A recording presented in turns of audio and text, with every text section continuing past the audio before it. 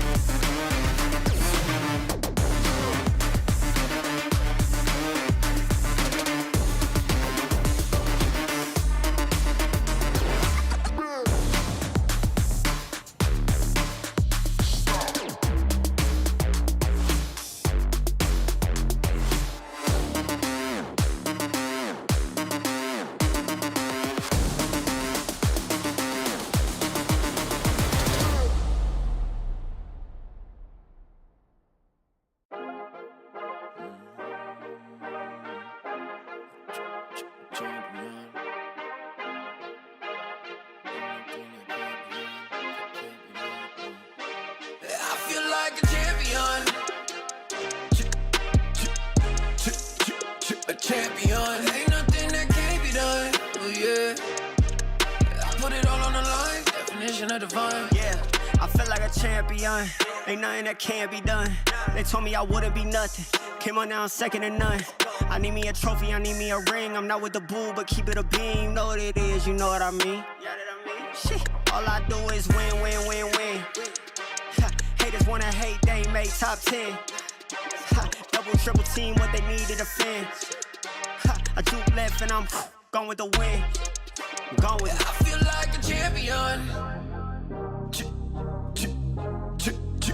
a champion. Ain't nothing that can't be done. Oh yeah, I put it all on the line. Definition of divine. I feel like a champion. A champion, ain't nothing that can't be done. Oh yeah, I put it all on the line. Definition of divine. Feel like a champ, MVP status. Yeah, the win been guaranteed. So let's see about it. If you gon' speak about it, then be about it. If you don't bring that energy, no, I can't be around it. Nah, I'ma shoot my shot. I'ma stick it, watch. At the tippy top, I cannot take no loss. 2 seconds on the clock. They gotta give me the rock. I got a game on wet. I got a game on lock. I feel like a champion. A champion. Ain't nothing that can't be done. Oh yeah. I put it all on the line. Definition of divine. I feel like a champion. A champion. Ain't nothing that can't be done. Oh yeah. I put it all on the line. Definition of divine.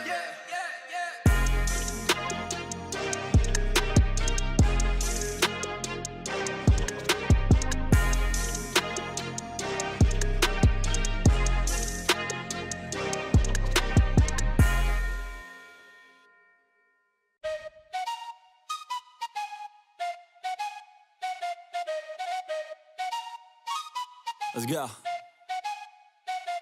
I got big dreams, I'ma do big things. Yeah, you see me on the big screen, looking so clean. I don't move slow, I move fast, right past anybody taking life for granted, yeah, that's too bad. I'd be grateful for everything that I have. You only got this life, you don't get it back. Make the most of it, become the best that I can. Everybody look at me, I got a plan.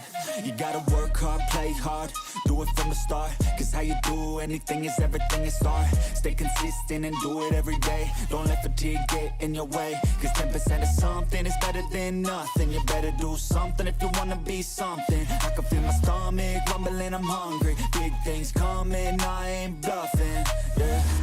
No, I don't wanna stay the same, yeah. So I keep pushing through the pain, yeah. That's the only way to make a change, yeah. So I fight every day and train, yeah. It'll all be worth it. One day it'll all be worth it. So I keep pushing through the pain, yeah. That's the only way to make a change, yeah. I've had enough, I'm making my own luck. Adrenaline, my drug, I'm sick of feeling stuck. I got this, will not quit to the top, I promise. Cause I've had enough.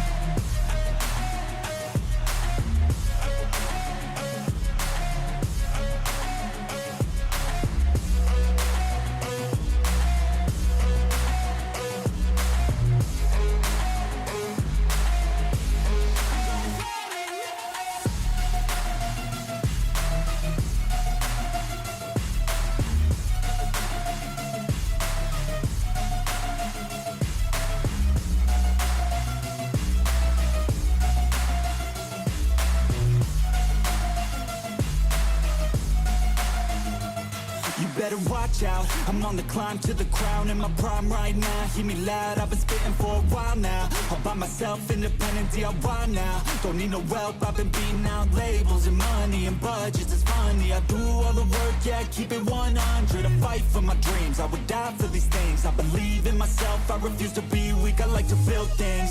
Empires out of buildings, I wanna leave a legacy of helping others finally feel things. Of motivating and killing, depression, exhaustion, we need some healing. I work through the pain, I like seeing gains. I keep my head down, buried, walk through the flames. Yeah, I do this every day, even when I feel drained. A true man pushes through, you don't hear complaints. No, I don't wanna stay the same, yeah. So I keep pushing through the pain, yeah. That's the only way to make a change, yeah. So I fight every day and train, yeah. It'll all be worth it. One day it'll all be worth it. So I keep pushing through the pain, yeah. That's the only way to make a change, yeah. I've had enough, I'm making my own luck. Adrenaline, my drug, I'm sick of feeling stuck. I got this, will not quit to the top, I promise. Cause I've had enough.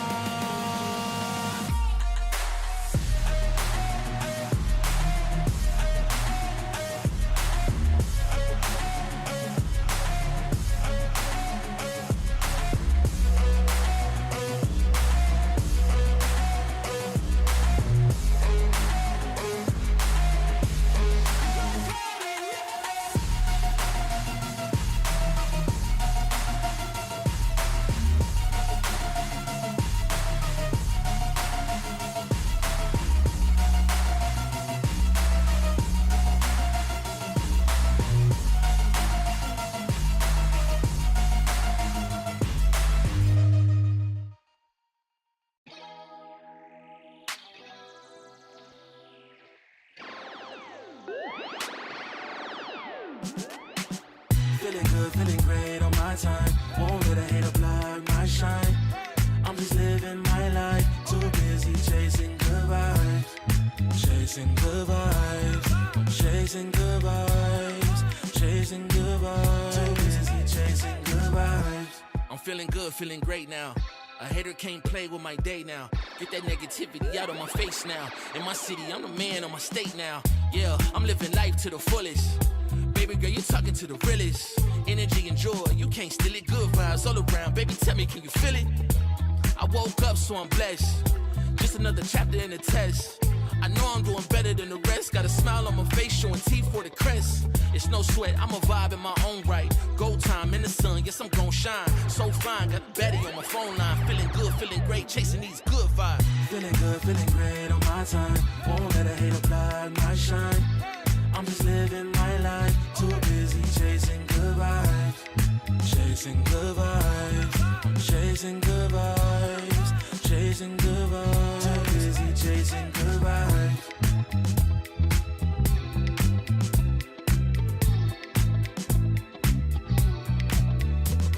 Put my soul on that beat, I'm ready to feast. Margaritas with some divas, I'm pouring the drinks. I'm living life to the fullest, the blessings in me. Don't really care what you say, whatever you think. Nah, unequivocal miracles with the lyrical. With the homies tryna pop like the cereal.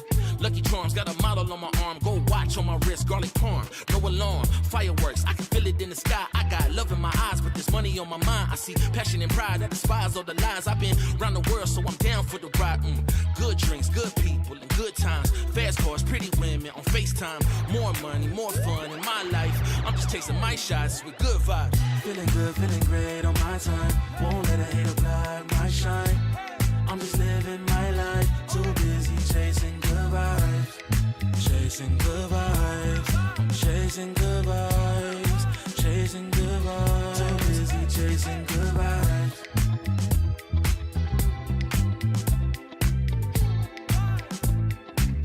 Too busy chasing good vibes.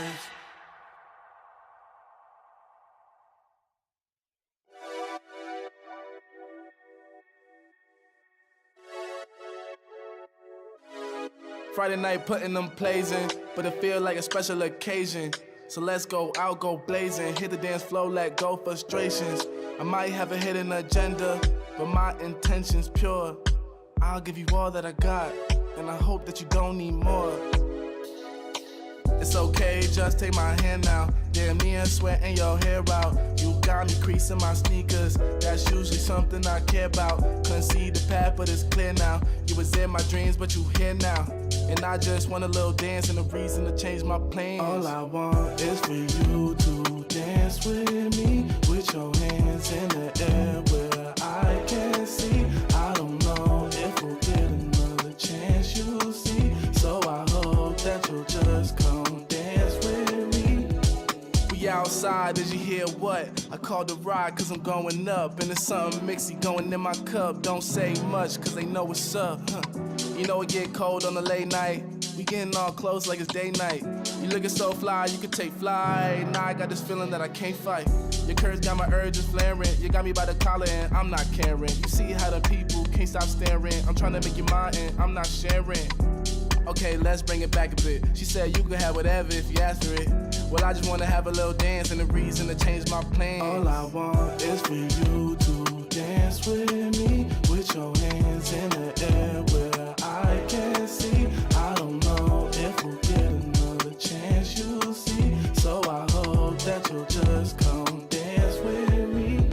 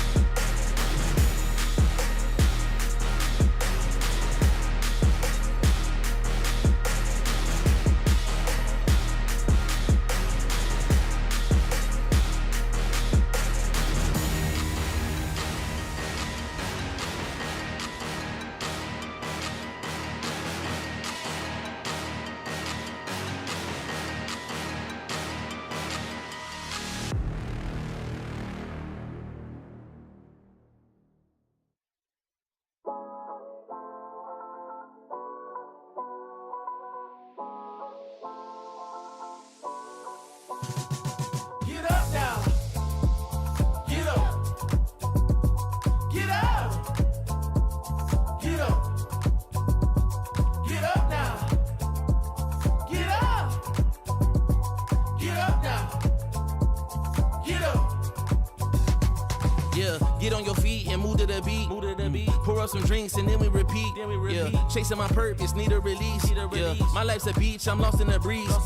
Do this with ease, don't play with my dreams. Yeah, it's so together, it's not what it seems. Heart of a tiger, life of a king. Yeah, chasing my bag, my feet in the cream. Running these laps, not losing my steam. I'm feeling good, this life's what I need. Don't intervene with my energy. Yeah, I'm in her scope like Jimmy Iovine. Yeah, no Superman, but I'm feeling supreme. It's not a movie, but I'm making a scene.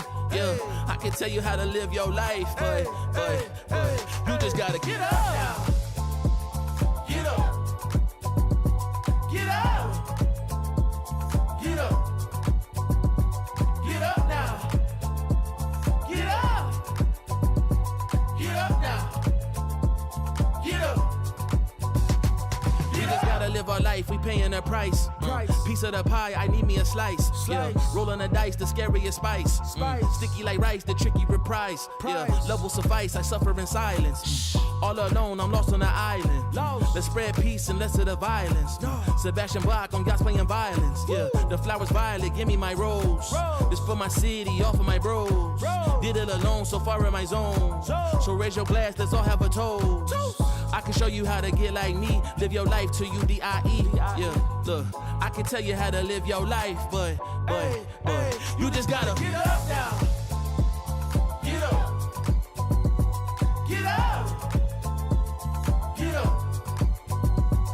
Get up now. Get up. Get up now. Get up. Get up.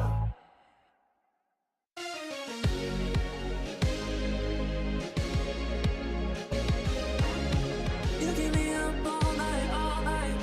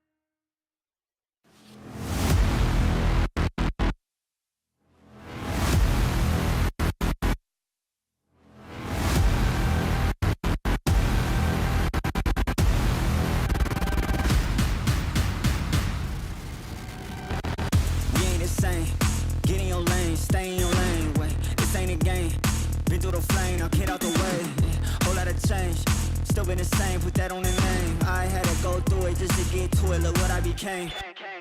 Elevate, level up, way to the top, headed to the peak. All them boys wanna talk, hit them out of law, but don't got receipts. I do it with ease, to you it's a burden, to me it's a breeze. You feel that? That winner's degree, that kickback. You coming at me, boy, sit back. Came out the womb like this, hit the pedal and room right quick. Gotta get it, we going up, way up, might land on the moon. Who step in a room like this? We breaking the rules right quick. They killing the mood and up in the few, might land in a tomb. I ain't gonna lose it now. Gotta keep it moving now. Elevate, level up, way to the top, headed to the peak. All them boys wanna talk, hit them out of law, but don't got receipts. Elevate, level up, way to the top, headed to the peak. All them boys wanna talk, hit them out of law, but don't got receipts.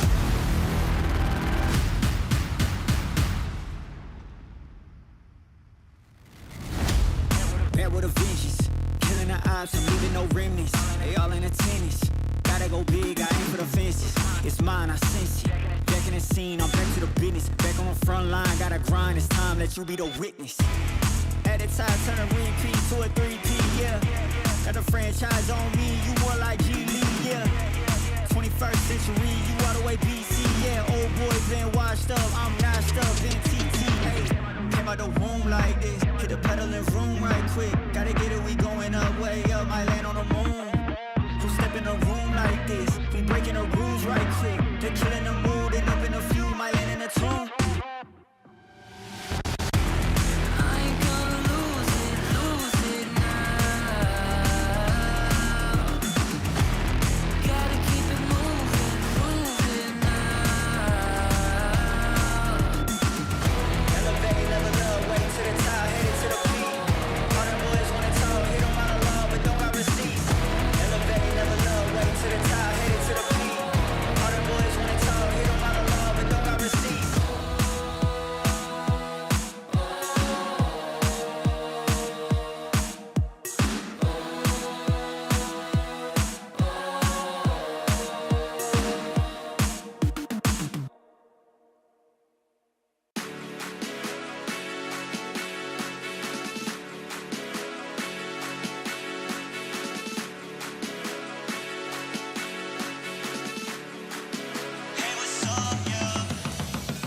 Yeah, throwing money fast like, hey.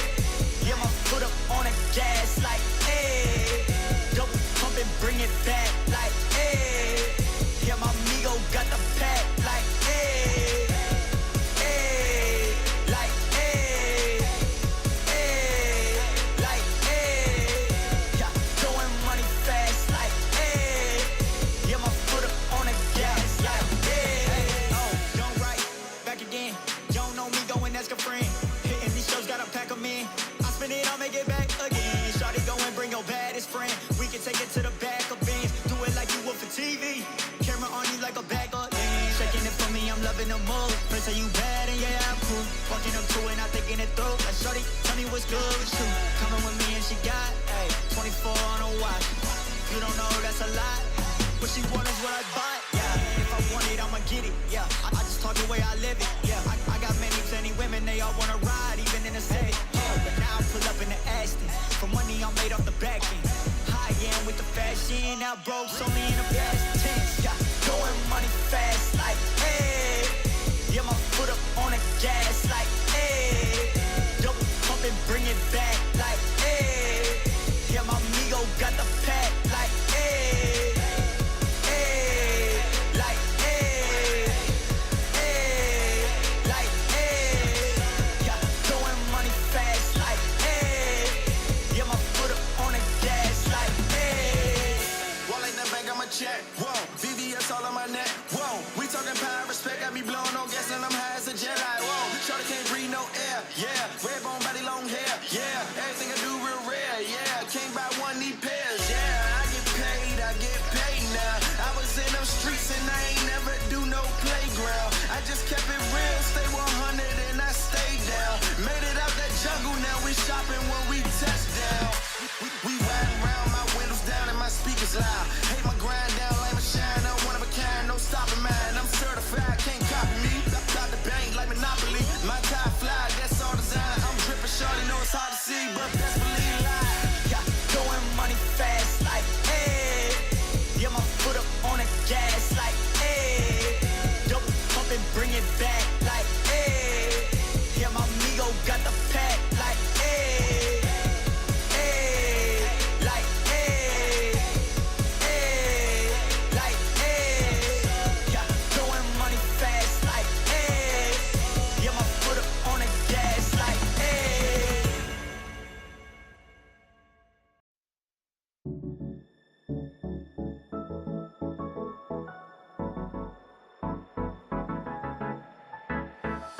let's do something crazy.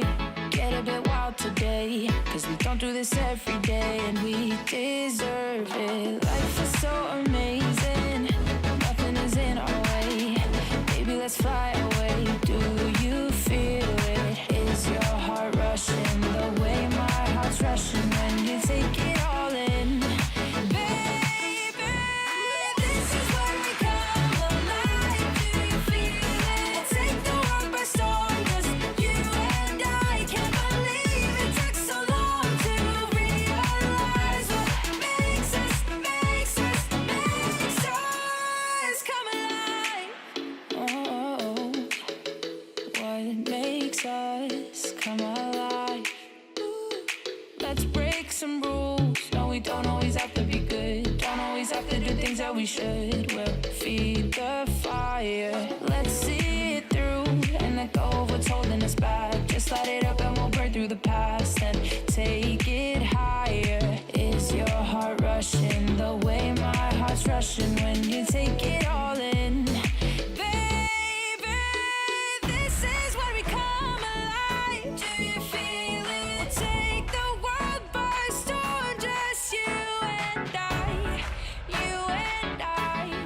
Can't believe it took so long to realize. This is where we come alive. Do you feel it? Take the world by storm, just you and I. Can't believe it took so long to realize what makes us.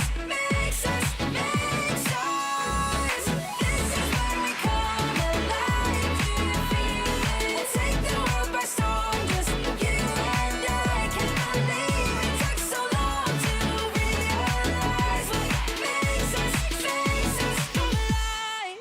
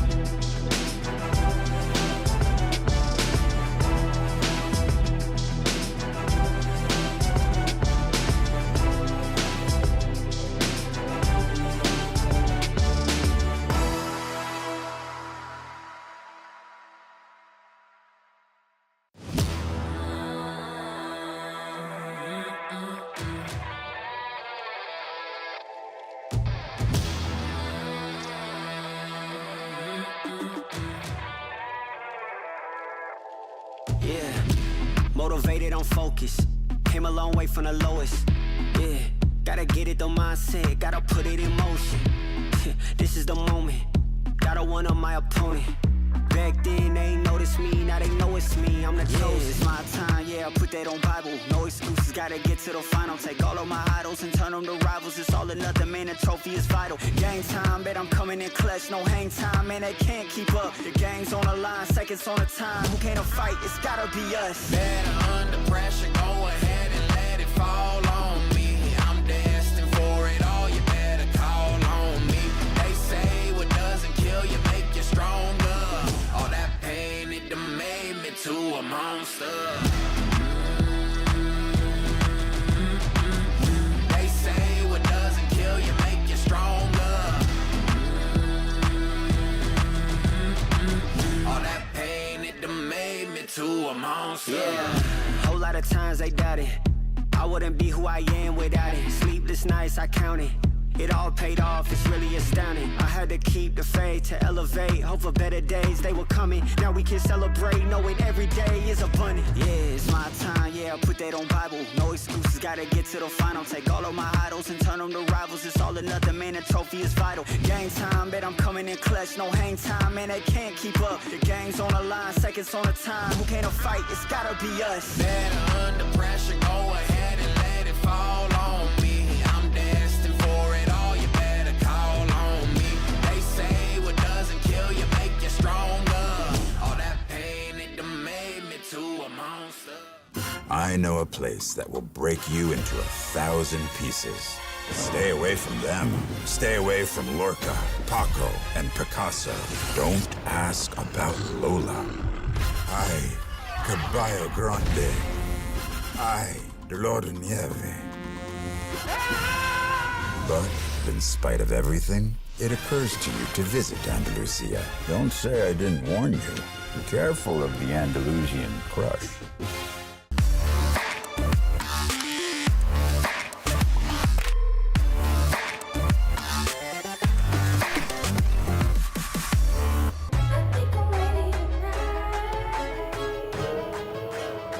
Hey guys, it's Jimmy Lin. In this series, I'm going to walk you through Attack on Pearl. Watch out for the stairs, clear this angle. You're going to be able to fight this.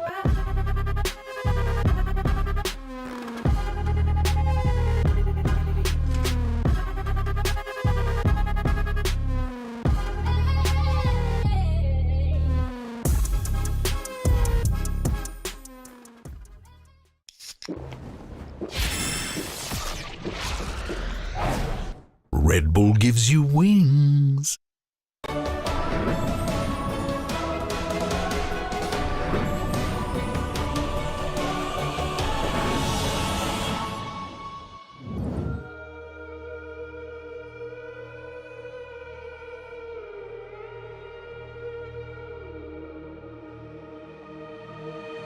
I'm out here in the cold night, running till I barely feel my feet. Wanna see it through my own eyes. There's no going back, and I'm not afraid anymore. Cause I know I'm gonna be the last one standing. Yeah, I'm not afraid anymore. Yeah, I don't wanna wait anymore. I'm ready to fall, I'm ready to rise up. I will do what it takes, I'll run blind straight into the flames. Watch me burn, alone in the shadows. I'm carrying you home on my back. If it's you or me, then I'll take the shot. Still they say I'm the villain. I scream and nobody listens. Still they say I'm the villain. Too bad you can't take me down. See that I'm surrounded by predators. It's critical, they got me in my element. It's dirty how you trying to keep it elegant. Keep my eyes open wide when everyone around me is an enemy. See my life cross my eyes. I'm ready to fall, I'm ready to rise up. I will do what it takes. If it's you or me, then I'll take the shot.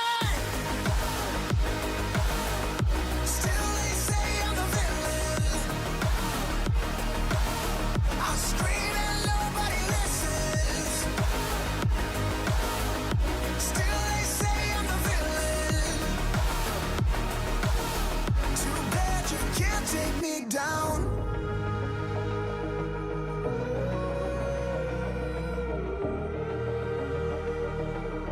Too bad you can't take me down. You can't take me down. I'm ready to fall. I'm ready to rise up. I will do what it takes. I'll run blind straight into the flames. Watch me burn, alone in the shadows. I'll carry you home my back. If it's you or me, then I'll take the shot. Still they say I'm the villain. I scream and nobody listens. Still they say I'm the villain. Too bad you can't take me down.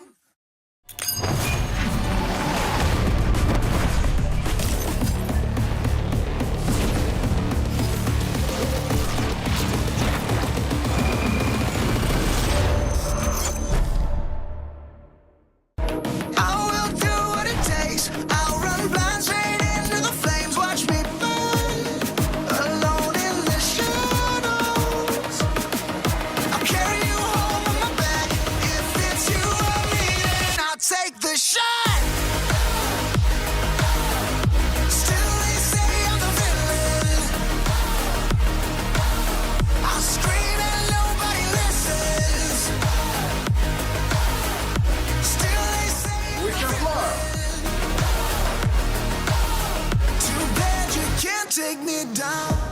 It's the final day of regular season here and is all to play for our 4 teams here today. Hello everyone and welcome back to the Riot Games Arena. We're coming to you live from Berlin, Germany, and like I said, a big day ahead of us. I'm your host Yingsu and I'm joined by Kakuka and Ash. This entire week has been insane and it could get even crazier because Kakuka, we might see a tiebreaker game, which we haven't seen before. Don't we just love that? We mentioned it. We warned you at the beginning of the season. It might come down just to that round differential at the end of the stage, and it might happen after all. So pray. It's a lot of pressure on the line, and it's pretty crazy because you also have a lot of these teams now who are not playing here in the last day of regular season, who are either at home or even in the arena rooting for a team that isn't for them. I mean, this is the thing. If we take a look, if we take a look at everything that happened yesterday, a lot of the teams, actually all of the teams that ended up qualifying so far on the side of Group Alpha did not do it by themselves. They qualified through other people, Ash, which is crazy. It's insane. Like, you're literally rooting for the off because it's anyone's game when we move over to stage 2 as well, right? But it's kind of heartbreaking at the same time, I think, to not really have that control in your hands anymore. Hear me out. That's their own fault. Right at the beginning of the season, it feels like nobody thinks about it, or maybe, you know, they're not so vocal about it. But hey, yesterday we had Koi's first victory here in the stage. Hey, great week for Spain. It was about their time. And also we saw a very close-up matchup between Navi and Fnatic. When in the end, Fnatic just needed 3 rounds, and they got there. So congratulations, Fnatic. We have to mention that Fnatic, they did not win, so Navi winning locked themselves into playoffs. They're the only team so far that managed to lock playoffs by themselves. But Fnatic, they actually only needed 3 rounds on Bind. The players didn't know that either. They kind of found out afterwards. But just imagine you only get 3 rounds and you're like, oh my god, what a match! Like, I could have done so much better. It's like, you're good, you're qualified. I think Alpha's reaction summed it up there. He was like, I didn't know, but then when I found out, I was like, yay, that's good, that's good. And speaking of those reactions, we do have some from social media. A few of our players voiced how they felt about the qualification. Of course, the KC boys having a great time. I want you guys to take your eyes onto that Benji Fishy tweet. Because we talk about how players, you know, they have to wait for other teams to win or lose. Ash, he is extremely really vocal about the fact he is Team Liquid's number one fan today. I mean, Team Liquid, they only need to get 10 rounds throughout the entire series to lock Heretics in. So you have to imagine that they are rooting hard for the Stallions right now. Yeah, exactly. We were talking about waiting them to do them a favor. On the other side, they're actually just waiting here in case that doesn't happen and we end up going to a tiebreaker. I think that they could be very exciting. But yeah, for the rest of the teams, I think that we also had them here in the interviews being like, oh my God, I'm rooting for this team or this one. Also, not only because of what happens in playoffs, but thinking about that stage too. Yeah, and Seed 1 is still up for grabs. If we take a look at the group standings, you'll see just how complicated things are right now. Na'Vi, although they're sitting at the number 1 spot, there is a chance, Kakuka, that FUT can rip that dream from underneath them. Yeah, exactly. As you're seeing in your screen, the teams that are highlighted are the ones that are locked in for playoffs. 100% they will be part of playoffs. But depending on what happens on the last game of the entire stage, BBL versus FUT, the Seed 1 will be determined. If BBL is to lose, KC will take the Seed 1 and the free buy. On the other hand, if FUT is to win, they will take it from Na'Vi and they will pass as that seed number 1. Super important for next week. It's pretty insane that it's all up for grabs still, right? And the fact that you are still looking at the battle for that first seed too is a lot of pressure, just because when you look over towards that playoffs format, it's a really big advantage that you get when you are going to be ending up to be that first seed. You have just one game to try and make it to Shanghai. Yeah, and double elimination as well. Yeah, and double elimination. But of course, there's a lot going on this side. Vitality, unfortunately, are already out. I'm just happy that everybody won a game. I was dreading the time we have to talk about how some teams didn't manage to get a win under their belt, but things are all good. And is it sadistic of me to want to see that tiebreaker? No, it's very on brand for you. You just want to see the world burn. You want to see people having a lot of questions online of why are we here? Why are we playing it? I want to see more games. At the end of the day, what is going on? More Valorant is best Valorant. Am I right? Yes, but also the tiebreakers would be so late today too, so that's something to also keep in mind for these teams. Get your calculators out, people. I can't. Yeah, somebody needs to be on it. But of course, as you guys can see, Liquid will be taking on Gentlemates first, followed by that Turkish derby. But before we dive into everything, I had the pleasure of catching up with Team Liquid's Mystic ahead of their must-win match. I'm now joined by Mystic from Team Liquid. Hi, Mystic. Thank you very much for giving me your time. Now, I feel like this week has been wild because every single scenario, almost every single one, that needed to happen to give you guys the best chance for playoffs has happened. So how are you feeling about the fact that the universe wants you to go to playoffs? I mean, regardless of what happened, we knew that we have the two-way this week. So, yeah, it's nice seeing that it's going in our favor so far. But yeah, we still have to get the job done. That's the thing, and that's all we're focusing on. I mean, according to the cosmic universe, everything, I feel like the 2-0 might be coming. But of course, in order to do that, you have to beat Gentlemates, an opponent that you're very familiar with. You've played against them before. In fact, you've also talked about the time you played against them. I'm not sure if you remember this because you and I had this chat. So if you want to divert your attention to over there and take a look at this clip first. Apex, the team, was better than Gentlemates. What?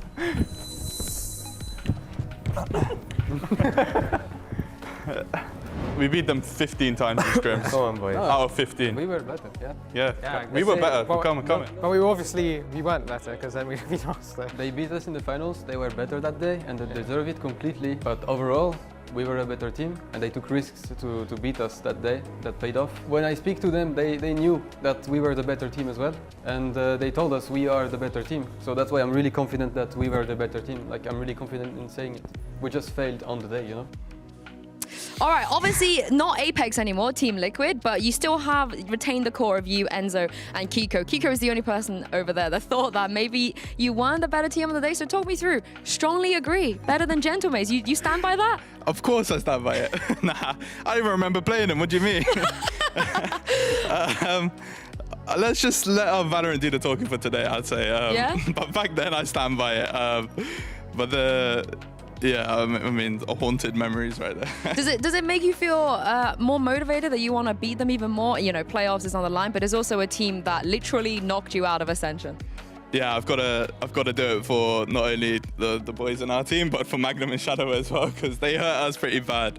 But like I said before, maybe it was a tactical loss back then, but now it's gonna be a win. I'm pretty sure. Hopefully. Yeah, and the last question before I let you go. Obviously, like I said, not Apex anymore, Team Liquid. What makes you more confident that this time you're gonna beat them?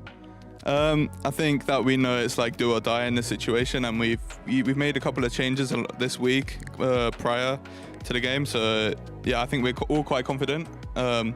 And yeah, it's whether we can uphold our 10-2 lead and not let it slip like we did against Na'Vi, you know, even against a Heretic. So we just play our game and make sure that these little slips don't happen, and I think it should be fine. Honestly, I hope it goes your way, because Mystic, I don't think you can deal with Gentlemates doing it to you again. Bro, I'm already losing hair, like, come on. But thank you very much for your time, and best of luck today. Thank you very much. I mean, they talked about how they've made some changes. Do you think that's going to be enough today to make sure that he doesn't get haunted by those memories? It's important that he has the prize, like the eyes on the prize, right? They need to get that 2-0. They know exactly what's at stake and how they have to perform for them to be able to get closer to get in that spot on play. All right, guys, yeah, it's very interesting. But can I talk to you about Liquid? I'd like to talk to you about Liquid. You might be wondering about this. We'll get to it in a second. I want to start out here. Vitality lost their game. Let's get them off the board. This is fantastic. Liquid had a lot of ways to get through. We talked about it the other week. You remember? I remember. Well, you know what? Not all of them came through. Thanks a lot, Fnatic. It was a little tough, but you know what? They might have not have lost 2-0. But BBL did. They only need to lose one more game, 2-0. Vitality have already lost. And then Liquid, if they can 2-0 Gentlemates, which, come on, you heard it from the guys. It's not like Logan would beat them again, right? Then they're straight through. There's one path, the golden path left for these guys, and I'm confident this time they can make the cut.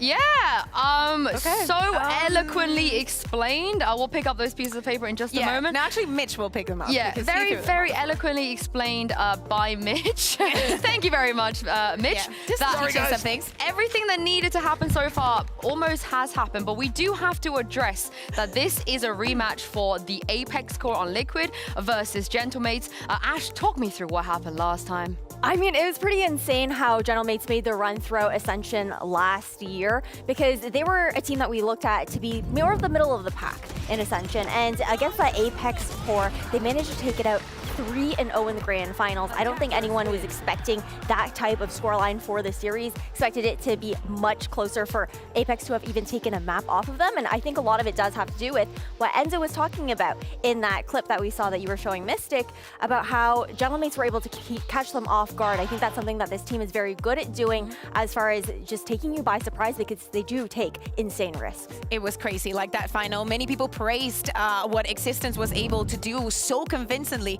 And honestly, one word, probably Mitch's favorite word, Logan. Like he was on to something that day. It really feels like in the moments where the pressure is at the highest, they come the most prepared and the most eager to win. I mean, this is the thing. I know they maybe memed about it a little bit, but losing that Ascension really broke all of their hearts. It was very, very rough for them to get back on their feet, but this is not Apex. This is Team Liquid. Yeah. Do you think Team Liquid are indeed in their current form better than Gentlemates? I think that then we have to talk about how Gentlemates has been performing not only this year, but also the changes they've done within the season, within the stage. At the beginning, it was just all about the double duelist and how they were explosive with the Phoenix. And it's very good to see that they can have that approach and can make it work and actually look good in many instances. And then last week, we go to see a Gentlemates with an attack that just goes on the walls, literally. I just love this. I think that we have to talk about it every single time. This walls that he was using here on Icebox,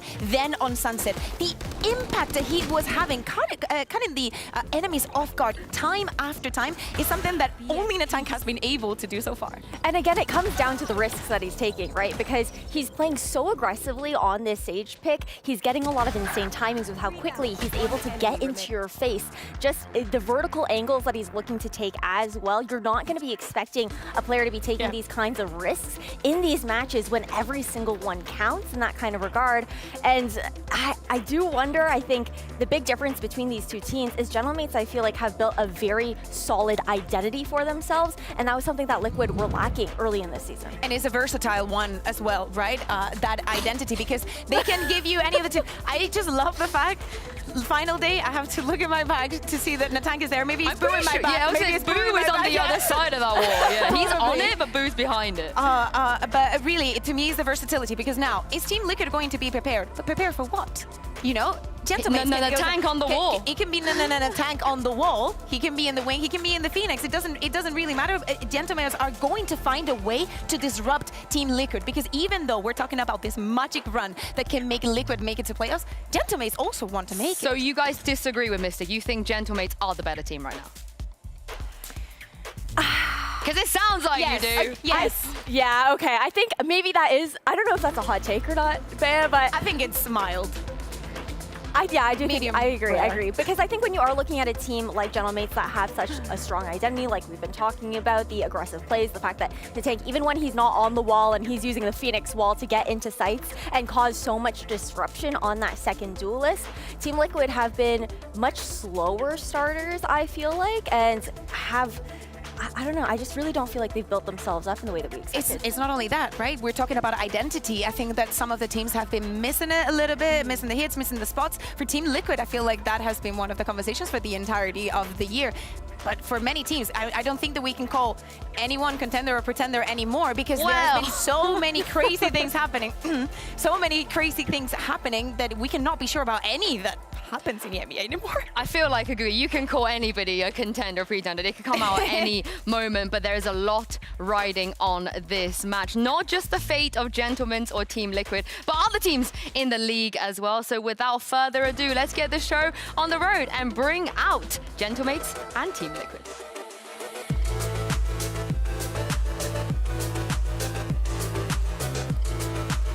Well, this entire week, it's felt like the universe wants Team Liquid to make playoffs as Yumpy is jamming his way onto the stage. The most important task is now in their own hands. Kiko didn't deserve that, but if they want to make playoffs, they have to win. They have to win cleanly, they have to win dominantly, and they have to do it by themselves. But on the other side of this, in order for them to get to playoffs, they have to take down Gentlemates. These 5 players, plus Existence, has already ruined Kiko, Enzo, and Mystic. They stopped them already in Berlin last year, stopping them from making VCT until Team Liquid picked them up. But of course, Gentlemates can also make playoffs. This really is a situation of do or die, and who better to lead these two than Emil and Existence. I cannot wait to see what they have cooked up, because for those people that don't know Existence,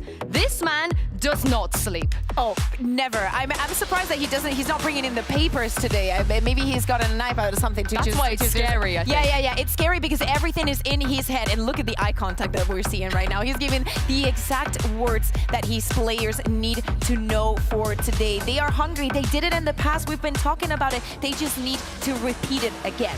I think it says a lot that when we saw the walk-ins, they came in with bow ties this time on top of the shirts too. So it's that confidence that's coming through. But Breeze is going to be taken out right off the gate alongside that Bind, which is pretty interesting. I don't think it's too much of a surprise. They pick Lotus. It's Liquid. Wait. Yeah. So did Team Liquid picks Lotus? Yes. I was thinking, yeah, the eyes. I had in my prediction for the maps that it was Team Liquid that was going to pick that Lotus. That Icebox. But it's actually Gentlemates that decide to pick it. But again, first map, Lotus, Gentlemates decides to start on the defense here.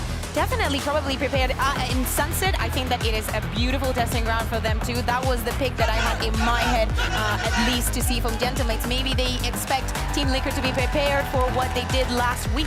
Just shoot the wall. Shoot the wall, break the wall, you'll be fine. The problem is that the wall is never what you expected to be. I actually really wanted to see the Ascent come in between these two. I think that would have been fun, but also interesting here in the huddle, Ayaz Nats is the vocal one. He was the one kind of giving the talk, telling the boys what they need to do today, because of course, Ash, he wasn't there when they lost against Gentlemates. He's technically still fine. But I love the fact that you're now looking at Nats to be almost like this emotional rock for Liquid as well, because he's going to be the one who's like, okay guys, we know what happened last time, but you can't get in your heads about this, and kind of bring the team back together in that kind of sense. I feel like we saw Enzo and Nats during some of the post-plant interviews as well, talking about how they both had a lot of different ideas initially at the beginning of this season.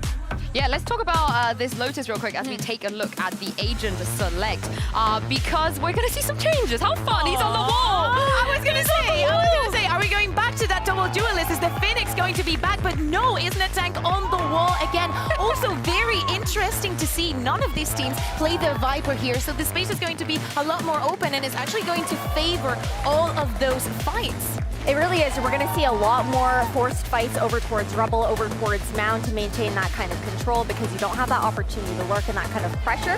And now when we're also, again, going back towards the tank on that wall, I love that Gentlemates are throwing this wrench in against Team Liquid because it's something that they can't go back and ante against. They're going to have to do it live.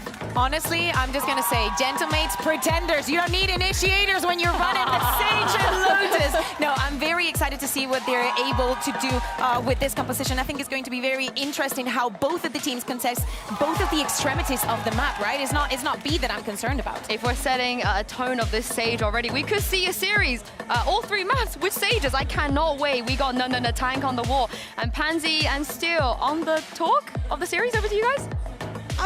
Do you know what, Sue? That wasn't your best work, but it's fine. You know, we're making it through this. It's a very pressured day. A lot of people on edge here because there's a lot of things that could happen depending on the results. Now, I'm a stupid person. Josh, I'm going to put it out there. I am not smart enough. Not. Thank you for lying to me.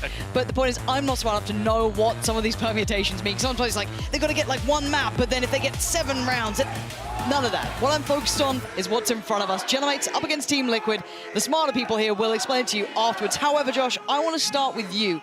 What do you make of this comp swap? Because you saw Gentlemates when they were not doing well, when they were still on that Phoenix. It didn't look good to you.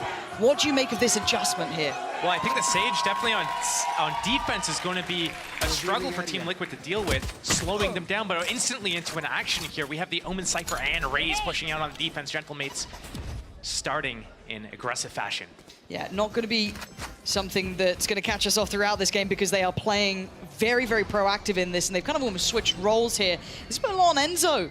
Flanks on the way, and it is it's the vast majority of the team. Enzo's good for 1. That's Bayaz gone. Nice little shock dart to follow. You know, somewhat stilt the timing, slow it down a little. And he does have support as well. So we've got Mystic on the wall. Just in case he needs to swing Paranoia. Oh, he was a little ahead of that, and Gentlemates, they've got an opening now. This retake camera is going to come into play as well, getting the info on site and tree. That's going to allow them to come in for this retake. The tag in the back as well. Okay, Yampy though, nice isolation on Takas, but a good trade. The number's still favorable towards Gentlemates here on the way back towards the site. Time is going to start ticking, and there's that wall. You're going to start seeing that utilized. It's all going to be down to Nats to try and handle this. He's done so damn well. Nats! This guy is so clutch, and right now you're seeing a master at work. Perfect play from Nats, that's the first. Good clutch there from Nats, getting a good start for Team Liquid. That's what they need. I do wonder, could Natank not just defuse there? I think he didn't trust his teammate Logan to protect him, at least get it to half in that situation. But really aggressive start from Liquid, and you can hear everyone behind. Yeah. We're really happy about that one. And again, from that little kind of conversation they had at the start of the day when they're in the huddle, it did look like Nats was the one who was kind of getting away, everyone on the same page, getting pumped up. And if he's going to take that role and then kind of do that in the pistol round, you got faith in your leader right now. So as it stands, looking at the buy coming back in, we're going to be seeing a little bit of an investment from Gentlemates. Marshall out, Sheriff looking for an opening pick. That C fight's always a nice one to have. Split right across the map, though, for Gentlemates, so Team Liquid could easily do something. They have the tripwire to protect the A flank, and now putting one for the C flank as well, and they're just going to slowly let this round develop. MP, nice. Does take a little bit of damage. We'll see if he filters out that rifle to someone else, potentially. I mean, see how they feel about it. Looks like that is the case. Yeah, Kiko's going to take that one, so if Bayaz gets ready to stun the choke point on his teammate's contact, that would be huge. But right now he's peeking. He's taking contact with his classic, and I don't like that. No, it seems too high risk, and the chance of reward is very, very slim. But again, I quite like this pacing from Liquid, not overly doing anything. We already saw that very aggressive start in the first round from Gentlemates, who are happy to get behind them, play on every position they could, and just kind of push and close that gap. So for now, Liquid just kind of pausing for thought. They will still have utility to make this site take happen. Plenty with Mystic still. Kiko's got his, same with Yampy, but actually Logan going to find a fight, and you know what can happen when Logan gets a pistol. This guy's nasty with it. In a quick pivot, trying to give him a little bit of safety, but now I'm getting a bit worried here. like how Kiko is able to take control of this blue room area. Oh, he's just going to chase that down if he can, the tank. Healing up. Support's on the way. Bear's trying to come around. Oh, that was lovely from Kiko, keeping him safe there. He got pretty low, down to 6 HP. That could have been devastating, but as it stands, just on Whalers and Logan. And it really feels like damage becomes the name of the game here. Can they force any of those repurchases? As there's not much else left to do. Logan's done very well to already find 2 in this round. Good amount of chip damage. Doesn't really help them in the grand scheme of things. It's a Cypher. Getting closer to his ultimate, that doesn't really help. Not as much as, you know, having Rolling Thunder or Res or something else. Showstopper. I like what Liquid did there. The reason why they kind of like paused there, they were always going to end C, but the reason why they paused was because they were waiting for both smokes to come up on Mystic and make sure that they had, you know, stun, dart, grenade, Everything double smokes, everything, right? so that they could go in, clear out corner by corner, and make sure that they just were not dealing with too many threats. Yeah, clean start. Now let's look at the bonus. What does Liquid have in hand? Now they did quite well there to keep 3 alive, so the reinvest is going to be very, very minimal. And they also had quite a few rifles. And actually, speaking of rifles, it looks like they're investing a fair bit behind this too. So a very robust bonus round for them, almost looking like just a straight up buy, barring Mystic, who's still down on the SMG. On the other side, light armor galore, and none of those ults, as you were highlighting, coming through early. Sadly, if anything, it is Logan's, which is far less influential. Mystic. So let's see how it starts here. A 2-1-2 start for the defense. I think they're going to go up and try to bully out the Cypher trap and camera there, get the information, get the deep line, maybe have that rotation. Beaz needs to get in position to help stun this entire line for his team. Looking at this, Encho coming in. Here we go, let's see how it looks. Kiko, does he get the entry once? Eats the paranoia, does he get to live? He does. Oh God, come on. They find Nats for free. Oh, Whalers gets another. You're going to take that every day of the week. Finding Mystic on the follow-up. Now with a minute remaining, it's hard to peel away from this. You almost have to commit after losing out on Nats and Mystic. A tap on the spike to see if anyone's nearby, but no one responds. Another draw, trying to call to attention anyone. See if they can even the score out, but no one's really playing that game here. Liquid playing quite smart here, waiting for that spike to go down. Spike planted. Numbers up for Gentlemates is going to help this retake situation, and a slow from the Tonk. Okay, trying to clear as they go. First man found. No trade even available there. Kiko just falls and see if there's a pixel out of place. Ooh, Enzo really playing a dangerous game, but look at Yampi's positioning. Now, this still falls on Enzo to keep their attention drawn. If that defuse keeps going and the wall's there, oh, that's heartbreak. Yeah, Yampi can do nothing. If that wall wasn't there, that damned wall wasn't there, it could have been beautiful, but it's not to be. Gentlemates get on the board. First here found in the first gun round for them, keeping 3 standing. Lighter reinvestments, but I'm keeping an eye on their money because it might be a little lighter at times. One of the things I saw from Liquid in previous matches was they constantly had these super late flanks, but I think they're going to have to make this adjustment really early, that if Natunk has the Sage Wall for the post plants and is able to put this up, you can't rely on these super late flanks around the world, and you can't also rely on playing out of the site, playing the post plant spam battles. You need to do something else to disrupt the retake and get in their faces. Let's see how that reaction develops through the half. And it will be curious to see how well they identify that, right? It is that, how well do they plan with that in mind? Are they able to keep that as a new adjustment? Speaking of, Takas just comes flying out. Gentlemates with a gear shift, getting their faces and brawling over by Mound. This might have stunned Liquid a little, but who do they have remaining? Mystic, Nats, and Enzo, so they can still make a fair shout towards a site, but now for the defending side, they're split everywhere, 1 per site. And Logan's angle. This is a curious little battle between these two, isn't it? Nats on one side, Logan on the other. And Nats trying to sell a lot here. Gonna get good info on this one. They won't expect the Cypher trips on A, though. The Tonk. Very true. There it is. Oh, they walk up, they see this. Oh, clean from Nats, though. And the follow-ups there. Liquid, lovely. That kind of bait towards B, that pressure towards B, just drawing enough of the attention. And Whalers, sadly, is very, very far away from this round now. Unlikely he's going to be able to close the gap and do much about this, but the push and the pull there, and let's kind of roll it back to the start of that round, Josh, because we saw a very aggressive start from Gentlemates, willing to battle on Mound, not initially, but almost after that first confirmed contact was had, but then that pivot off the back from Liquid was fantastic.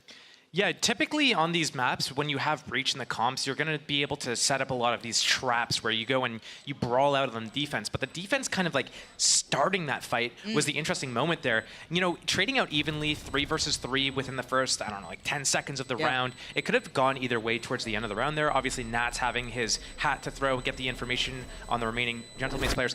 I think we're not going to see Gentlemates doing an aggressive play like that proactively. I think it's going to be more reactively. Let's set up this trap. Because they have the stage, they should leverage that. I think that's what we're going to see going into the future. We're not going to see them trying to start the fights anymore. Now, we're starting to see those ults starting to cycle through here. Yeah, Logan's had his for quite some time. Or at least he was building very early. Whaler's now had his, and the tank has the res. But a very early timeout for Liquid. Now, do you think this is maybe to kind of make sure their mentality's right around how to approach playing against that Sage, potentially? Because it is so early in a game. It is quite early, and it's, you know, they won 3 rounds. So there's got to be something specific that they're talking about. It could be about how they're really close to a couple of different ults, and they can combo that with a showstopper. It could be talking about, you know, maybe there's something that the coach saw that Gentlemates was doing, like a tell. Maybe it's about like, oh, the Cypher gave the trips to the Sage on A, but he was playing somewhere else. It could be anything. You're going to see something interesting coming up here, though. I don't think they're going to go into this round doing like a standard spread default type of thing. I mean, it's possible. Maybe. But if you're taking attack like this, there's got to be some sort of plan around it. And I think it's going to be something based on the ultimates that they have either available now or soon to be. Or soon to be. Yeah, because as you we're looking at, the Rolling Thunder's almost there for Yampi. You've got one off as well for the Hunter's Fury. Maybe just deciding what they want to be doing for that. Can they potentially play to get both of those available? That'd be a high priority. And does Gentlemates identify it? I assume they do, so I'm wondering if they're going to go for a fight on one of the extremities. Try and limit some of the success that Liquid could have. I'm already seeing a bit of a stack up towards the C side of the map, so I'm wondering if that's going to be where the pressure really starts to build. Gentlemates want to get in their faces early, but Liquid eyeing up that B site. Maybe just toying with expectation, but this is quick positioning. I wonder if this has been heard. Yeah, it certainly is. Well, it's not even heard, it's been seen. All that util space taken. Gentlemates can now pump the brakes and look elsewhere because there was nothing on the other side. Res available for the defense, that's why they went for this, but now 3 players spotted towards C. The speed up towards A from Team Liquid. Showstopper pop just to clear, zone out the site.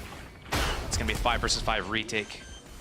Okay. We're going to have one of these ultis unlocked. Logan going down before even the rest of the teams here. Maybe just trying to hold space towards CT, but that's given a nice little avenue of approach, and Kiko going to be happy to take that scalp. Gentlemates now need a lot of clear. Kiko's not going to leave this smoke for a second or two. Wants to stick it out as long as he can. No reward. And the res. Now it's game back on. Man advantage for Gentlemates until then. Yampi on the site. Finding 2. Controlling. Waiting for them to push through. Nats on the swing. It's all looking very solid for them. 3 still alive. They've got Yampi's ult to depend on, but he's not going to be passive about this. No, not by any means. Bears falls as he tries to take a step towards the site itself, and Logan forced to save here. Very good reaction from Liquid going into A site there, speeding up. It looked like they were trying to go towards B. I don't know if the plan was to end B, or if it was, let's go towards B. We're going to expect Gentlemates to show their hand, either A or C. And once they do that, boom, we have an instant reaction. We're kind of like ready to pivot. But a great presence of mind here. Once Kiko got that first opening kill, ping the dead body. Sova's ready with Hunter's Fury after he gets the plant with the spike, and then they just beam that down and continually put the pressure on. Yampi in their face, Kiko in their face. Yeah, starting to see Liquid warming up to this one a little bit. On the other side, a broken purchase for Gentlemates.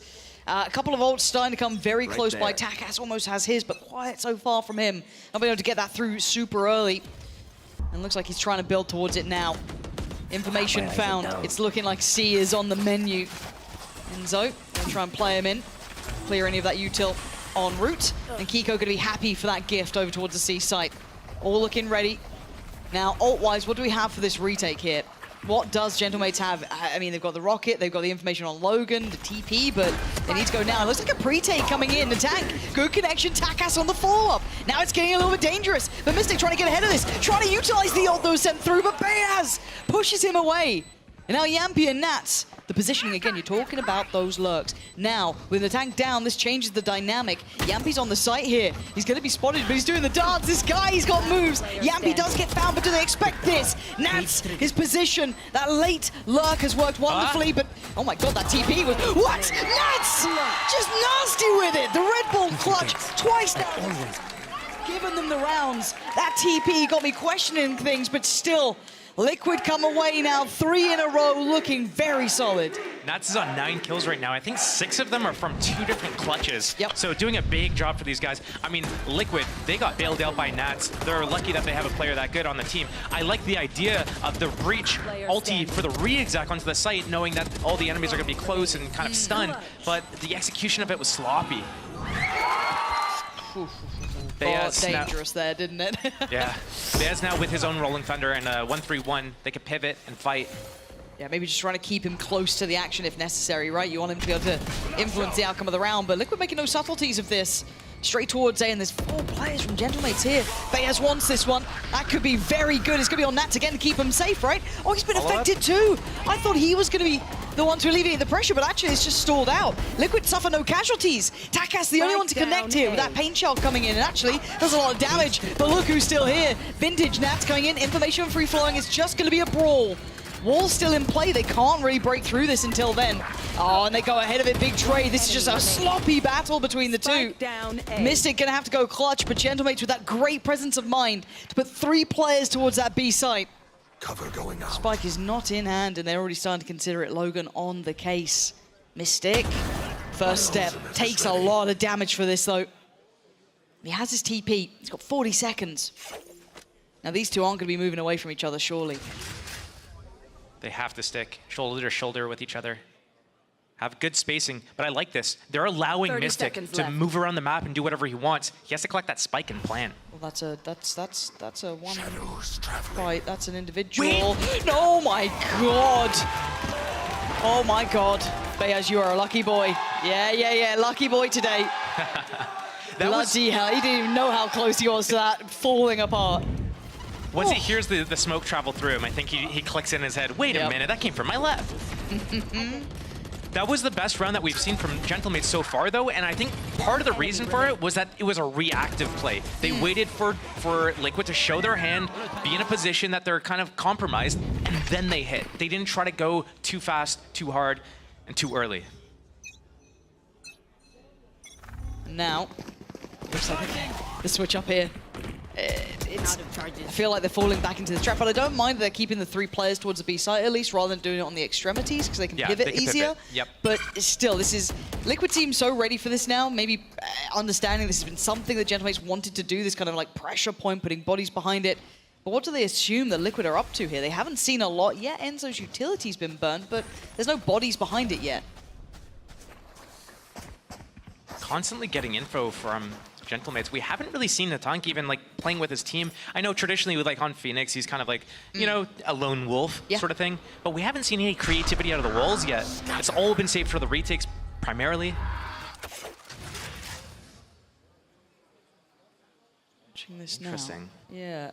Creeping back towards C. The paranoia there put into the fear of God for Whalers. He's gone down, and that's C-site open. I kind of like this feign again, maybe kind of really playing with the tempo of the game and the expectations of what Gentlemates had cleared.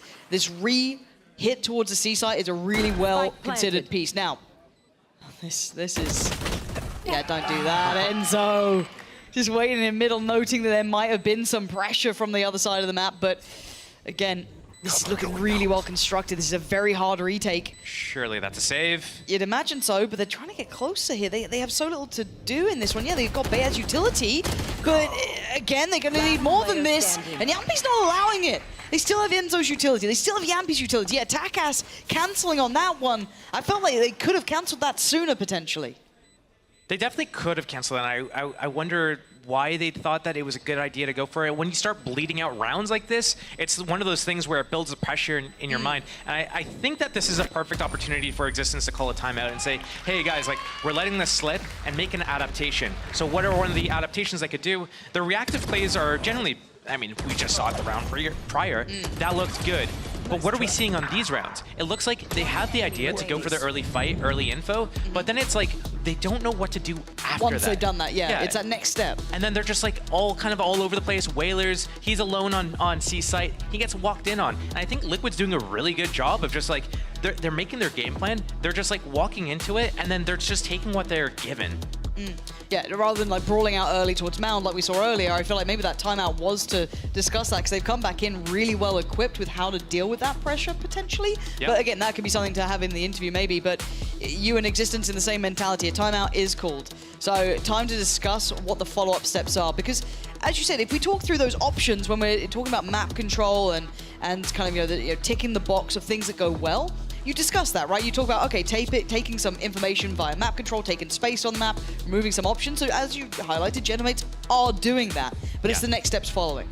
I think they're having an adjustment issue where they're going from traditionally like a double duelist comp into putting one of your most aggressive players on a stage kind of alone. So he's playing very conservatively, passive, just basically jiggling and spotting A for info, and then a couple of times pushing with a C mount hit, especially when he had res available. But aside from that, it feels like they changed their overall game plan on their defense because they lost this aggressive piece and they lost the double duelist. And it feels like the whole flow of everything has just broken. And now it's mismatched. And now he has to reel them back in and say like, hey guys, remember, you don't have this. This is how you guys should approach things instead. Solo mission for now, maybe just to get that ult orb, yeah. That's been gathered. A little bit of a stall to come in. Bayaz is still sticking around on this. Nats has slipped ahead. Now you look at, whoa, they're in no man's land. Get this slow creep from Liquid. This was perfect. They've found such a solution to what Gentlemates wanted, and I just didn't like what I was seeing in that round, but still, they got to stick the landing. The two rifles are still here. Takas has one, and a potentially fabulous position. Can he be the one to deny this? Oh my God, Yampy, what? He takes Takas out like that? Damn. Yampy is still a treat to watch. Glad to still see him around. As Whalers and Logan, I mean, there's very little to be done here. They're starting to be starved out of this game. The momentum's looking really good for Liquid. Look, I'm happy to see that Liquid looks solid here because I still feel like we can't ignore the... Who was it they played against? Was it Vitality? Yeah, it was Vitality the Gentlemates won against. That was very impressive. It was like 13-5 on both maps. Very clean. It was like, oh my God, this is the team we were waiting to see. Yampy's removed one. The only one that really mattered here was Logan because he had that rifle. Does he get to keep it? Keep that. If you're watching this now, that's what you're looking for. He's desperately trying, bless him. Oh, you can't blame a man for trying. And actually, the only other threat now is Enzo, very nearby, but he might stop the chase at this point. But again, I don't want to go off pure recency bias. I think that's unfair. Because, you know, Gentlemates have had a very up and down season, some good results, but a couple of droughts. Sometimes the comps got read, really understood, and they stopped having that level of success. I was really impressed with the change. I think this is the first time we're seeing another team really understand what they're trying to achieve here and what they're approaching with. But it's a process for Gentlemates. They are the team that came up from that Ascension, victory. So it's like, I don't expect them to have the full depth of what this roster's meant to do yet, or the capability of this comp yet. But I want to see more tangibles out of this game, and it looks like aggression was the response. And it's not gone well. A great deal of ults invested, a little bit of a stall here, but they're once again left a little stranded. They have to peel away from this. It's like every decision Gentlemates does right now is just getting them completely caught. I think the real adjustment is get an op up and deal with Liquid, because a lot of the times they're just like walking around into it. But I still think Gentlemates needs to be able to not just try to force the first fight. They need to let Team Liquid make a mistake. And right now, I mean, talking about Gentlemates and the adjustments they made, changing their composition and the trajectory that we've seen them, Team Liquid, in a similar vein, they were like looking not great during kickoff, and they've looked a lot better in some moments. Oh, Logan. Oh, and the follow-up as well. Enzo, no, not gonna happen. He's clean. Well, it's anyone's game still. Yeah, look. It's early enough. Anything can happen. If they get a buffer, if they get a couple more rounds, sure. I guess those re-clears just not as competent as Liquid have liked it. So it's on Mystic and Kiko to do something with this, but a 2v4 with a res in hand, not easy. Now, there's no fair fight really you're going to get in this instance. And it looks like Kiko's trying to sell him a fairy tale that, we definitely like this B-side. We're definitely not going towards A. I promise you, you should rotate. 10 seconds Bayaz, left. don't watch One this. enemy Oh yeah, Bayaz and Whalers, they're not falling for it. That's 3 for Gentlemates. It's a little bit of room here. But that's exactly what I was talking about, right? You get an op-up is kind of the idea I had, because Team Liquid in like the second phase, after the first like opening, duel, whatever, smoke, teleport, dart, whatever, they're always like shift walking around to the next spot. And over here, we have Logan getting an aggressive position. Liquid walks into him. He's able to get 3 crisp clean shots. An op would do something very similar and disrupt Team Liquid's second phase flow of everything as they're walking around with the information. And we have it. Takas has one now. As if they're listening to you. It's almost like you know this, Josh. It's weird. It's crazy you almost understand this game. Almost. Very almost. close. Real close. Real, you know. Just on the cusp, you know? And it does allow for a little bit more freedom, right? Or I don't want to say freedom, but like safety in keeping it as one player to hold this down as well. Like Takas can just kind of play this out. He doesn't need to be in a hurry about it. It's a big amount of presence behind it too, so again, he can just kind of hold this and wait. The clock's on their side. Genoese don't have to make all the moves here. What it does, though, is it allows this setup, the breach, with a stun ready for this entire C choke. Once Enzo sees nothing on his drone here, he's going to think, hey, maybe they're playing retake A, maybe it's a C setup. Liquid might do a rotation all the way back to A on that. But again, the op's up, and that's going to be a freebie, especially if Enzo starts walking up before his teammates are able to get there. But it looks like he's biding his time. He's not freaking out. Okay, let's see. Let's see how he does here. This was a really good solution. Info TP from the defense, they're gonna know. There it is, that's lovely, Takas. There's the reward. Doesn't need to outstay his welcome here. They've got the man advantage. They can fall back from this. Maybe find a new angle, hold a new bit of space. But now it kind of falls on the rest of his teammates to try and step up to the plate here. So already, smoke goes up towards CT side. Plant gonna come in, but the 4 of them, how do they handle this? Yampi getting curious, he's very nearby. Plant's in. And you can already see that pressure. Yeah, stunned up, and here he comes. Already out through by stairs. Enzo's going to catch one. Rez comes in. They now know there's more. Enzo on the double dip there, going back through. Going to find Whalers again. You don't get a second chance of life. This is... No. Nats saves him. Enzo gets another breath for a moment. Hello. Oh, he's in so much danger. Bye-bye, Enzo. And Gentlemates have found the solution. They found what they needed. They cracked the code. They're taking a page out of Koi's book. Just solidifying that defense. So, I mean, great reaction there. Getting that op up is definitely the key to success against Liquid. I wonder in this last round if Liquid's going to be able to identify, hey, they have the op up, instead of doing the slow second stage and hitting at around like between 1 minute and 40 seconds, if they're actually going to speed up and do something either through B really aggressively, or if they're going to do something where they're just they're speeding up and they're not trying to like walk around too much. Get in the face of the offer and don't let them get more than one shot off. And if we don't have a really aggressive start, just to update you, if you were wondering, do you remember I said about those permutations, the ways that this can go differently? One of those is that if Team Liquid wins 10 rounds, Heretics qualifies to playoffs. And because, you know, we've got 7 on the board, we're getting a little close to that. Thank God there are smarter people than me explaining what this is, because I have no idea. However, early contact towards B. Not much intent yet behind it, but I'm looking to see if this gets set in motion, how well the tank deals with what's on the other side. He also has a support in the form of Bayas here too. Here he comes, timing a little off here. Kiko! He's got it, yeah, the tank's gone down and it's now game on. The rest of them trying to come on through, but he's still going to hold them back. Kiko doing his best work here. It's just a jumping Mystic. What is this? Both teams scrapping it out on B. Plant is in there. Takas going to struggle now, the double swing, and he's being chased down. They want him dead. Logan going to try and counter that in some way. Takas does find his man, but now a 1v2 ain't going to be easy. He's got himself a Vandal. He's got himself a chance. He's got his pain shot. That's perfect. Enzo forced to peek, but he finds the shot. Okay, Liquid claimed the last in the first half. Great reaction from Team Liquid, though, knowing that, like, the buy that they have isn't the greatest, knowing that Takas has the op, it means, what are we going to do? Well, the op's most likely going to be A or C, holding a deep line. Let's try to go B and try to make something explosive out of it. And that was the perfect decision to make to take them out there. With the Bucky going in on the entry, right over the top side. You can, not looking the most comfortable on stage, but I guess we're going to have to see on the attack side here how they've cooked things up. 4 rounds. They've got 4 rounds to play with. A lot of pressure as well. Again, Heretics is saying 2. Yeah. Just get 2 more. 2 more. 2 more rounds, please.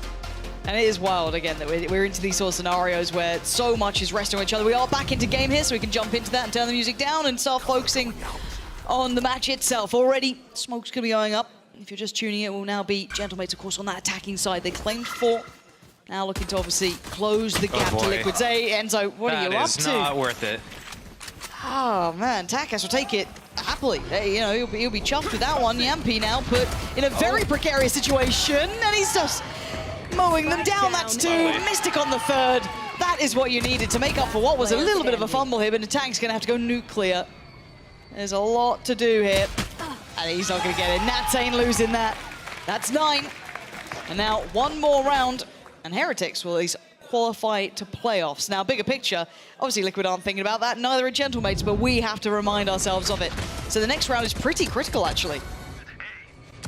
I actually like that death from Enzo kind of set Yampi up there. I was getting a little bit nervous. That's the best person that you want to have in that situation with a breach, with a stun. I'm surprised Gentlemates, after they got that kill on Enzo, didn't speed up. One guy opening the door and going through the tree by himself, and everyone else going through the site. Because if you kill a person that's out in the open like that, no trades, you expect that to be open. Why go the slow way? Yeah. Maybe not making the most of what they had at the start there, but Tapcas. Oh, the answer back from Kiko, though. Lovely from him. The tank going to be punished. Now 4-4. Who's next? It's Nats on the farm, though, isn't it? Let's see how he does here. That camera bait set him up for this lurk. Does he get cleared? He's getting played in, and I love that. They still try and check on him, but there's support there, right? Look at the rotation. Yampi got there quick. He's got to get out, does he? No, he disagrees. He's going to play forward. He's going to be flashed into this. Maybe a little too audacious, and it is a 2v3, but it is only classics. Logan, no. Logan, he got spotted in the end. A little bit of chip damage. Yampi, lovely. Liquid looking confident. It's looking like that 10's coming through. Enzo, he's toying with his dinner here. And Logan's getting no fun from this. I think he's getting toyed with a little bit. There we go. Bye-bye. Oh, he's making sure. He's making sure. 10 rounds for Liquid. So, bigger picture here. Talking outside of this matchup alone, because this is all about qualifying. It's all about getting to those playoffs. Oh, nice start there. This locks in Heretics to qualify to playoffs. This instance right now. I don't understand it, don't know how it happens, but it has. Outside of that, though, we focus back towards the game here, because we're going to have the bonus, the first gun round coming out from Gentlemates too. So, if we're going to get a matchup, if we're going to see a bit of fun between these two, it's got to start now. Gentlemates now need to turn the tides. Looking very simplistic in approach, and Mystic going to have to make a quick escape here, because they are already working towards Mount. 2 outlaws for the defense, but everybody except for Takas has full shield, so they'll be able to tank one of those body shots. Unlucky. The timing Respect, a little unfortunate. though. Yeah, I kind of like the idea that he was trying to thread the needle, maybe noting so much of that presence, get behind them, but not going to get the job done. But I mean, it's not just a singular attempt, is it? We've still got 2 more willing to take up the mantle. 10-4 up, bonus round. Why not go aggressive? Enzo's up next. I don't like how they're just doing it like one at a time. I think holding this A setup would be really good, because that flank's going to be amazing. The smoke giving it away as well is going to be really not good for Gentlemates. They don't know it, but they could easily get flanked. Yep, let's see that flank though. Nat still has to keep a little bit of presence here, right? Because otherwise they might just flood through CT. Let's see how much damage. Kiko, beautiful! And even gets out of danger. Gonna be stunned up this time, gets closed down on. Couldn't quite make it out of there in time. And Gentlemates want to try and find some safety because it feels dangerous. The rifle upgrade too for Enzo. Fantastic! And now wants to get a follow-up as well. Beaz isolated and alone. Needs to slow the roll a little here. He's got teammates, they're on the way. Door stuck. Rifle back in now, 2 rifles. Do they continue on this? This is a nice little amount that they've managed to garner, but they're close to this. They forced them away here. This is uncomfortable now for Gentlemates, but great from Whalers. Mystic now, last man alive in a 1v2. Gentlemates want to hold on to this one. Time's starting to tick here, and Mystic. Oh my god! Oh my god, Mystic! Okay, now they have plot armor too. Yeah, that's that golden path, right? The golden path that Liquid is walking. It just seems fated. How the hell? You swing in that and get both. We saw a wide swing like that yesterday as well, and it did not pay off. Yeah. It was just like, gotta go wide, make them miss their first bullets. But it actually works out here. The Outlaws in full force as well.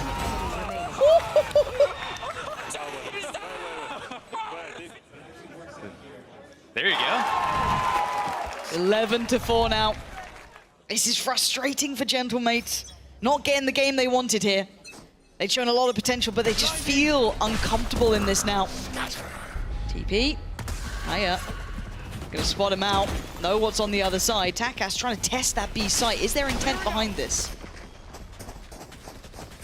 Not anymore. Pivoting away.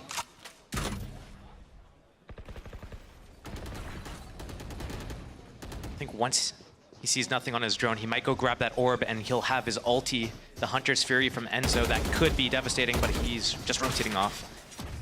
I think he's going for it now, yeah. I think he's just remembered that that is available. So that's going to be, yeah, happy for him on that front. But for Gentlemates, they look like they're going to get a plant, right? Oh my god. A little bit of spam there, almost caught Nats through the smoke, but still, plant's going to be come through. Going to be drawing out that utility. Hunter's Fury, burning it early.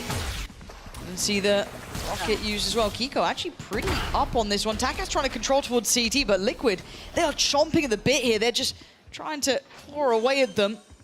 Aren't going to come through.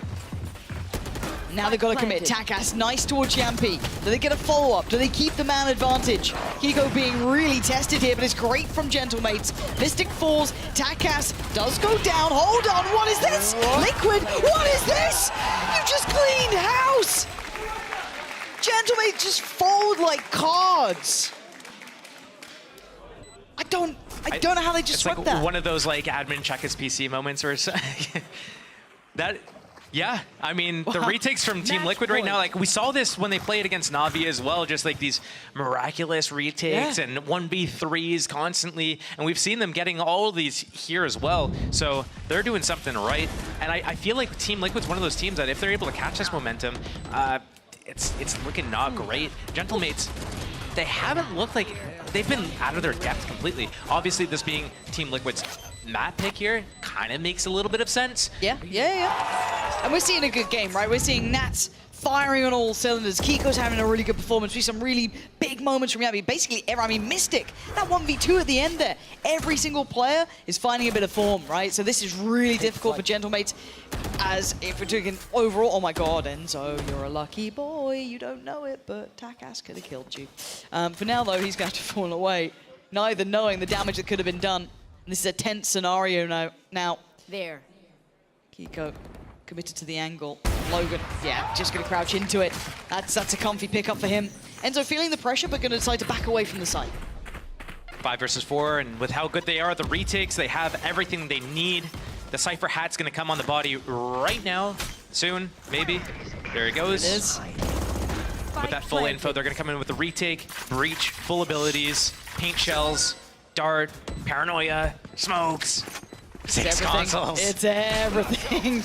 They got to try and stop this, maybe by starting early, right? Bayaz maybe in the tank. Oh no, Takas has fallen. It's all going wrong. Kiko in the headlines, joined by Enzo, and Whalers crumbles. This has been decisive. This feels like it's almost fated.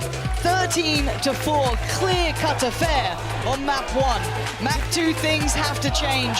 Liquid eyeing up the possibilities, looking like maybe there's that chance for them on the horizon. Maybe they can still make it to those playoffs. They are on track for now, but Icebox is still next.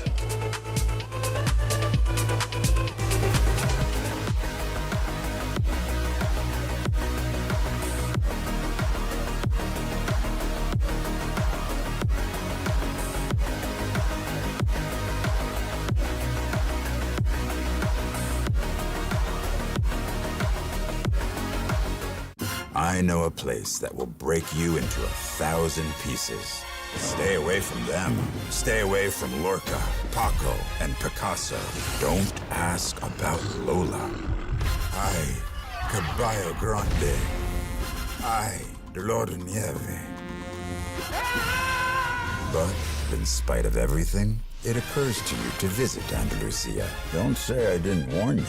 Be careful of the Andalusian crush.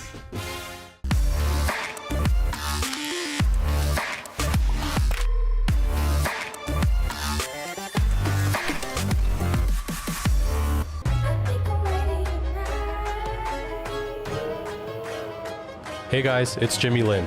In this series, I'm going to walk you through Attack on Pearl. Watch out for the stairs, clear this angle. You're going to be able to fight this.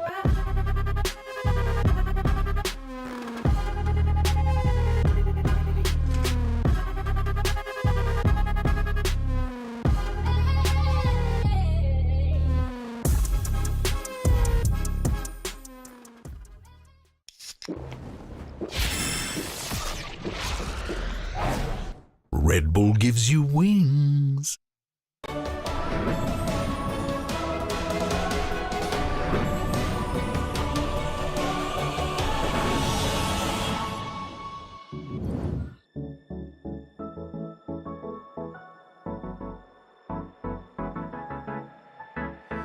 Let's do something crazy, get a bit wild today, cause we don't do this every day and we deserve it. Life is so amazing, nothing is in our way.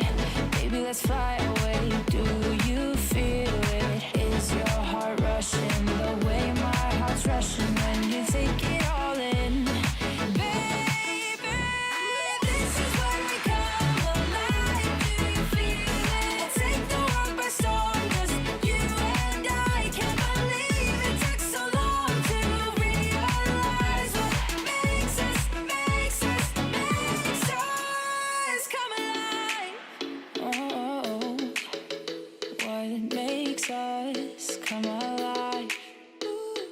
Let's break some rules. No, we don't always have to be good. Don't always have to do things that we should. We'll feed the fire. Let's see it through and let go of what's holding us back. Just light it up and we'll burn through the past and take it higher. Is your heart rushing the way my heart's rushing when you take it all in? Baby, this is when we come alive. Do you feel it? Take the world by storm, just you and I. You and I. Can't believe it took so long to realize. This is when we come alive. Do you feel it? Take the world by storm, just you and I. Can't believe it took so long to realize what makes us. This is when we come alive. Do you feel it? Take the world by storm, just you and I. Can't believe it took so long to realize what makes us. This is when we come alive. Do you feel it? Take the world by storm, just you and I. Can't believe it took so long to realize what makes us. This is when we come alive. Do you feel it? Take the world by storm, just you and I. Can't believe it took so long to realize what makes us. This is when we come alive. Do you feel it? Take the world by storm, just you and I. Can't believe it took so long to realize what makes us.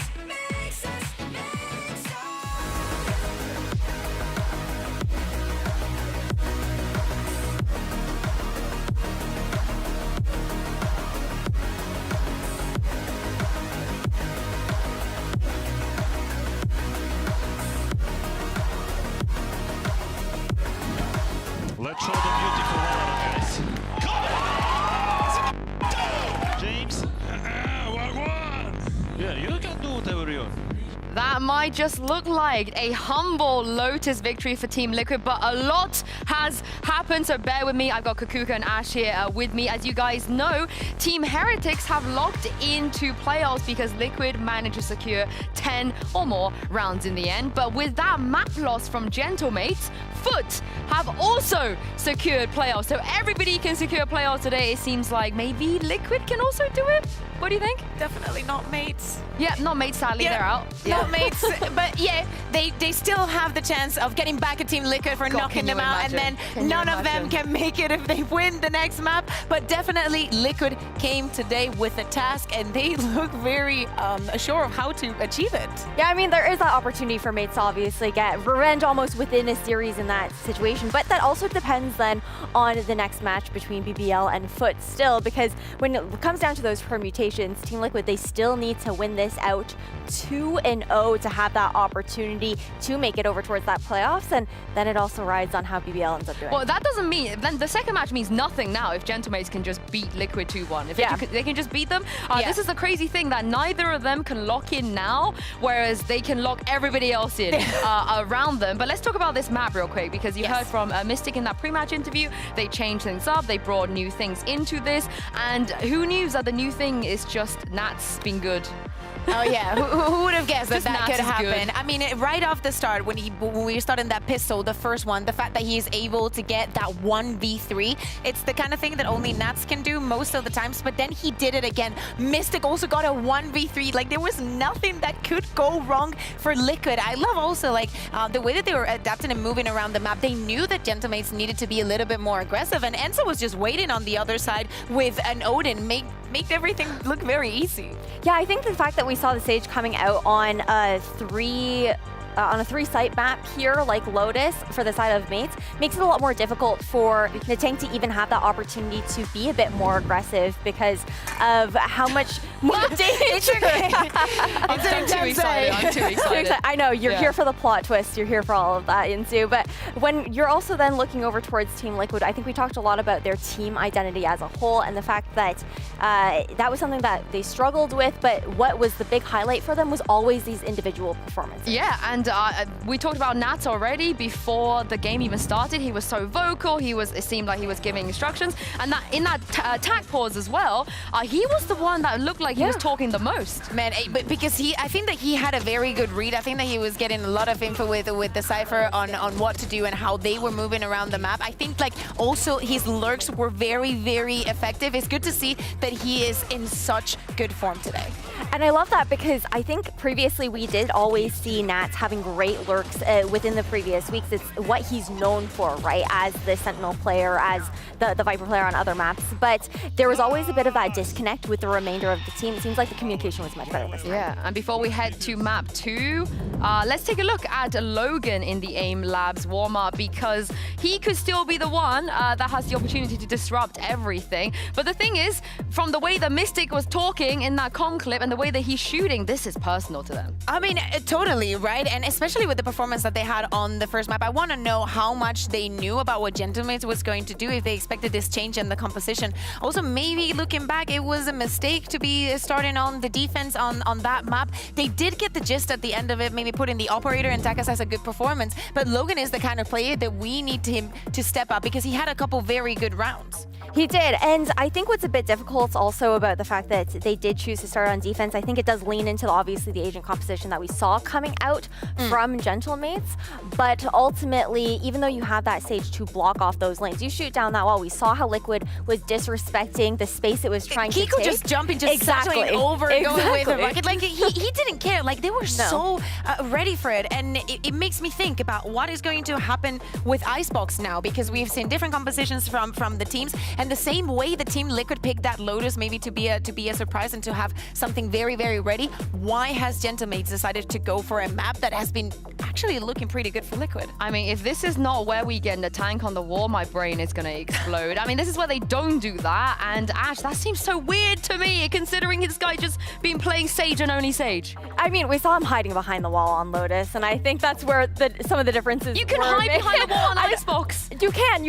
But we saw him on the wall more frequently on Icebox in that matchup against Giant X, and I think that Icebox also gives the opportunity for him to be a lot more aggressive in that kind of sense, because when you're looking at the difference between Lotus and Icebox, it's just you just don't have the same opportunity to take those risks on Lotus because of the rotations that you have to worry about on defense. Yeah, I know that the preparation is also very important, right? We're talking about them, both of the teams showing off different compositions, right? Gentlemates decided to, well, they started with the classic one, right? With the vanilla comp from Icebox, and now they're going for the one without the duelist, with the double initiator, very, very strong, the KO and the Gecko. If they're able to replicate what they've done in the past, could be very, very strong. On the other side, we see a Team Liquid Liquid that's actually betting on the Harbor recently, combining it also with the Gecko or maybe with the Sova. For comfort, I would personally put Enzo on the Sova. I think that his performance is always brilliant with the Agent. Yeah, shout out to Enzo for qualifying Heretics, by the way, because that was definitely all him, and you saw Mystic at the end as well, who qualified FUT as well. I feel like there are MVPs on this side, but for Gentlemates, though, it just feels like the usual suspects, Ash, that always show up. They're always so clutch in those moments were a bit flat on Lotus. I think that's what's difficult when you look at almost the gimmicky style of compositions that you see Gentlemates running. They run comps that nobody else tends to do, relying on that Sage and that Phoenix pick. And it's a dangerous game to play because if you're not able to put up those numbers, find success in a lot of these duels, the comp itself tends to fall flat compared to what's typically meta. And watch out, right? Because Team Liquid is also going to be starting on the attack here, right? 2 maps, you're starting on the attack. You have the upper hand to decide how fast and the pace of the rounds. And especially since they were so good at shutting down every single attempt that the Gentlemates had onto being a little bit more aggressive, taking a little bit more of the map. If they're able to replicate that, plus we have a Nats that is covering the flank and it's impossible to get through, they should have a very, very, let's say, easy first half. I want to see Liquid now when they have a chance to close this out dominantly. I don't want to see any kind of massive leads being thrown. Whoa. Jesus Christ, God. Oh my God, Yuppie on the chamber. What a day to be alive. Oh It's been a while. It's been a hot minute. It's been a hot minute since we've seen that. You are going to get Enzo on this over. They did listen to you there. Who cares about Enzo on this over? I care. It's the only thing that makes sense. It's the only thing that makes sense. I care. Sweating. I am sweating right now. I'm pretty worried about this in a way because Kiko, I feel like we saw insane performances from him on the Jet here on Icebox, and a lot of that had to do with his ability to dash into these sites, create a lot of space for the rest of the team on those entries, and the Reyna just doesn't have that movement. Well, I can't wait to see this and throw this over to your casters. Who knows who else is going to get locked in on this map? Over to you, Lauren and Steel. I'm confused, scared, and a little excited. How are you? What range of emotions? Where are you at seeing the? I don't know where to start. Well, Kiko on Reyna is one, but Yampy on the Chamber too. Where are you on this? So I think the reason why they chose to do this was because there's a method to the madness. There has to be. Because why they didn't just go in and just like spin a wheel, whatever it lands on, that's the agent you're picking. I think what happened is seeing them playing this map before. Well, first of all, it's going to throw off Gentlemates that might be more of a prep-heavy player team, but then like you have this team that likes to do all these like lurks and individual plays and everything. What better agents than Reyna and Chamber to do that on the attack, being able to split up and do this? And we saw the slow style work against them last map too. Okay, maybe there's some method to this, but maybe Gentlemates what is just this hard walk read? middle. Yeah, this is rotten luck. If Team Liquid hold this for a little, I mean, they've just heard the shots. They're definitely not going to dismantle it now. Oh, okay, Beaz just wins the first fight, but the Headhunter's in play. Yampy removing scalps and says, yeah, you can't have fun up in a tank. See ya. And they're off. And yeah, to say the least, hard read there. A little bit of a hard read there. Just a little bit. 1 versus 4. The Tonks usually like the first person to take contact in a lot of these rounds is, LMS. Now, I found a new button on the, you know where we normally draw like Sliggy's 8? Counter wall. Like what, counter wall? Okay, well. Sorry. Just wanted to, I'll show it after the replays, potentially. No, Josh, you don't get to do actual analysis. So we have a little telestrator thing here, and we found there's multiple buttons. There's the bald one, there's the little circly thing, there's a free draw option. I want to use the new one I found, and I hope I don't break it. Oh, you know what? Yeah. I see what you're going for. Yes. And it kind of reminds me. I'll say it after you do it then. Okay. Well, look, I'm just gonna have a little. How do we feel about this so far? Let's just pop that right there. Look at that. Look at that. Yep. Incredible scenes. I'm just so happy with myself. I found new buttons to press. Oh, yeah. It'd be cool if they had the avatars like in Doom, where like they get like angrier and bloodier. Oh when yeah. they lose Oh my health God, that'd be so good. Wait, can we graphics? And then if they're like actually on fire, they start glowing and everything. Yeah. That'd be so good. So we do have a very light reinvestment from Gentlemates. There's not much to it. There is Marshall, I guess, so or something. But the site's gonna be liquids. This is gonna be a post plant. This is when it gets hard to kind of control. You're already gonna have that Vandal out for Yampy. Bulldogs galore. It's free farming time. Until then, Kiko's only gonna find one Bulldog. gone. Enzo could probably pick that up if they need it. Looks like it's a quick recovery. Yampy, if he's going to have a sharp day, I'm excited. And Nats is in just kill mode. They've switched him to kill, and he's away. 4 standing, no rifles lost. Tick in the box. When I've been watching Team Liquid throughout this season, what I've seen from them was when it's just like one person alone that's on fire, that's playing well, that's hitting their shots individually, that's when the team has a lot of issues. And every time they've either made the game close or won was when everyone was participating, the timings looked good, and they were doing stuff together. And this is like one of those moments where they look like they're doing stuff together and everyone's on point. We're not seeing anybody that's really being carried or anything like that. Everyone's contributing in their own way. Even though like last game Mystic had the lowest score line, he still had a lot of impact for the team. I mean, he got him that round with those like 2 kills was everything. Takas. Oh, he could be tipped for success. That's lovely. Finds Yampy and backs away. They don't need to overdo this. Kiko needs to slow his roll a little here. He's in a bit of trouble. Yeah, wall goes up. They're trying to stem the bleeding and slow this down. Enzo gonna connect towards the tank though. Wall now cracked open. Do they continue on this pathing or do they pivot? No, pop flash for Bayaz. Oh man. Kiko got full health again off that too. That's not what you wanted really.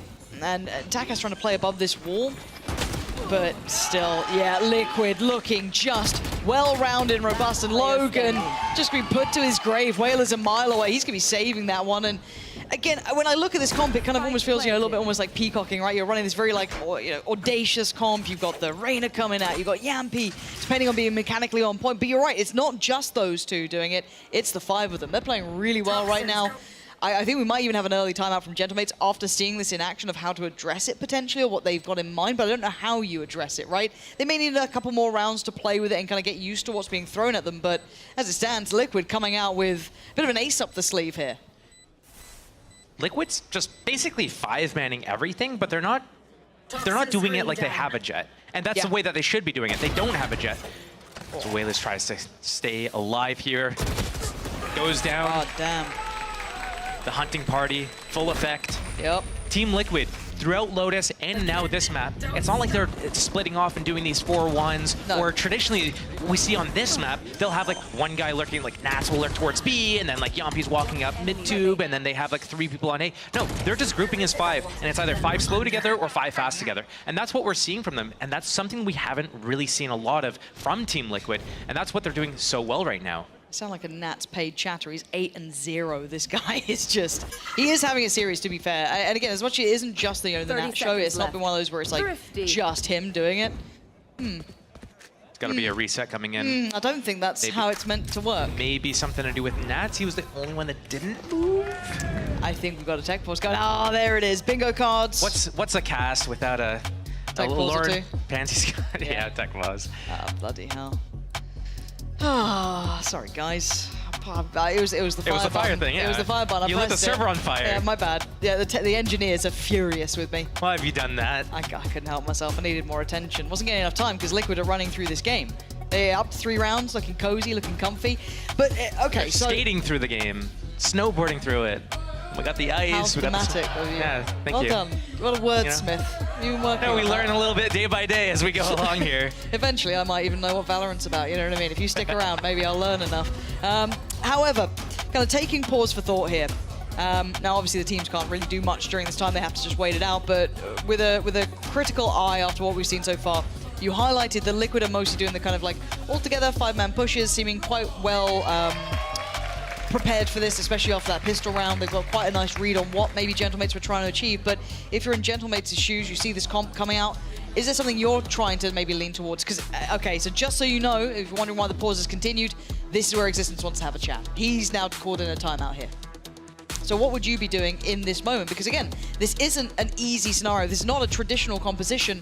Is there something that springs to your mind? 2 things. Okay. 1, get an op up as soon as we can, because Team Liquid, they're going to be looking for these isolated duels with Reyna and with Chamber, and that op is going to put them down, and there's not, I mean, outside of Mystic being able to res them, there's nothing to get them back up. The second thing is, fight together, but don't try to, like, run at the enemy. You know, don't run at Liquid. They're playing really well. They're all hitting their shots. So what you need to do is you need to kind of like let them make the mistake, let them take the first action. But if we look back to Lotus, where did they get the first kills? You know, or the rounds one. Logan pushing up in B once Liquid middle, right? Yeah. Push up middle, gets 3. You know, Taka's getting the off out, getting the opening pick. True. So that's kind of what they need to do to leverage it here. And Icebox plays a little bit different than Lotus, but they can still apply similar concepts. Don't just run at Liquid. Let them kind of like walk up and then pounce on them. Set up a trap. You know, they're a little mouse, plays, and you just gotta, you know, put a trap down, put some cheese on the little trap, and let Liquid go, ooh, that looks good, that looks tasty, and then get them. Got it. Thank you. I like the visual there. You've helped me. I am a simple creature. So now we look at what we have in this round. Now we know it's going to be a very light buy for Gentlemates. This wasn't going to be a pretty purchase for them. Bear's already going to note where Yampy is, and considering how Liquid have been approaching, you might be able to put a lot of stock behind even just identifying one player. However, they did go for a bit of a stack here. We got the Killjoy turret in attacker spawn. That's so toxic. I can't believe you hate Nats. Oh my god. I mean, Nats is my favorite. Nats is quite impressive to watch, to be fair. And you had to suffer playing against that, man, even when they were in the real peak. Suffered so hard that we won. And now we continue in towards the site, not meeting much resistance on the way, probably expecting either a stack or them to be up to something, but Nat's not seeing anything. Relatively calm so far from Liquid. They've got what they wanted here. We're looking to see if maybe Gentlemates can counter wall, do something about this, maybe wall off the other side of the spike and get towards a defuse here. Nice from Natang. Kiko going down. That's a first step. There are players behind this though. They're playing quite close towards site. Counter wall goes up. Yampy spotted that quite early as well. Nice adjust too. Yampy's heating up here.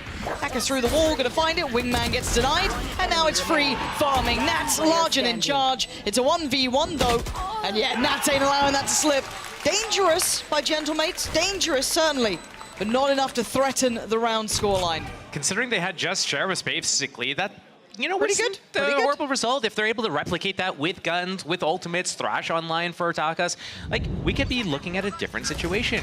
And then I also wonder if the defensive wall, not at the other side of Maze, but towards the spike, could have been better. But it's like one of those kind of judgment calls that you have to make, you know, block off the rotation zone, get up on the wall, and take a different angle. God, also, I've just realized. Wait. What was that? Are you okay? Should we call an EMT or something? Who was that? But I also have to highlight, I think Nats is 11-0 currently. I think we're seeing a little bit of vintage Nats coming out. We'll keep track on that, see when his first death occurs, perhaps. Easy to do that when the rest of your team's also kind of like frying and getting the opening picks. And yeah, he gets to just kind of be the most like chilled Viper, just lackadaisical, just kind of walking around, taking his time, closing out rounds for him. No sweat. First time we're seeing this test towards B though, so this is a little bit of an adjustment here. We haven't seen them explore even this side of the map. Love Icebox. So, a little bit of an assault course on the way. But I think this is the adjustment Gentlemates has to make. Yeah, sure, you know, Team Liquid gets to go into the site, get a free plant, but they get to play the retake with 5, with Thrash, with those Sage Wall, with the knife and everything. There's only one way to get back in this, and it's mostly through CT, where Kiko's waiting, has a little bit of a jump spot as well, might have noted them up towards Kitchen. And you've got to pick your poison, quite literally with the Viper Spit in the way. Kiko trying to look for those angles to work from, he's just holding the line here. Rushes get sent through, but they walk on it, and Kiko still just heating up. This guy showing that Rain is looking pretty good right now in his hands at least, and he wants a bit more. They're going to try and escape. Okay, controlled it on the second attempt there, but he spotted another Bayaz. Going to stop the hunt. But this has been just, again, a demonstration of strength from Team Liquid. Looking very solid. And yeah, Nat's on the hunt here. Wants that final player if he can. The tank trying to make a quick exit, but Liquid have money. You got 7K on Nats. You got 7 on Yampy. The tank sitting on 0 as it stands. Does he get to keep it? Nats is looking for this one. He's gonna hear it. Nats, does he get there in time? No. So Natang gets to keep the rifle, but Liquid get to keep the clean scoreline, 5-0. I want to get a Mitch cam. If we could check in on the Mitch cam to see how elated he is. No, hey. And then it's even funnier. Then we get an updated cam. Yeah, all right, look, I'm not here for either side. I want to watch Mitch suffer. That is my most joyous moment. But right now, he must be happy. The golden path is coming true. They're walking it. They've somehow pulled out this composition, and it looks nuts. And Gentlemates, who looked fantastic on this map last time we saw it, not finding that same level of success. So now we go back to what was working before, this A take. Now, look on the back lines. First time we're seeing really proactive approaches coming down, pushing down B long here. Have they figured out where Nats resides? Held up in his little cubby. Not moving a muscle. Ooh, the timing on this could be a bit uncomfortable. Bayaz, lovely. Really heads up work from Gentlemates. Now they've got an opportunity. Now they've got options. I feel like he just used Reyna ulti last round. But here it comes. Tank. Oh dear. Okay, trade. So they've fought back on CT. So they've exchanged sides of the map. They left Enzo waiting. Oh, that's beautiful. Back to back from him. Maybe even a third, potentially. Whaler's got to be careful. No, doesn't have any idea about it. Whaler's going to be the one to find it. Logan's found Mystic, and now down to a 2v2. No res for you. And a quick confirmation on the death here. Bayaz, no more. And now the 1v1. But time, you can hear it. Spike's ticking. A tap, a glance, and a shot fired confirms everything Kiko needs to know.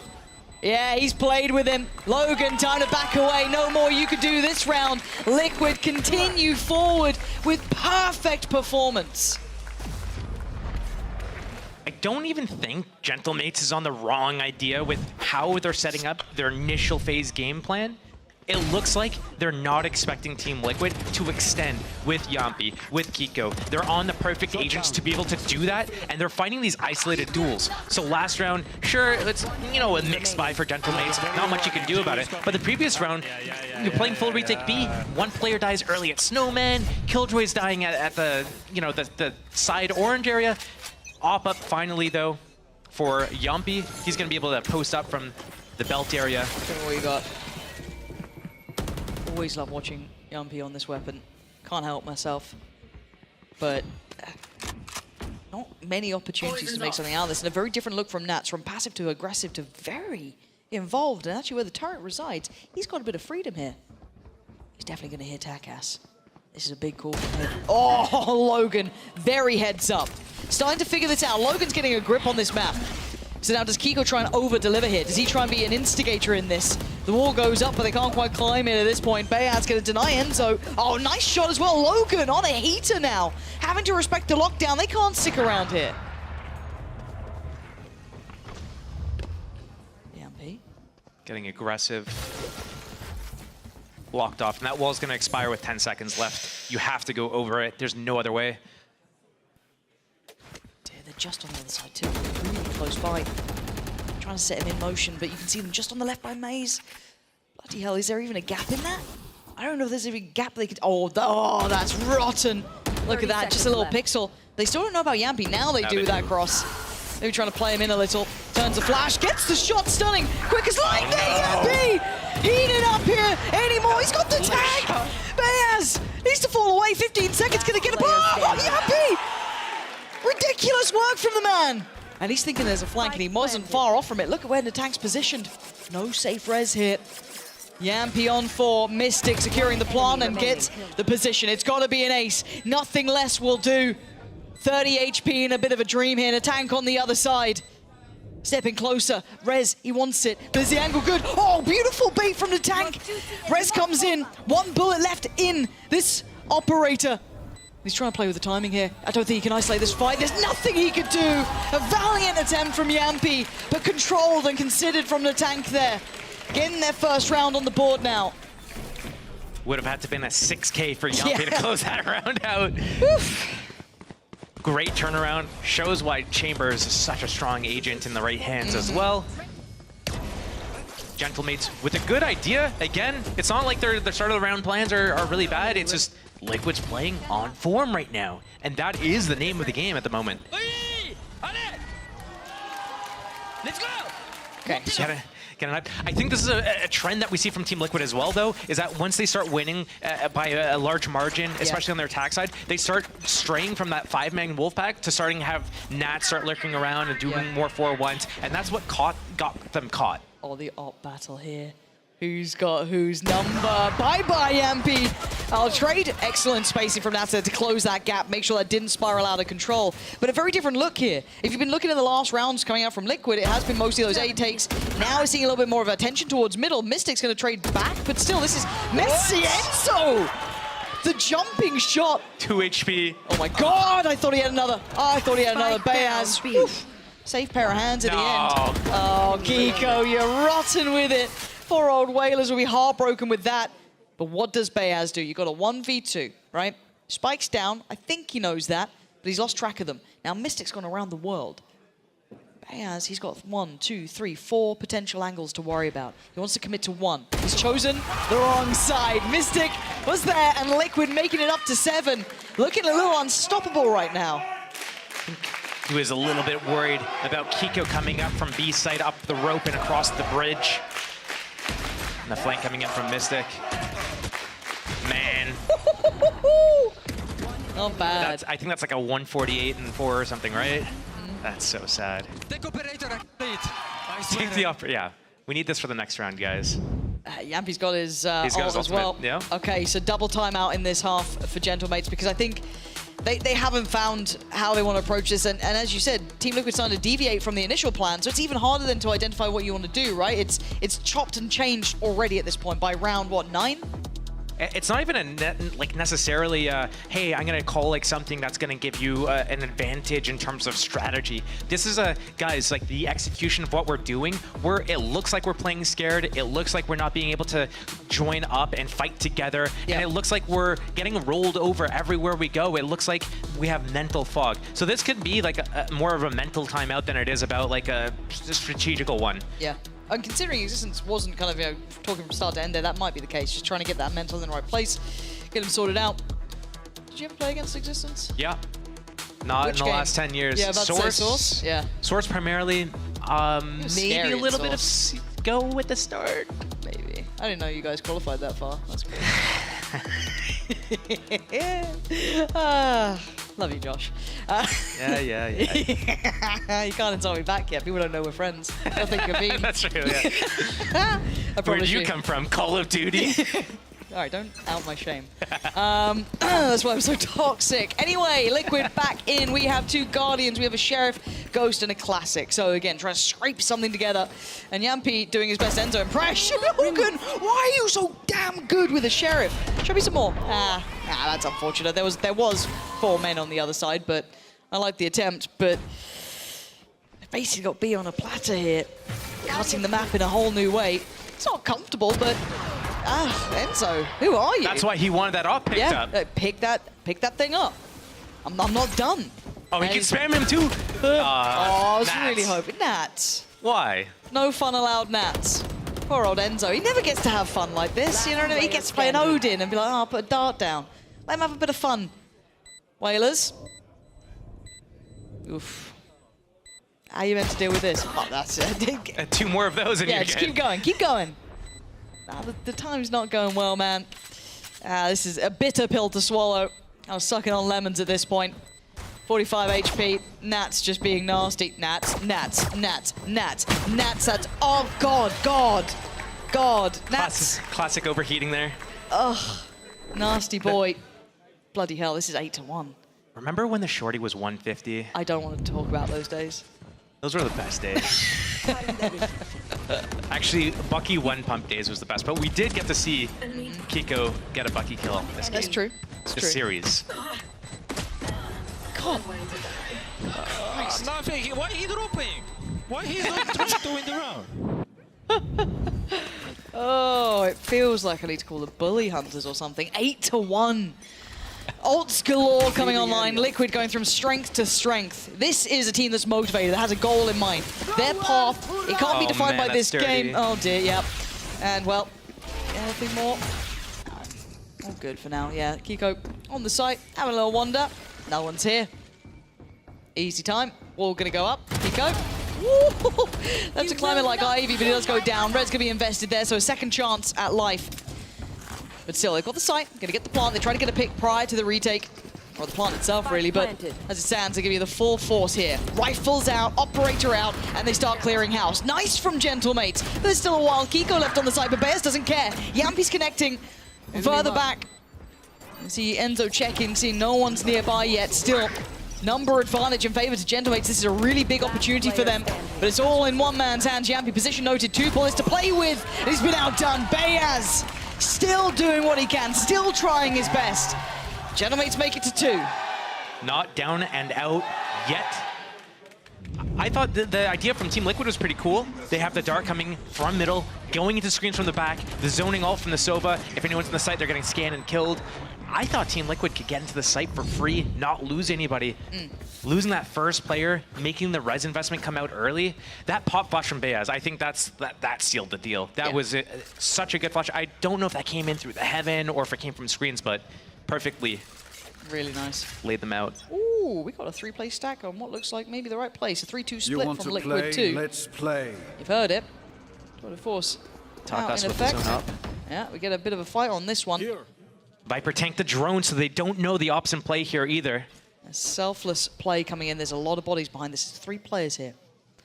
Now, is this weird enough? It's got him guessing. Logan, good for his, but he gets traded out now. Here. Yampi's got a puzzle in front of him. That's a dangerous walk on the wall, but he's made it through. Here. Spotted.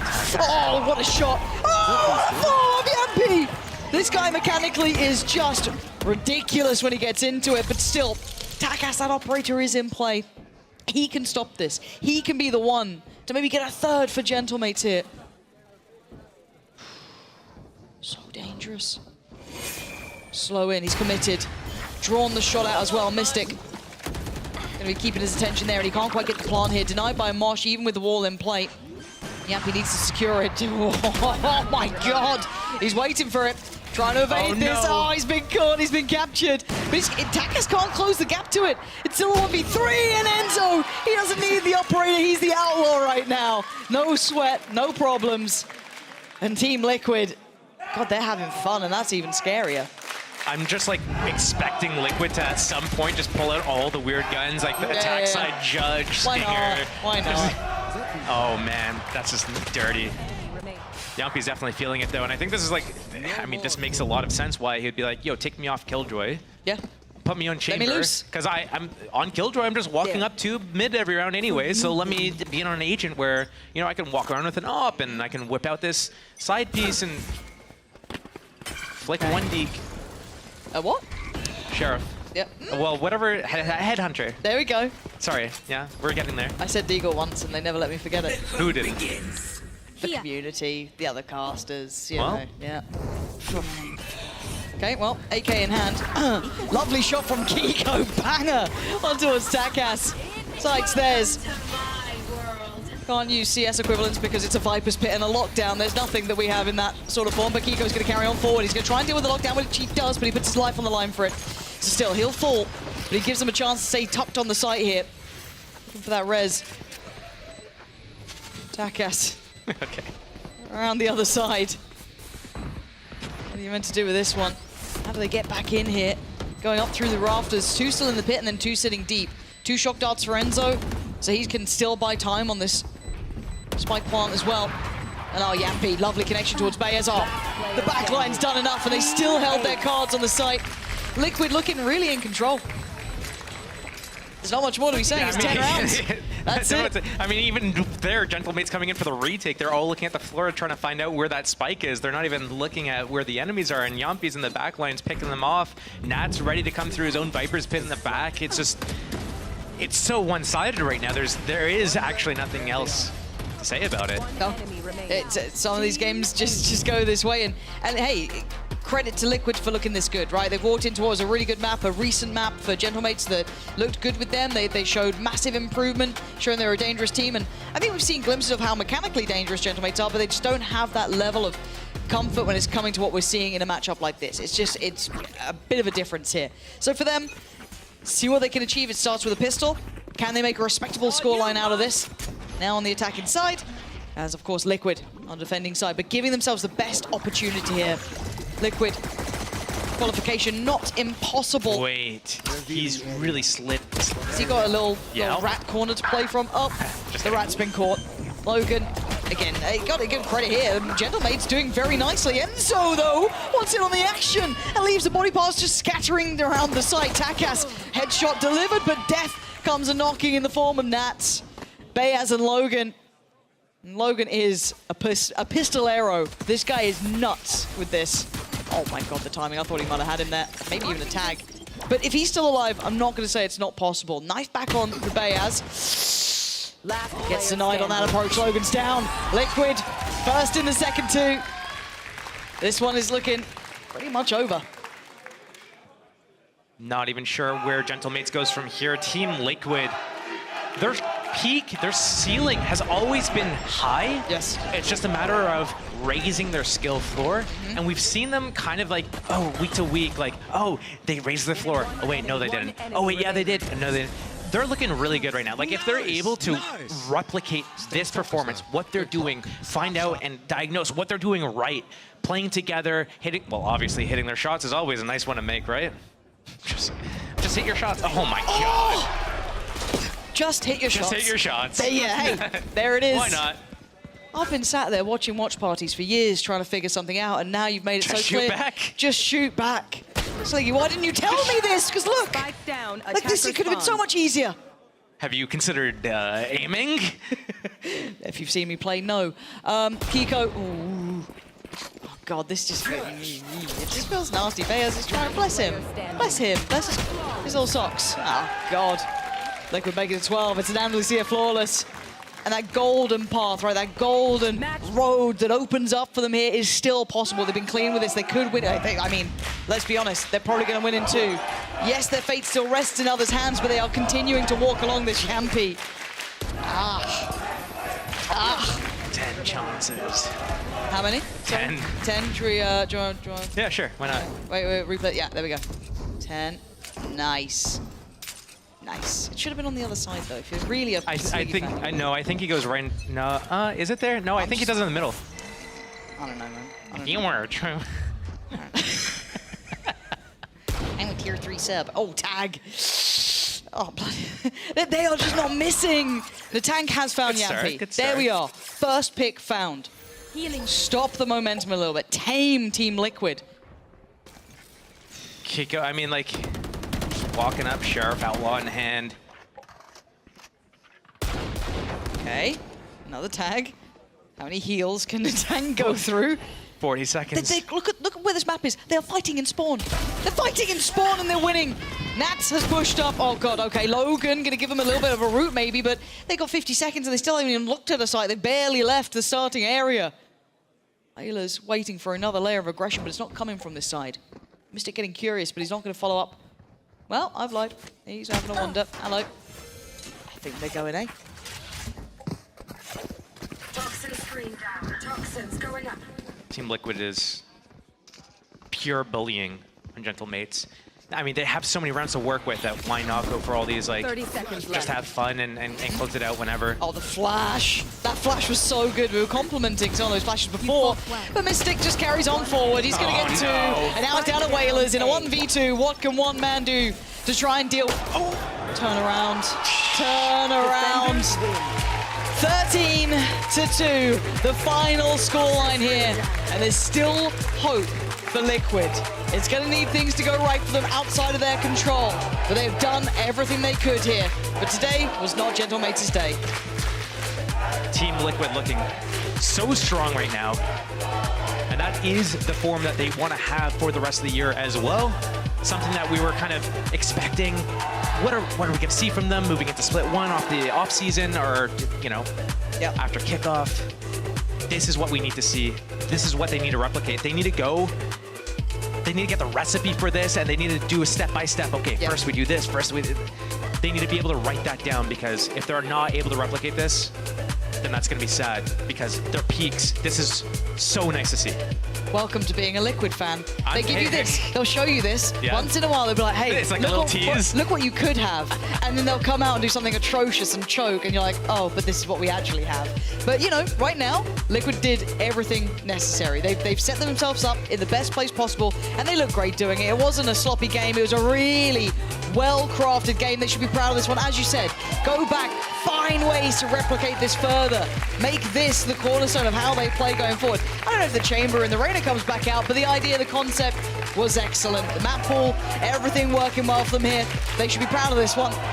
Maybe overcoming some previous matchup revenge. Just needed Nats in the roster and you're good to go. But still, at this point, pumping the brakes for Gentlemates, you know, there's not much to be said about this one. Outclassed here a little by Liquid. But as it stands, Liquid now have a chance to qualify. Now, would I be doing the math to figure out how they do that? No, I will not be, because you know, I'm not a smart person. But taking a glimpse back here, you can see some of the moments in this game. The closing moments here was tough to watch, really, because it was quite one-sided. It's back-to-back here. Rough. It's just like, once you think, like, oh, we have a chance back in at Liquids, they're running. They look surprised almost. Bless him. It's good to see him happy. Yep. Guys in good spirits here. And while we wait for the interview to get ready, I'm actually seeing that Yinzu and Nats do look ready, so hopefully we get the cue to go down to them in a moment, because I'd love to hear from them. Yeah, Yinzu's ready. Hey, how you doing down there, Yinzu? You ready? Yeah, she's ready. All right. I'm sorry. I took too long. I'm sorry. That's on me. Yinzu, take it away. I'm always ready, Pansy. Thank you very much. I'm now joined by Nats from Team Liquid. First of all, massive congratulations on that victory. I feel like this is the Team Liquid everybody wanted to see this season. And what a perfect time for you guys to actually look dominant. Did it feel good out there? How did you feel? It felt very good. We showed very good performance today. We were very confident. And yeah, I mean, we did good today. I'm happy for what we did. So what changed this week to lead you guys to look this good? I mean, I'm not sure what changed. As we can see, everyone is like different right now. One week they're playing good, one week something happening. But today we were just feeling the game. We were ready for the game. We were ready for the pool of maps. And yeah. One thing that did change, though, was your comp on Icebox. Yeah. For people that don't know, this comp hasn't been played a lot in the EMEA at all, but Liquid did previously run it before you joined them, and Yumpy was playing the chamber back then. I think maybe Sliggy stuck him on that. Is that something that came from Yumpy? Like, why did you guys move to that comp today? It came 2 hours ago. 2 hours ago? Yes. From who? How? Give me the details. There is no details. It came 2 hours ago. We played that comp. We never played that before. Oh, wow. So why did you decide to play it in an official if it only came 2 hours ago? Sometimes you need to do something, right? Yeah? So, yeah. Okay, and was it Kiko's choice to want to go on the Reyna? Was he keen to play the Reyna? He was confident to play the Reyna, yeah, and we decided to put him there. Oh, wow, that's a very, very good adjustment last minute. Now for you, Nats, today on the huddle on stage, we saw that you were very vocal. You were saying a lot of things to your teammates, and even during the tactical pause, you were also very vocal. I know you don't have to share with me exactly what you said, but what is your role on this team when it comes to that? Are you telling them about strategy, or are you telling them more kind of on the mental side? I think I'm more helping Enzo and also reminding people about some kind of stuff, that we need to be faster somewhere we need to be slower, so that kind of stuff. So it's just more about that. There is nothing specific I'm doing there. When it comes to helping Enzo, does that mean you're also doing that in the server? Are you more of a secondary caller on this team? I'm more as a secondary caller. As we know, there is a lot of people who can call in this team anyway. But yeah, I'm like kind of trying to help sometimes if it's need to be done. And how long have you been doing that for? I'm doing that since I'm in the esports, I think. Oh, wow. Okay, so even on Gambit, it was a very similar system. I mean, Redgar was the main caller, and I was helping him sometimes. Even when you're on the lurk? Yeah, I mean, I think that's also super important, because when he's going to the one of the side of the map, he doesn't know what's happening on the second part. So we can work around that a lot. Oh, I mean, it looks like a really great system. And last question, I'm not sure if you know this, but during your game, because how well you've managed to do, you qualify Team Heretics and you qualify FUT as well. They've been expressing their gratitude on social media, you know, saying thank you, Nats, thank you, Team Liquid. So is there anything you want to say to the Heretics boys and the FUT boys as well? I mean, I'm glad they qualified, but it's more about our game. I'm glad we showed that kind of performance, and that's more about that. And I'm happy that we helped someone to qualify. I feel like this system is crazy, right? You got to rely on other people, and it's just a lot of complications. Everyone is qualifying because of someone right now. Yeah, exactly. Na'Vi are the only ones that managed to actually qualify themselves. But thank you very much, Nats, for joining me. Congratulations once again. We got to wait for the next game, right, to see what's going to happen with you guys. And that's exactly what we're going to do. We're going to take a break here, but when we come back, BBL will be taking the stage against FUT.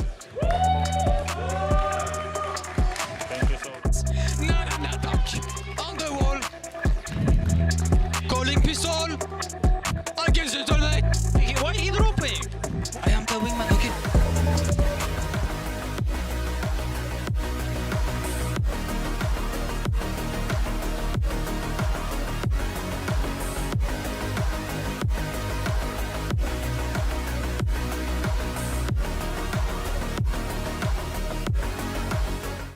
I know a place that will break you into 1,000 pieces. Stay away from them. Stay away from Lorca, Paco, and Picasso. Don't ask about Lola. Ay, Caballo Grande. Ay, Dolor de Nieve. But in spite of everything, it occurs to you to visit Andalusia. Don't say I didn't warn you. Be careful of the Andalusian crush.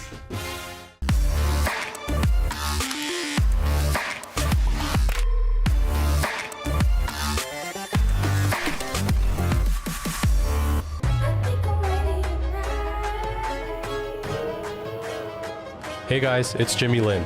In this series, I'm going to walk you through Attack on Pearl. Watch out for the stairs, clear this angle. You're going to be able to fight this.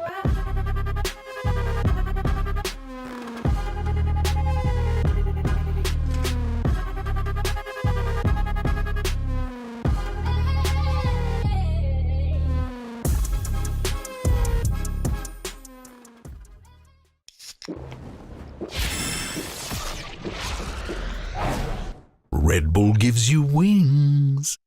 I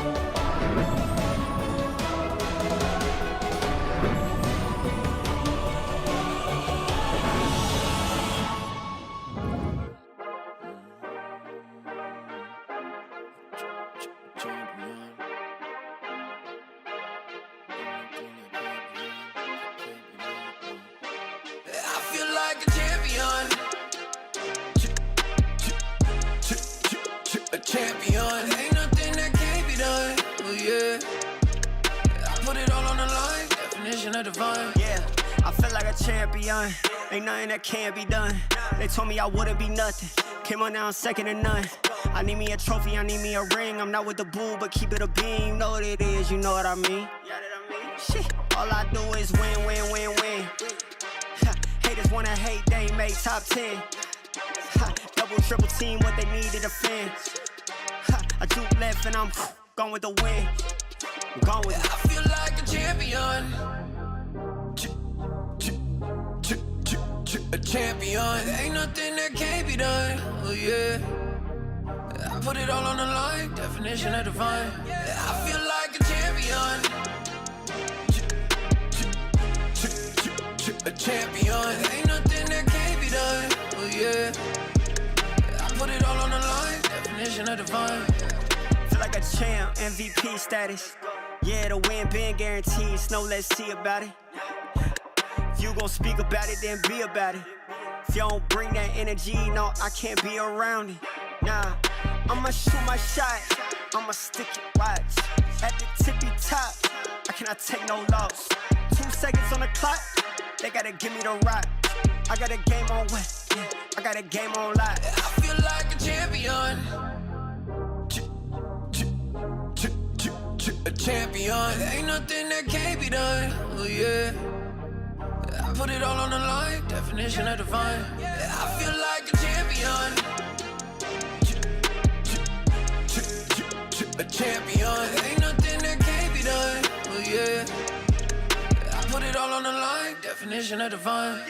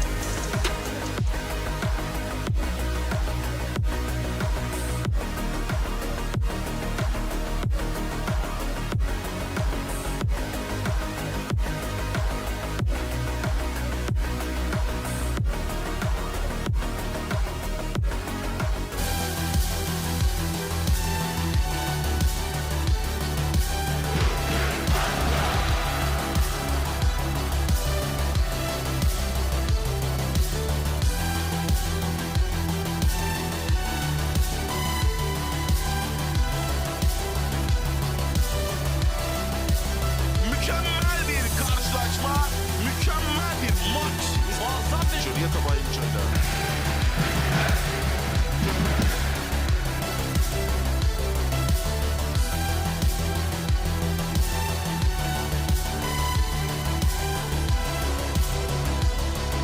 Show başlasın. This is it, the final game of the regular split, and how poetic is it that we end up with FUT versus BBL. I'm your host, Yingsun, and I'm joined by Enzo from Team Liquid and Vlad here as well. Thanks so much, you guys, for taking the time to be here. Now, first of all, of course, before we jump into BBL versus FUT, thanks to Enzo and Team Liquid, FUT have already qualified. Yeah, you're welcome, guys. Yeah, so they're not playing with too much pressure anymore. But the thing is, Enzo, I gotta say, in order to give yourself, you guys a chance to still be in this race, to eliminate gentlemates of all teams together, it must feel good, right, to get your revenge? It does feel very nice because last year Ascension Grand Finals, that loss was in our memories, all of us, like at Liquid, you know. But we did put on a good fight today. We were really good, so I'm really happy with the win. Honestly, super happy with the win. And now you are a FUT's #1 fan. I feel like you're going to be a hardcore fan of FUT. But Vlad, for those people that don't understand, is this considered a big rivalry in Turkey? How big of a game is this? I mean, not only in Turkey, but also like the Turkish guys who ever live abroad, other than Turkey, right? This is the like one of the biggest rivalry in VALORANT history, to be honest. I have goosebumps all over my place, you know.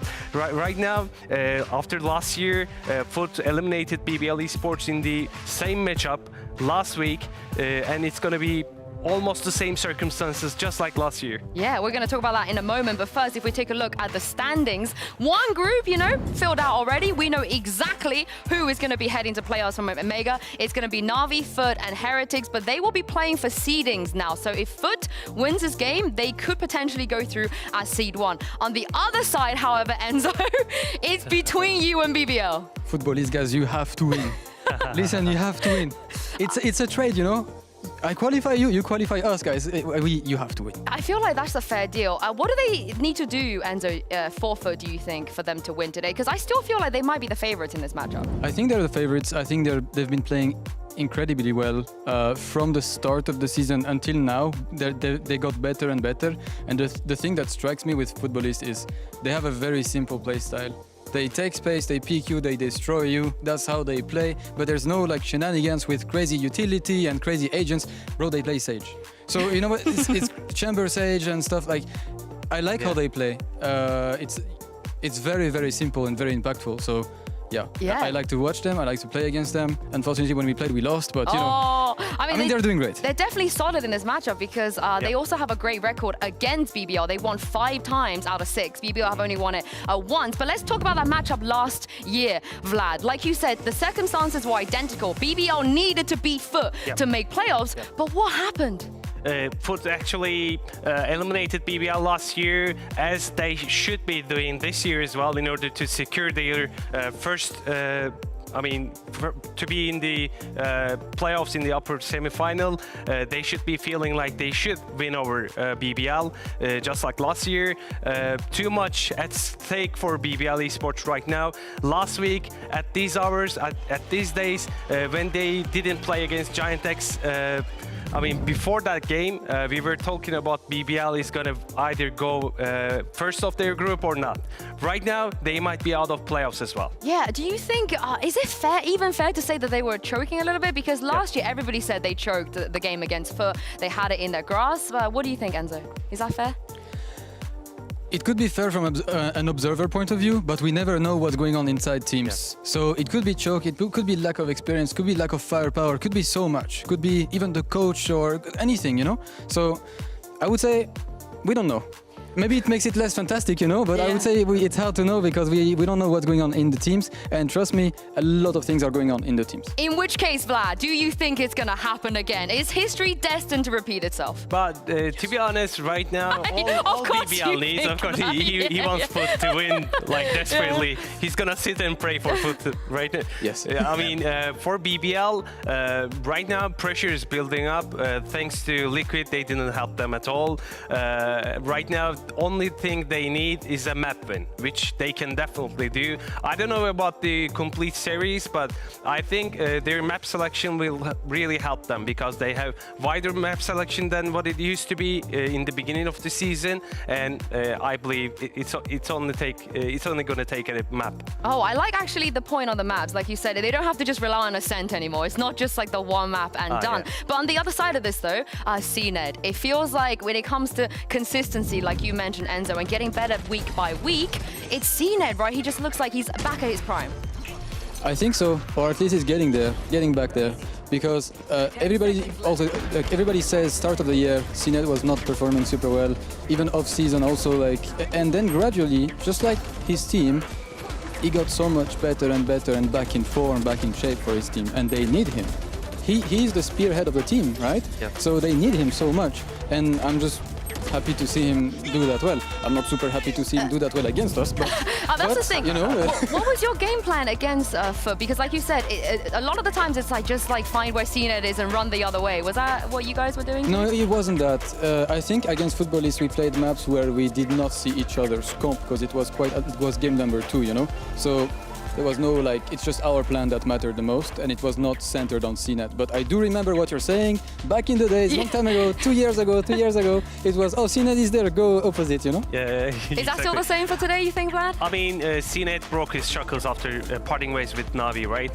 He used to be like a guy who opens space for the whole team. Right now, he's both opening the space and taking individual decisions and destroying every team that he faces with. But right now, he's facing against Kuti, which is gonna be awesome to watch, both at their best right now. I think for statistical approach anyway, Kuti is feeling awesome, CNED should be feeling awesome. It's going to be a great matchup. This is the thing, normally when CNED goes up against another Turkish team, it's like, you know, it's CNED. He is the Turkish GOAT, the god, the player, and now he's going up against Akushina, who's also looking really good. And I do believe if you take a look at the stats, they're not that far apart. And in fact, I think Akushina is even ahead of CNED when it comes to first blood percentage. He's getting a lot of those first picks as well. What do you make of Akushina, Enzo? Have you watched much of his games? Yeah, watched a lot, obviously, and played a lot against them in practice, a lot. And I just like what they do. I don't know, like both Footballists and BBL, they're so good to practice against because they have that unique play style, very bursty, very explosive, but also quite controlled because they need to be able to adapt against anyone, right? And I just like playing them. Well, if you had a choice, would you rather take Kushina on your team or CNED on your team? If it was up to you.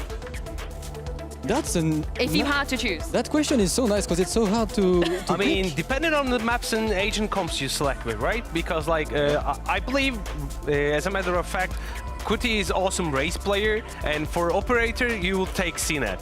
If I have Yampi in my team, I go Kushner.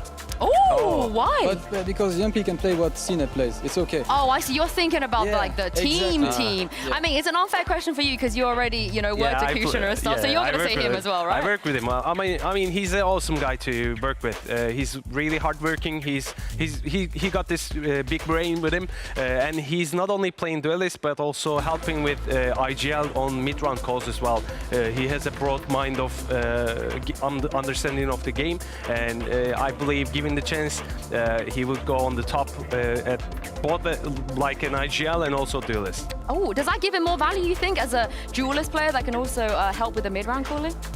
I think you need it. You need to have a duelist in every team that is ready to speak for the micro things, which is, for example, we go right, we go left, we go there, or we do this execute right now because he can see, he's in front, so he can see exactly what's going on site. He can see the weakness and spot it.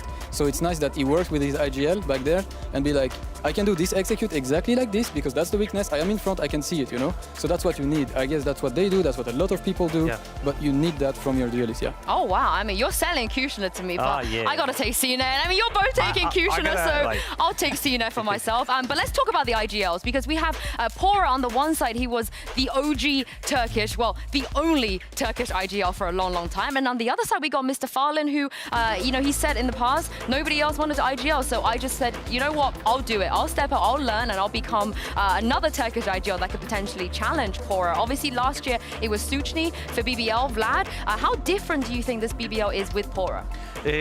I mean, Suchny used to do lots of macro stuff. Poro also likes to do macro stuff and leave some micromanagement to the players as well, like taking individual space and everything. I think both Suchny and Poro are alike to each other from what I see from different, I mean, outside as well. But without working with IGL, you can always guess from outside, right? You don't know what's going on inside. Yeah. What about Mr. Farland? What do you think about his IGLing? I like the way they've improved. I think he has to be one of the reasons why they improved so much. So, sorry, my team is shouting like my coach name in the outside, and it's crazy.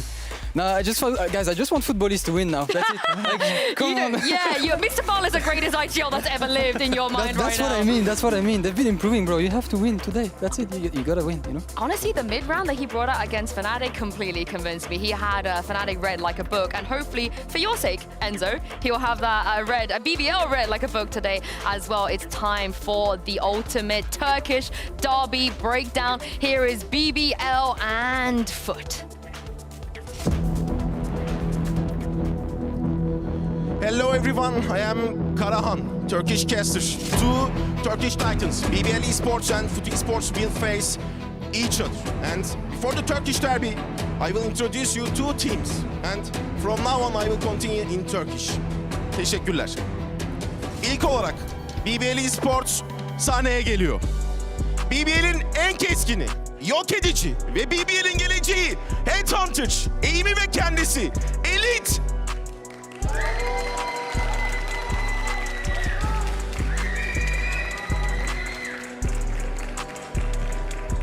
Takımın gözü ve kulağı, en büyük askeri, BBL'in yeni makinesi, Reezy.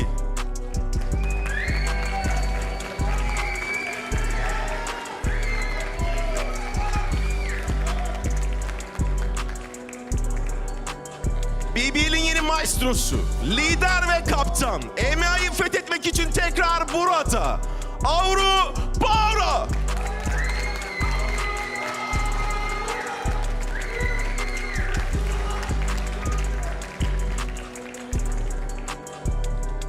Takımın ateşi, yüzü ve bir neslin umudu büyük yıldız ve ikon. Executioner.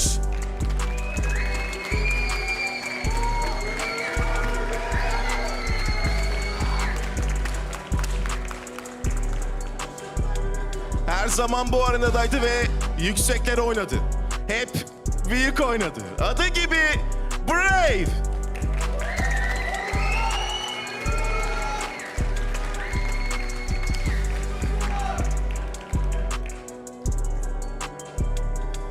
Ve şimdi FUT Esports sahneye çıkmak için hazır. Görev adamı, gizli kahraman, büyük oyuncu ve büyük yetenek, Krax.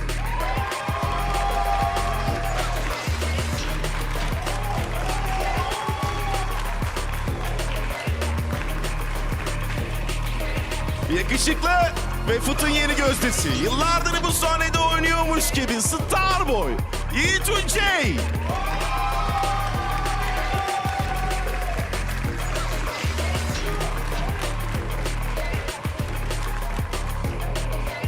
Herkesin saygı duyduğu büyük akıl. Kimsenin göremediğini gören Mr. değil, Master Fallen.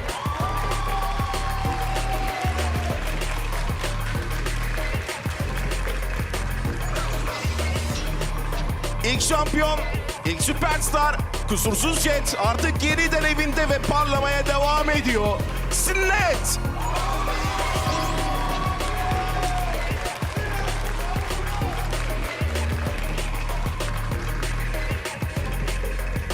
Takımın neşesi her daim herkesin yanında ve yardımında. Büyük kaptan, atak kaptan!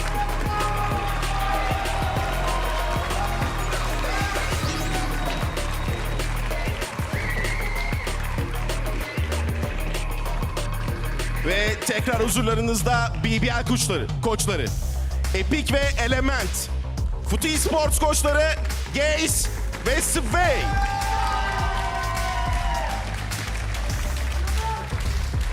Bu derbinin eşi benzeri yok. Artık şov başlasın.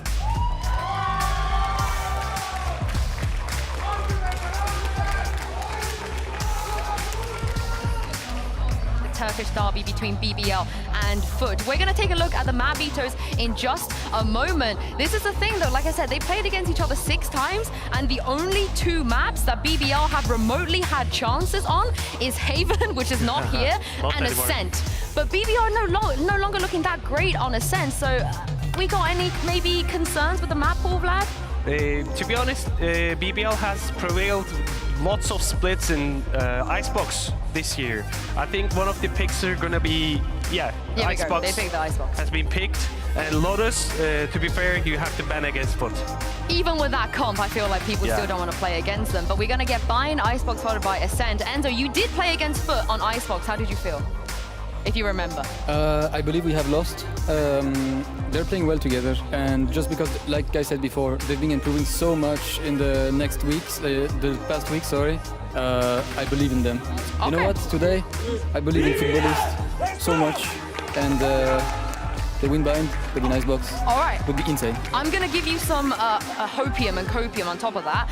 FUT played against BBL 6 times. BBL have never beaten them on Bind, have never beaten them on Icebox, but have beaten them on Ascent. There we go. So potentially 2-0, you think, that if the stats dictate? You need a stat, you can trust them, you know? They never lie, they never lie. It's really interesting that Split has been vetoed out from BBL, and they left Ascent for Decider. I mean, they haven't been showing really good on Ascent, but on Split, they were confident. But right now against FUT, I think FUT used to play nice Split as well this season. So that's the reason why they banned Split. Yeah, there's a bit of mind games going on too. We're going to head to Agent Select in just a moment, but it feels like you guys were talking about FUT experimenting, they keep improving, but they have been doing crazy stuff left, right, and center. They tried like a lot of different things. Do you think, I mean, given the fact that you guys came up with your Reigner Chamber comp within like 2 hours ago, as Nat said, do you think this is a good time to maybe bring something out to surprise your opponents? If you want to enjoy a Viper, for example, while the update is still playable for us on that stage, then why not? I mean, Viper is pretty good on the map, but I think, we can see it now. Whoa, a Viper! Oh, there we go. I mean, for Ascent, a Viper would be insane, but you can see that on Bind now, the Vipers are still up, and even after the updates, they might be still up, you know? Well, the major change here is CNET has gone from the Sage, Vlad, to a Raze. Yep. Cracks used to play sometimes Raze as well. Last year against Fnatic, FUT prevailed so good against Fnatic on Bind. They parted A side into 2 ways. They pick LEM control, and then they pop flash backside with Cracks and taking all the space there's left on A side, having a hard time for defense to retake it. Thing is, going up against Kushner though on the Raze versus Raze battle might be one of the only areas I feel like Kushner could potentially come out on top. What do you guys think? Yeah, I think so, but BBL has choked a lot last week against Giant X, right? Especially in the defense. They lost so many ground and couldn't do a proper retake. And on attacking side as well, somebody from Giant X individually picked them and stopped the attack as well. So they have to be really careful today. Yeah, and lastly, before I let you go, Enzo, I hope they're ready, because Mitch is waiting for you in the caster booth on the other side. He can hear you, and I know it would mean the world to him if you did the toss, you know, do the honors. Just be like, over to you, Mitch, he would love it. Mitch, my friend, over to you. Merci beaucoup, frérot. See you later. Get out of here, Cool. Tom. All right, Hey, you know what, bye. Enzo? If you want to come up here, I could use a new co-caster. He's coming back. Never mind. What an incredible matchup we've got here, Tom. Yeah, I'm not the leaving Raze this v one. Raze battle, FUT versus BBL, a historic rivalry. It goes back quite a while. We've even got the watch parties here. I know I saw Vitagen is in the house. There's a lot of the BBL fans. I don't know how this one's going to go, but for Liquid, I think Enzo's hoping that FUT take this 2-0. Yeah, that's the thing. FUT are looking at it from their own perspective, though. I'll be honest, I don't think they give a damn about how it affects Liquid. I think they're more thinking about how it affects them getting top of the group. Get that bye, get that extra win for free that you get by basically just skipping one of the stages. And, of course, you go into double elimination. You can't be single eliminated in the playoffs. So I think it's such an important win for FUT as well. I definitely don't think they're going to give it up just because BBL want to get to the playoffs. No, I don't think so. This is a big matchup for the side of FUT. Even if the stakes were low, I'd expect them to come in swinging to try and take down the regional rivals of BBL. And FUT, as we saw, put CNET on that Raze. We've been praising his jet. quite extensively. I'm excited to see what he can do on this agent as well. Never been a slacker. Yeah, on this map, he was playing Sage. They've tried Raze. They've tried a few different things. Even at one point, we've seen him on Neon on this map. But the fact is, it definitely hasn't been the most comfortable of choices, especially when you compare to Kushner on the other side. But I'm never going to doubt CNED in any of these scenarios, and he may not be in spot for this round. But you've got both initiators there, a lot of information available to them, and already with the knife being shot, okay, it doesn't get them all the info, but it gets them enough. Yeah, Mr. Fallen might not have the Dizzy to work with, but still a flash on Cracks as well. BBL have their own, though. Breezy lining up the dog right now. It's gone through. Flash on the back of it, you'd imagine. No, just a straight-up swing. The flash comes behind Kushner, letting him get close, letting him take these fights and win them. Nice little double to open things up. Brave, the one to find that second, as FUT now find themselves locked out of B. And it's going to be tough to find their way back through. They've got a Viper wall to try and block out those longer range angles, but BBL have taken a lot of their players onto the site. Needed a kill and not going to find one. Breezy already there. Brave alongside it, and it's not quite flawless, but it's as clean as for BBL. A huge start for them in a match that says it's integral for them to make it through to the playoffs. A victory not only takes them to playoffs, but also wins them the group. That's how crazy this scenario is right now. They lose this series 2-0, they're out. They win it in any capacity, and they win the group. It's just ridiculous how this Alpha group has ended up. I don't recall stakes like this ever in No, VCT EMEA. it's insane. One match for top or bottom. Yeah. Incredible. I suppose it wouldn't be the bottom, right? That slot's already occupied, but, well, you're not really going to care if you're the first or second loser. All that matters is you ain't going to playoffs. For BBL, already one round under their belt. A big stack up from FUT, trying to use the firing squad of classics, and that has worked out very well. Damage is done, but converting any further kills should be quite difficult. Oh, you say that. Who's the last man standing, Mitch? Oh, add a captain with a classic. Add a captain with a classic. Enzo's sweating backstage. Well, a chance, but yeah, it's a very slim one. They've retrieved the guns as well. We'll take those through to the next round. The thing is, this BBL squad at times has been incredibly explosive, and it doesn't look like we're going to be losing that, because that's always one of the worries. Like, there was a chance they came into this match where they're in the same position as FUT, but they're just battling for the top of the group. They didn't need anything for qualification, but as you said, Liquid did the business earlier on. But it does seem like they're still going into this as confident as ever, knowing that the stakes there. And there is also a world, I want to say this, if they lose 2-1, there's a pretty decent chance they still qualify, as long as the game is close. If they get smashed in the 2 maps and then win one close, maybe there's a way that they get eliminated, but I would say that that's a lot less likely. Yeah, there's a couple clear-cut paths to playoffs for some of these teams, and then the rest of it gets pretty murky when it comes down to the most part, math behind it. Just win. Exactly. You win, or you're in the you bin. have a better chance. That was it. That was Sue's quote. There I you remember. go. I pay attention. Sometimes. Well, it's rifle round for FUT. About to have a fight on its hands.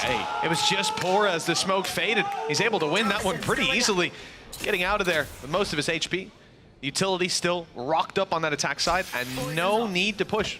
No overextension from the attackers. Confident now that they've got the advantage. They'll let the clock run down and hope FUT make another mistake. Losing Mr. Fallen is 50% of that information. They're going to go hunting for the rest. The timing on the Tiger, not the best and not able to correct. It's a good recovery, and actually Cena continues to push. If he goes any further, he's going to end up spotting the spike. This could be a huge problem for his opponents. It's going to be retrieved. Bora just about makes it around the corner. However, that's so much info for the rest of the team. Yedeje is there to kick things off and give them that advantage. Yeah, Krax has even got some support to play with here. Not able to use the flash up because he blind Yedeje, but he's got his gun in hand, ready to duel, and the swing is good. FUT right back on the board. 1 round found. For BBL, well, they're not going to be devastated by that loss. Remember, this is the 3rd round. One that they're not favored to win, and it came down to a decent margin up until these last few fights, which was utter domination. But they found the opening duel, and then lost out a little bit on the map control with a well-timed push out of FUT through Hookah. Round 4 sees that full buy right back up, though. A few players getting close to ultis as well. We could have a pit or an orbital strike for either side. Still plenty available. But as you said, it's still just down to the firefights. Spreading an early net just to try and catch any aggression. They know that FUT will like to push them on this one. Obviously for BBL, this has been one of the maps they've struggled on a little bit more, losing in this split to Giant X in fairly dominant fashion. And then losing to Koi as well. They're not the teams you really want to be losing on a map to. It probably tells you everything you need to know. For FUT, close loss to KC. They've always been pretty stellar on this map. For now though, it's slow from BBL. Taking their time.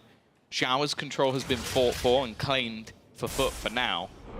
But again, it looks like they're going to try and walk up towards mid, but slightly denied for the moment by some of the Viper util. Well, BBL happy to get their Toxins back online before they make this push, I'd imagine. Never mind. They're going straight out ahead of it, looking for some fights. It looks like they're soon to get them. The bait as the plant is faked to attempt to draw them into open combat. Blast Pack used, Mosh Pit in. The utility response is there from FUT, but there seems to be a response from BBL. They want to get aggressive. Kushner swinging through. The smoke is being caught. Yedishe finds Reezy, but BBL still have one player left behind on the side. Elite trapped. But already having taken down Mr. Fallen, it looks like he'll just about escape, but they're on his tail, about to see this double TP straight through. They know he's still inside. And Captain has confirmed it and is now closing the distance on the door. They'll open it, presumably with that snake bite, and leave Elite down in the dumps. In fact, no, they didn't. Rotating around in a long way. Just patience. Captain will get it anyways. Yeah, I think that he just waited for the moment that his teammates didn't go through the TP, knowing that he would eventually have to leave. This now leaves things in a pretty problematic scenario for the remaining pair of BBL. Hora's going to try and get aggressive. Needs to win the fight, and the timing couldn't have been any worse. Now it's all on to Brave, and it's a couple of tasty shots. A little bit unlucky not to get both. But nonetheless, the round has gone the way of FUT, and they will equalize early on. No accounting for the fire rate, but if he had a Vandal, that could have worked out perfectly. Do you know something cool, by the way? left on CNED. What's that? Now, someone can correct me if I'm wrong here, but I'm pretty sure if both of these teams qualify, then every single Turkish player in EMEA will have made it into the playoffs, which is 13 Turkish players. Can't think of a solo Turkish player left out. Obviously, yeah, you've got Alpha as well. You've got the guys over on Heretics. Brienne's, yeah. But that is impressive. 13 players in 6 different teams. You're getting close to 50% of the entire thing being Turkish players. Listen, Tom, taking over. You go back to 2021, 2022, and tell me in the future you're going to have half the league be Turkish players. I believe you. I wouldn't think you're crazy. I'd understand it entirely. The region's only grown as younger talent comes up. Shows what they can do. It's good to see players like CNED, though, still around. And I think this year as well, having that massive resurgence. He'd been good before, great in the past, and now back to excellence. This BBL side looking to take over A with the weaker weapons. They've gotten a lot of space out of this. The utility sure delays the plan slightly, but at the end of the day, they're waiting for FUT to run out of utility and have to take these fights with weapons in hand. That's when the numbers advantage could come into play. Orbital Strike used here by Brave to isolate some fights, then Showstopper comes online, fired to heaven. Not a great angle for it, and not one that will find a connection. CNED again on a sliver of health late in the round, but he's surviving, and these shots are not landing. Reezy on 20 HP, flanked out by Yedishe, leaves Elite with absolutely nothing to do. In fact, it's even CNED on 2 health to swing and find the last kill. Just see that things. I feel like he gets stronger as the round goes on. The more health he loses, the higher his headshot percentages. It's definitely absurd. And that's a round where, again, if you look at what was invested in terms of finances for BBL, you go, a couple of kills, plant, it's not too bad. The unfortunate truth is what they invested in the ultimates. You got yourself the Orbital Strike and the Showstopper. I'm not gonna lie, that's making my feet shake. The ground is shaking. Oh, you gotta love it. You gotta love it. And this is only the start of the first map, Tom. Plenty more to go. But like you said, BBL committed a lot. That Orbital Strike, that Showstopper not finding the win. It was with low buy, and I can respect the hustle to come in on a low buy round and say, hey, we're gonna bridge the gap somehow. This is how we do it. Isolating fights off Orbital Strike, using Showstopper, didn't work. This Showstopper, little bit better. Right at Reezy's feet as Krax pushes up to claim control of Bat. Backed up by Yedishe, although that support was not really needed. BBL found themselves investing all their credits into this one after using ultis in the previous, and now, a matter of seconds into the round, Tom, they have been put in their place. The 4th round seeming inevitable for FUT at this stage. Well, this is the thing when you're playing up against FUT. They are a team that you might look at some of their compositions and go, okay, this is fairly conventional. That doesn't mean they're going to use it in a conventional way. They are very aggressive in the manner in which they play this defense, and the set play there couldn't have been better. They catch 2 players rushing forward, the third isolated from the showstopper in showers. And now the remaining 2, it's a decision of if you even try anything here. Obviously, you don't want to allow FUT to survive with this many players, but at the risk of your own finances, maybe wanting to keep something into the next round. For now, though, it did look like they were trying to challenge. I love the fact that someone on the other, I think it might have been Mr. Fowler just spamming into that smoke. And look how much health CNED has. Again, 2 HP last round, 1 HP this round. It does feel like he's playing an RPG at this point. Like, the guy loses HP, gains critical hit points or something, a critical hit chance, perhaps. Nothing but heads. He gains dodge. Dodge, yeah, literally. It's like, there's an 80% chance that your bullets won't hit him. Oh, man, sometimes, I mean, if you were playing this guy from home, you'd say it was the ping, but, well, you don't have that excuse here. He's just better. 4 rounds locked in now for the defensive side as the clock runs down, and nobody will be taking those weapons out of BBL's hands, so they'll still have something to spar with coming in to round number 7. For now, you can see the ult usage on the side of FUT finding a little bit more value than it did vice versa, and wow. Cracks the pop flash, isolates a 1v1 duel. We talked about this the other day when the guy wasn't even playing. Cracks' KO for me is a staple. I don't think I've seen a KO that impresses me as much and as consistently as this man. His Sage is kind of good too. His everything is good. His everything is good. His KO is great. And that's the one thing I'm sad about not having split. I think it's cool to see CNED versus Kushner, but it would have been cool also to see Cracks versus Kushner in the same battle. And then obviously CNED over on the chamber, but I think I agree with Vlad as well. The fact that BBL have taken this one to Ascent in the end, when they could have taken it to Split, which is a map that both teams have looked good on. It's where I expected it to go. This round though, ult's back online, at least in the form of Seekers. They can get the information of these aggressive pushes. But this defense has been dynamic. A switch up of personnel once again, the double initiator here, as they try and push through mid once again. Oh, Mr. Fallen's going to be under pressure to take that fight. Reezy winning it out. It looks like a null command going into play for Cracks, but he's not able to fight ahead of those smokes. They've lost the space, they've conceded it, and the plan has come through at this point. FUT are forced into that retake, but they won't be too upset about it.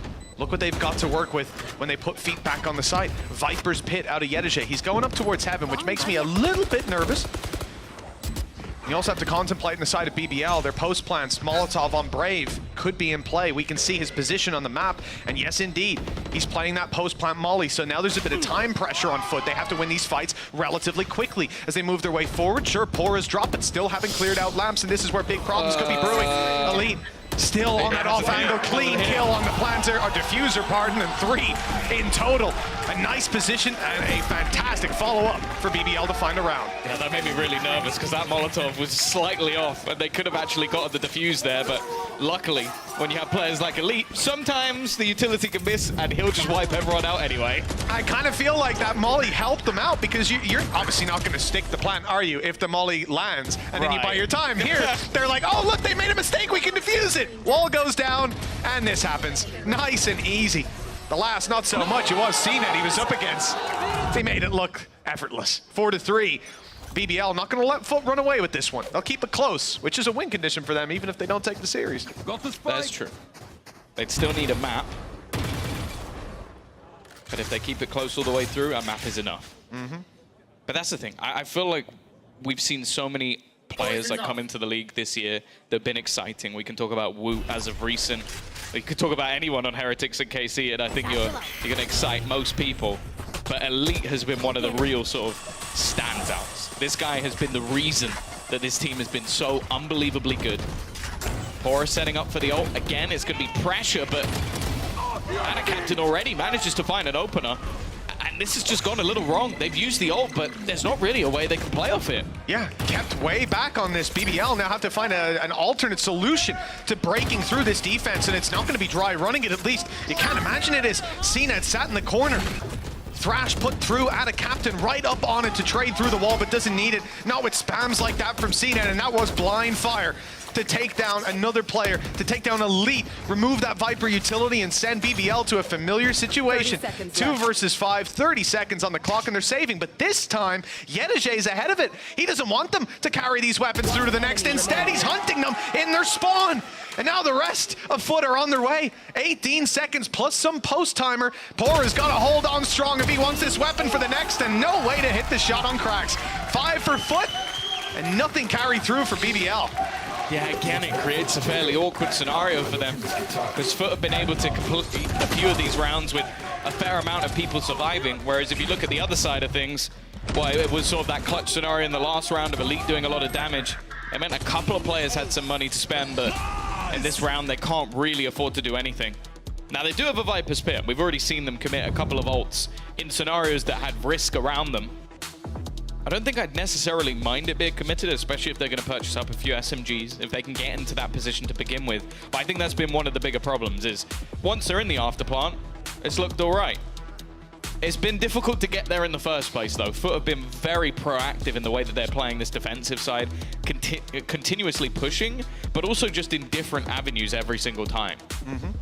You can see it in this round as well, right? How quickly they're able to slow the play after Pora puts through his Rolling Thunder. This is something that the second you see it come through, maybe there's one player on site who's got his rifle ready to fight, but you're about to be flooded and Mosh Pit goes in. What are you going to do? Run through that? Even with the stun up, they're probably going to connect the kill.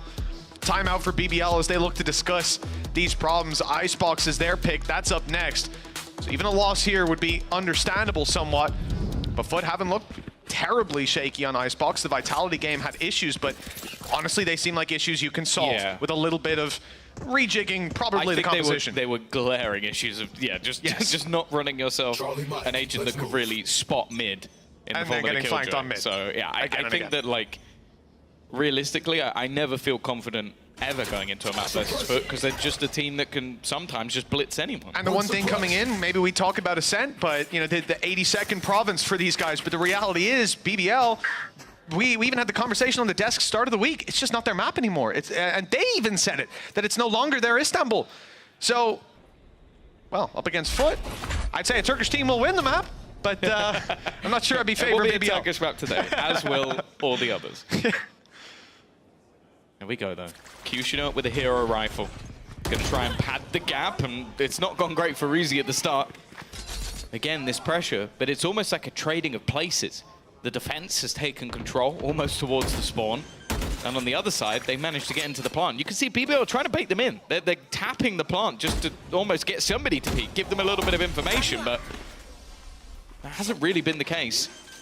FUT more than happy to try and hold their ground. Nade as well will make things a lot more awkward, and as they try and pressure, they've got to be ready for a second player to be there. At a captain is the snake in the grass.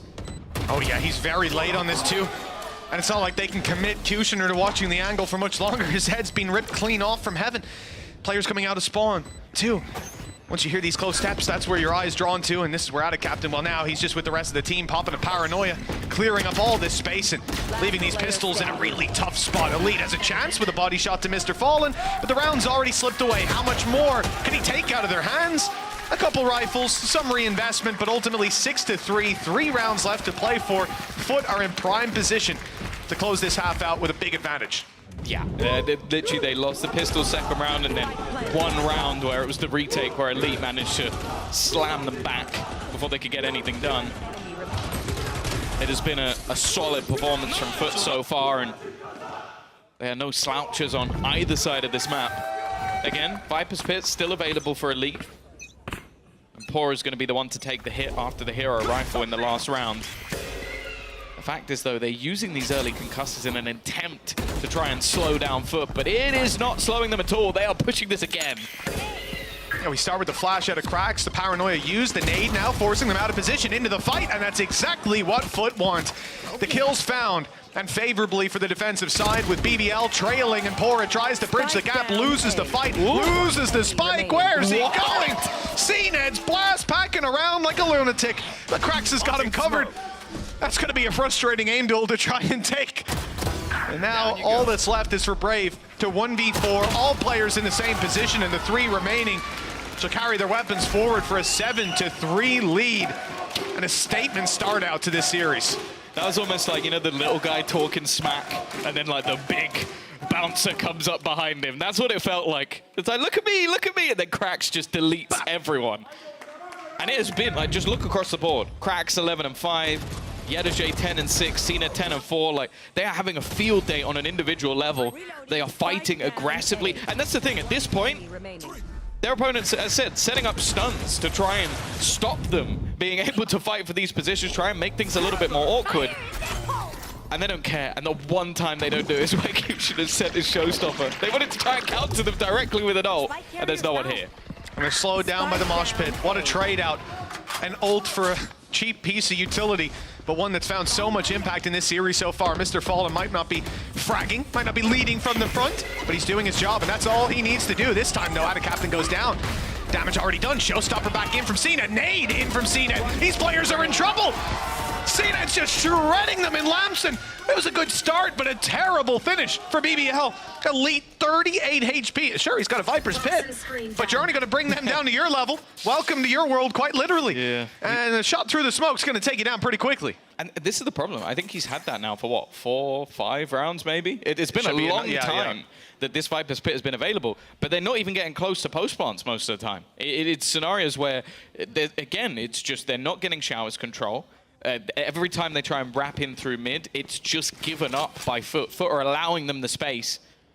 And while the B hits have mostly just been denied by utility, and then the rotations are in fast enough that FUT are able to hold.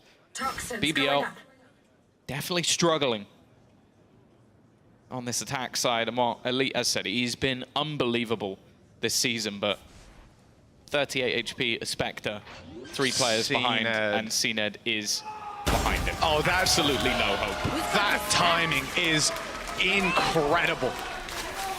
I mean, we watched him the whole time, shift walking all the way around the 2 zeros out in the crowd. And FUT, well, if they keep up this momentum, it won't only be a 2-0, it'll be a quick and clean one. Look at this from Cena, the nade kill after his back covered. They try to push him in front.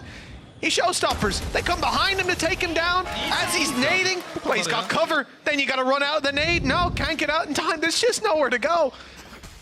Hey, I said his Jet's being good, and I didn't expect him to be a slacker on the raise, but looks like he can draw our eye just the same. 13-4 at the moment. Very impactful showstoppers, too. Very impactful utility. And the guy's hitting heads. Yeah, and now you've got the setup of Yedajay blocking off every angle you can walk through, and CNED blocking off every angle you can jump through. No good option on B, in other words, but it's understandable that FUT have placed this immediately because, like the last few rounds, BBL have tried to fight into that A side of the map. It has failed miserably. They now get to put all of their players with flashes and information utility on the other side of the map as well. So either way, it's not going to be an easy take for BBL, but they do have themselves up to strike. Viper's Pit, if they need it. Nothing spotted outside of the B site as well. They will know exactly where this is coming from. Okay, they might know where it's coming from, but dealing with these players this time could be a different challenge altogether. Good flash, but Kushner, his team flash, in fact, but it works nonetheless. Gets the others closer to take down those kills. Kushner's wrap was perfect. Smoke up top blocked out anyone from helping. And finally, Viper's Pit has come into play. So BBL, 4 versus 2. A lot of damage done, granted, but Orbital Strike in play. Viper's Pit already up. Spike planted, time ticking, shots coming close. CNET spams through walls have been unbelievable at times. There's one through the pit, but it was Tracers. Orbital Strike pushes him back. His life should be fairly limited at this point. 1 HP, spamming with a Vandal and a Snake Bite that catches him as it unfurls. They even drop the pit to leave Yedajay in the open. And at this point, there's no way they let him away with it. 8 rounds for FUT at the half, but BBL crept back up in the end. 4 is not ideal, but it's doable. Let's see how their defensive side's going to kick off. Yeah, it's definitely not a death sentence. We've seen teams on this map in the past definitely struggle with the attack side. A lot of the time it's the narrow choke points and also just the slow timing you almost have to go for to try and methodically clear a lot of those aggressive angles. And it's safe to say the Poor is definitely still believing that the squad could turn this one around. As I said, this map has not been comfortable for them pretty much all season. I think at kickoff, I think it was the first map of kickoff they managed to beat Na'Vi. I think we mostly put that down to it being a first map of Na'Vi. Rather than anything else, but which is the trend.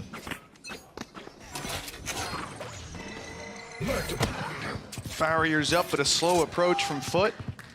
Now we saw BBL's initial 5-6 rounds. They were just planting their feet in the ground, letting FUT push, although FUT didn't. This time, FUT are looking to be a bit more proactive. But that Viper orb has put a big problem up for them. It's synced with their wall, so they're not going to have their own toxins to cross with. They've already lost a player on the way through. The defensive side can now just sit tight and wait for the reactions. And as we look towards Hookah, it looks like a lot of pressure will be on Brave with a frenzy up close and 3 players too. In fact, about to peek, and CNED wins the fight. Sight now under threat. Good nade, great nade. This utility from CNED has been perfect.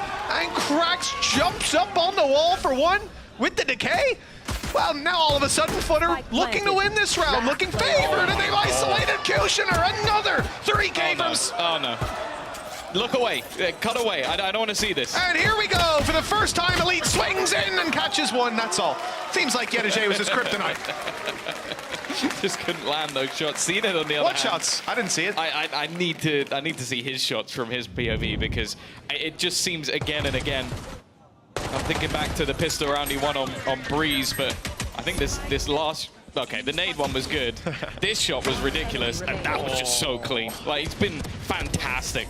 Putting him back in the Turkish team definitely seems to have brought him... Oh my god. It's incredible. They've got the drums out and everything. I like how it says the future is FUT. You're going to need a bigger building. If it gets any more than that, guys, come on. You're going to have the whole of Turkey in there. Need every screen in the cinema. Flash didn't catch anyone. Pora sat inside this smoke, was hoping they'd get a connection. Nothing lands, no more flashes for Reezy. They're just gonna wait for this smoke to fade. He's tucked up close, but they're watching it. Take a look at Ada Captain. Commendable. More than ready for that push to take place, and take a look across the map. One player on mid, one watching Bath push. They've even got, I think it's Wingman. Yeah, he's up and on his way through Hookah. So they've cleared a ton of space, denied any aggression from BBL, and now they stack up to gamble into a site. The problem, Tom, is the gamble is taking place towards what is now a 4-man stacked up site. It's only weaker weapons, but with these pistols and Turkish players, you never know what you're gonna get. FUT, though, off to a good start. Yeah, luckily, FUT also have Turkish players, so they have the perfect counter. One of them even having a sheriff of his own. Nice shot from Elite. Braves also got one more. They're definitely making this a little more competitive, but as quickly as the hope begins, it fades. 10-4. FUT running away with this. I agree. Give him a sheriff and relax. This round, though, it's going to be a fairly strong bonus round out from FUT. Like, if there's going to be any semblance of hope in a response, it needs to be this round victory for BBL. And while CNED and Yedajay alone having Vandals could sometimes be enough. Oh, it definitely could be. Yeah, even those weaker weapons, don't underestimate the Bulldog. Maybe underestimate Mr. Fallen Stinger. You're all right for that one. But oh, he's going to get 3. Yeah, this is the round. This is the round, just to prove me wrong. The reactions from BBL, again, we've seen this a few times. Elite just popping up the orb the second the wall comes in play. They're just going to battle with the toxins to see if one team can catch a timing late in the round. The mistake will take place. Knife up and over, clears out Bath, and that space is taken immediately. Yedajay pushing up. Keep an eye on if he ends up taking one of these orbs. But it is all just default play to take map control and set up for later kills. BBL trying to react to this a little bit, but ultimately sticking in their 3-2 for now. I guess that flash is going to come out of Reezy eventually, though, to clear. In fact, it's the Tiger that's on its way down long right now. And it looks like it has caught Ada Captain. Still, what do you do with the information? One player outside B long. And the main threat is building up towards Hookah. No rotation yet from the side of BBL. They still don't have the info. The jump spot being attempted, but for now at least this has been avoided. Smoke will go down, but immediately CNED's gone straight through it. The shot from Reezy's good though. Drops him out of the sky. A Brave swinging has caught another couple. This is a solid hold when it comes to the B site. And while Yedajay now left alone, 20 seconds, may just even want to make sure that he holds onto the gun.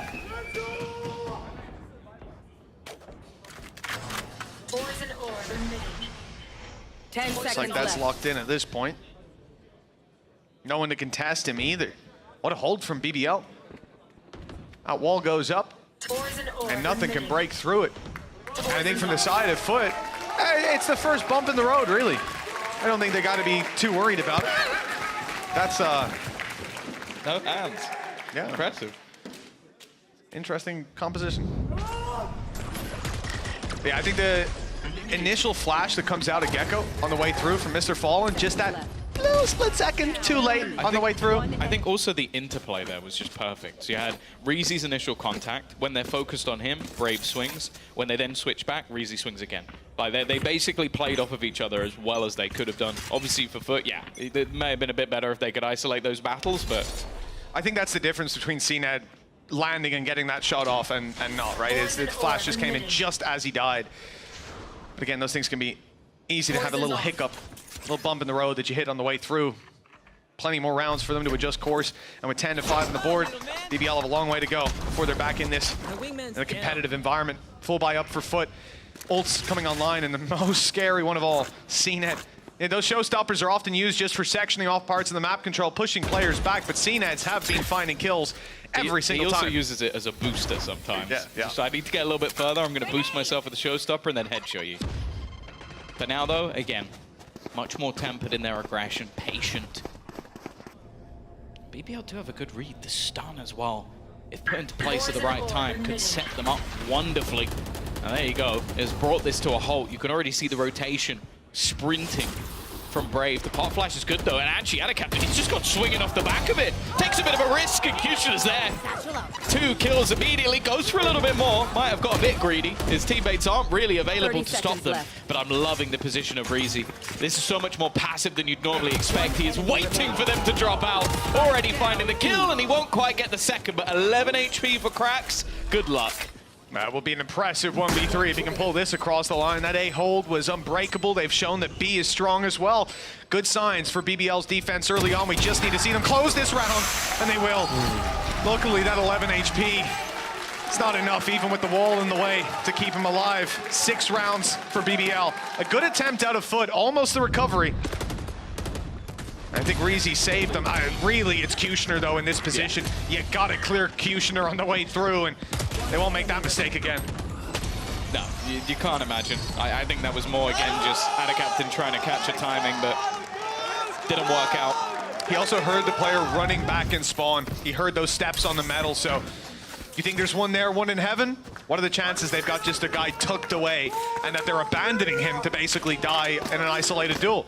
Well, economy-wise, but not in the best spot, but they do have that showstopper, null command, and a hero rifle for Yedajay, so still opportunities.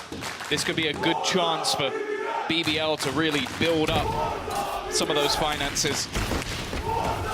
Allow for rebuys, but more importantly, they've got 3 ults that are 1 orb away. That's it, right? This is a round where, for BBL, sometimes we'd look at it as a moneymaker round. And sure, it can be that, but it's not like you're going to see FUT run away with it and BBL go, well, at least we've got cash, guys. They're a little too far behind for that sort of carry on. But building up those ultimates coming into the next round, now that could be huge, to have that safety net that if things do get out of control, you can fall right back on it. If Kushner has a big round, he'll be right on a showstopper too. Well, he almost had a quick round. Yedajay dropped. 1 towards Pora. There's Elite picking up his Viper's Pit. The players on FUT have rotated around. Still, BBL are sat in positions. Reezy hasn't been given this up even late into the previous round, and we can see that Brave is also in spot. This could be both of those remaining ultimates farmed up right here and now. In a good position. Flash out, it's going to give both players away. May go down to his paranoia, is in. Spike down, and has managed to find them a couple. Again, though, the rotation already on spot, but the rifle's been picked up by Adacaptain. He's going to be waiting close to the smoke. It'll definitely be a gamble to go through it. I think they're going to try and patiently wait on the other side. As that plant now comes in, the nade is going to force Cracks into a bit of a more awkward position. Adacaptain immediately traded it. It's almost there for Cracks, but Pora gets a safe pair of hands. And I want to say, absolutely love watching the way the Pora plays this defensive side. It reminds me of like an old school DRX where you know the way they used to play Split, where he just sits almost all the way back, I think it was stacks, and would just set up stuns. Like he's just going, okay, we need to stun here, I'm going to stun here. We need to stun here, I'm going to stun here. And that's all he's doing. He's just going, okay, they're playing A short, stun. Okay, they're playing towards showers, stun. And then he has, again, the aftershock that goes through the boxes to deny their run and cross onto the site. He's keeping his teammates safe. Is that going to be reflective on the scoreboard? No, it's not. You're not going to find anything from that. But he is basically orchestrating from the back as the leader, which it's a selfless role. It's one where if things go wrong in the future, you might be the guy that gets left behind. But it also might be the guy that wins your games. Well, that's it. And you got to hope that your team management and everyone like that is able to sit back and look a little deeper than just the statistics and the spreadsheet. Sometimes there's that little bit more to the game. And I think for Pora, you saw even in that last fight, I think they delayed the nade a little bit, but the fact that the stun was lined up ready to go, although it didn't come in on time, could well have gotten the kill. And I'm sure it will in the future for FUT. 4 ultimates online. Can be a big dump of a round if they decide to go for it all in, but sometimes they've only needed the one. Big ult dump round, you know? Just dump all the... Because they dump all their ults. Okay. You didn't use the word ult. I didn't, shortened it a little. Both teams ready to dump. As we will now have that wraparound coming in already. Yadashi, I think he was stunned up there. He still manages to hit the shot. Maybe that's the curse of the breach. Well, he did get tagged by the thresh, but it doesn't matter. Yadashi's just hitting every head. It leaves it all up to Brave. A 1 versus 3 scenario. An impossible position to fight from. Still has a Molotov, but he still believes there's someone towards the showers. In fact, though, Yadashi has abandoned that spot. Going to try and get onto that diffusal. He's done some damage, but doesn't even know the second player's there, and another one is wrapping him behind him. It's this youngster of FUT again, one of the hottest properties in the VCT EMEA right now, that has given them an 11th round. Everything was going so well, Tom, until FUT decided to dump all over the map. Those ults came through. The little homie came in and wasn't even needed. Look, it's so quick. A little tap on him. An afterthought.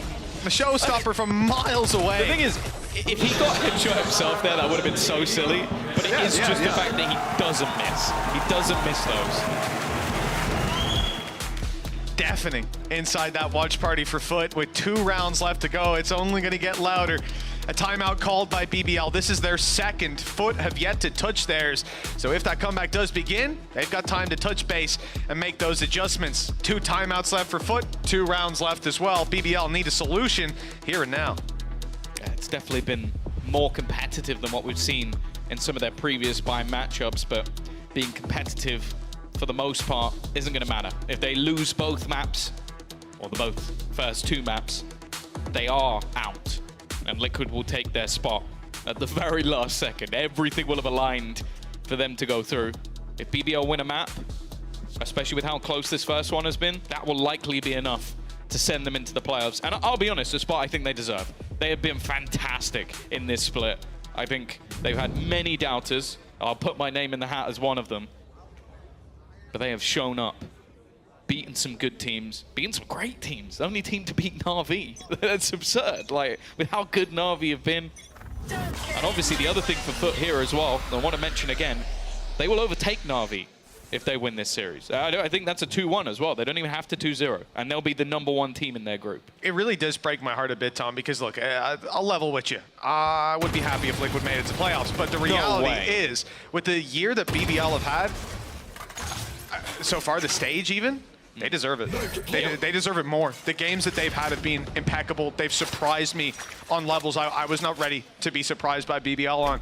And that Na'Vi game as well. Like, there's just been, for them to have all these accolades and potentially miss out on playoffs, it seems like a crime. But it's a reality that they're now facing 11-7 down map 1. Not a lot invested into this one, but they've made it work before. Was that his teammate's nade? I'm looking at where CDED is. I don't think he's got a lineup from there. He also still has his name. That also does it. You never know, though. He's about to get 2 kills. So they just gave him in advance. Kushner's just used his ult. Showstopper up towards heaven. And sure, it cancelled out of captains from the shadows, but if you're going to offer me a trade from the shadows for a Showstopper, Look I'll at the take time. it. 25 seconds left. The It's on Brave. positioning of Brave could be everything. They've not checked. They've not checked. He's just going to try and drop the spike. A second player, if he kills the player with the spike, he might just win them the round, but he's only done damage. Still, though, Kushner's now here, waiting with the rifle. First player dropped. Still, that spike is coming, but it's gone down. It's trapped. I think they've just about done enough. It would have to be the kills from FUT, and it is not happening. They managed to win the round purely based off time. Brilliant from BBL. It might look silly. That Showstopper used, it's burned up for what? For nothing. And we talk about FUT. Oh, when they use those Showstoppers, it's a kill every time. That's great. Well, there is a way to win the round without even drawing blood yourself. Gorgeous play from BBL. Brave, any weapon other than the frenzy. But the thing is, even that just burnt time. Slowed them down. It slowed them down. It allowed players into the site. A lot of that came off Kushner, and then just dropping them from the backlines, I think, was Reezy as well. And the player he tagged down so low was Mr. Fallen, who gets one shot by a Sheriff, and that's why the spike goes down. If he doesn't hit those shots, if he doesn't even do the damage, and so on. What an incredible round and a narrow margin to stay alive here. 3 rounds in between them. And BBL back on that defense, sitting down, waiting for the aggression. They're not going to go pushing forward, giving advantages. They just won off of time. Let's see how FUT respond to it. They don't seem to be quickening their play at all. No, I don't think FUT are going to swap things up. I think they're going to look at that as a blip. They lost to what was a Viper's Pit thrown in and a Showstopper. Like, true. 2 things that are not available in this round.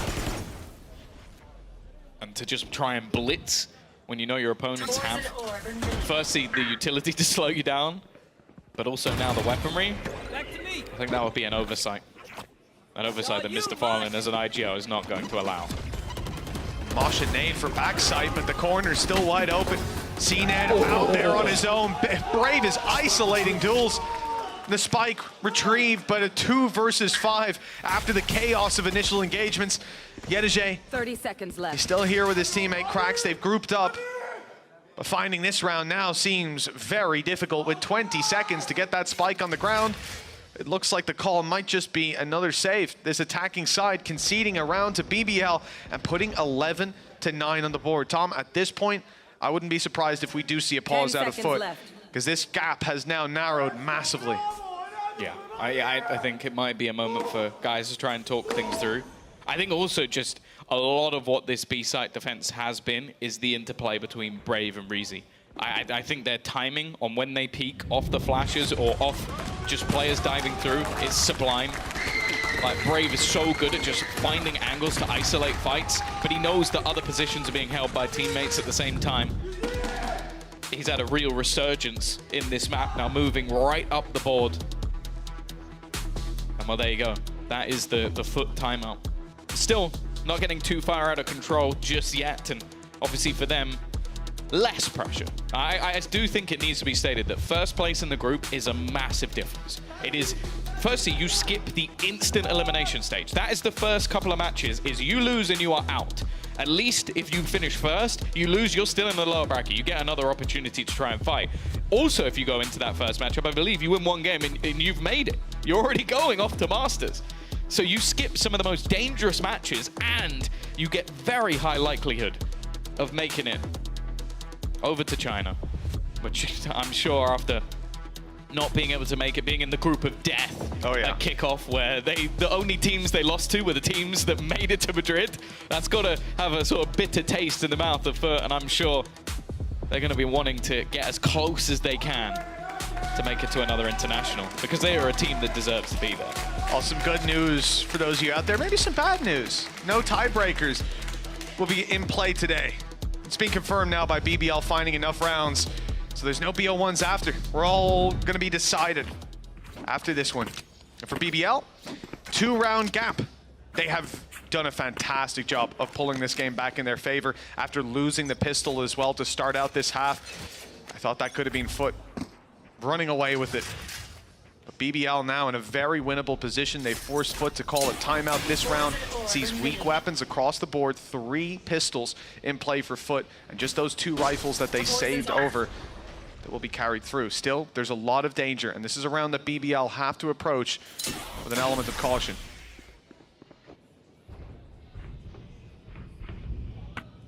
Right there. Again. Just those couple of weapons to play with. It's a freebie though. Elite gives that one up. That gun can quite easily be retrieved as well, especially with 3 pistols in play. This definitely makes things dangerous. Kushner is going to try and make a move off this. The nade could be catastrophic in terms of the damage, but it's not going to go in time before the wingman plants. An after plant, an extra rifle found. This is truly dangerous for the side of BBL. Oh, Reezy's almost dead too.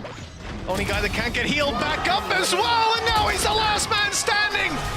What a response from FUT. With mostly sheriffs in play, they somehow find one of the most convincing rounds in recent memory of mine. What? Just seen Emil clapping in the crowd. Yes, yes, that was it. They should have some honorary FUT merch for this game. Wow, 12-9. I don't know what guys said. I'd love to hear it. I'm sure it was inspirational because that was about as clean as a low-buy round as it's ever gonna get. Still though, BBL have the finances to buy back up again. Pora one of his ult, Reezy 2, Operator for Kushner as well.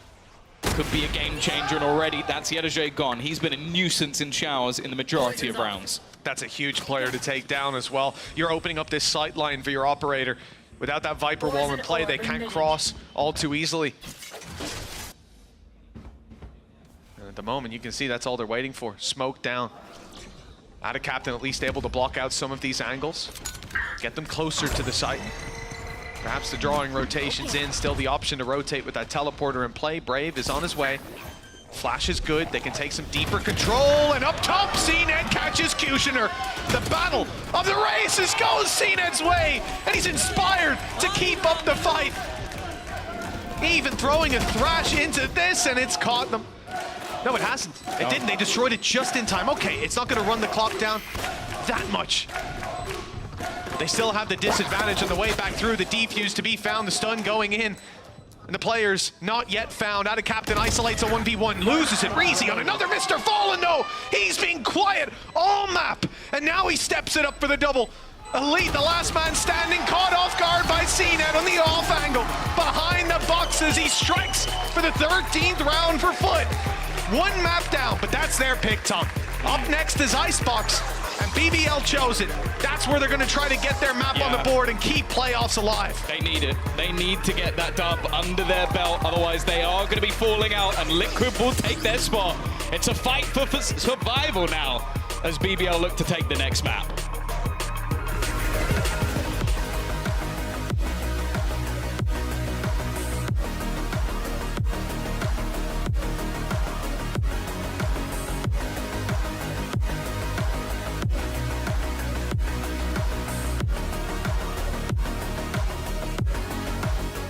I know a place that will break you into 1,000 pieces. Stay away from them. Stay away from Lorca, Paco, and Picasso. Don't ask about Lola. Ay, Caballo Grande. Ay, Dolor de Nieve. But in spite of everything, it occurs to you to visit Andalusia. Don't say I didn't warn you. Be careful of the Andalusian crush.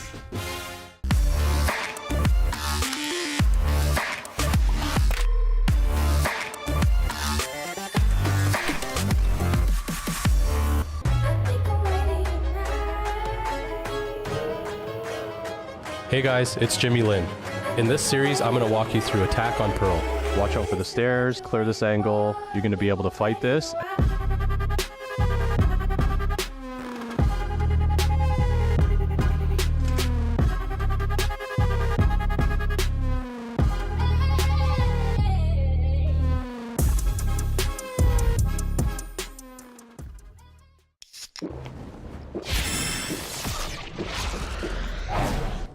Red Bull gives you wings.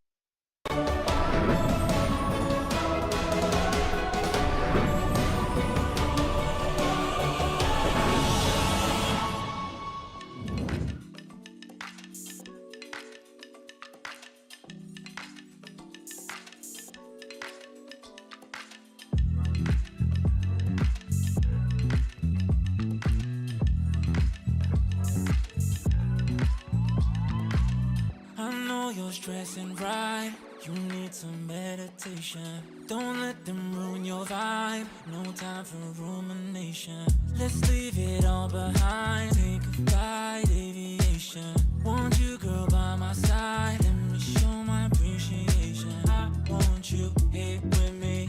I miss your body, baby. No, I cannot believe that you're still single, lady. Wishing I could retrieve. I want you here with me. Be my lover, be my trophy, be my woman, be my lover, be my trophy, be my, the only one I want, be my preliminary. Let me caress the way I think it's necessary. Monday, Tuesday, Wednesday, babe. 7 days, are you ready? I don't need to say you know it, girl, you're extraordinary. I want you here with me. I miss your body, baby. No, I cannot believe that you're still single, lady. Wishing I could retrieve. I want you here with me. Be my lover, be my trophy, be my woman, be my lover, be my trophy, be my.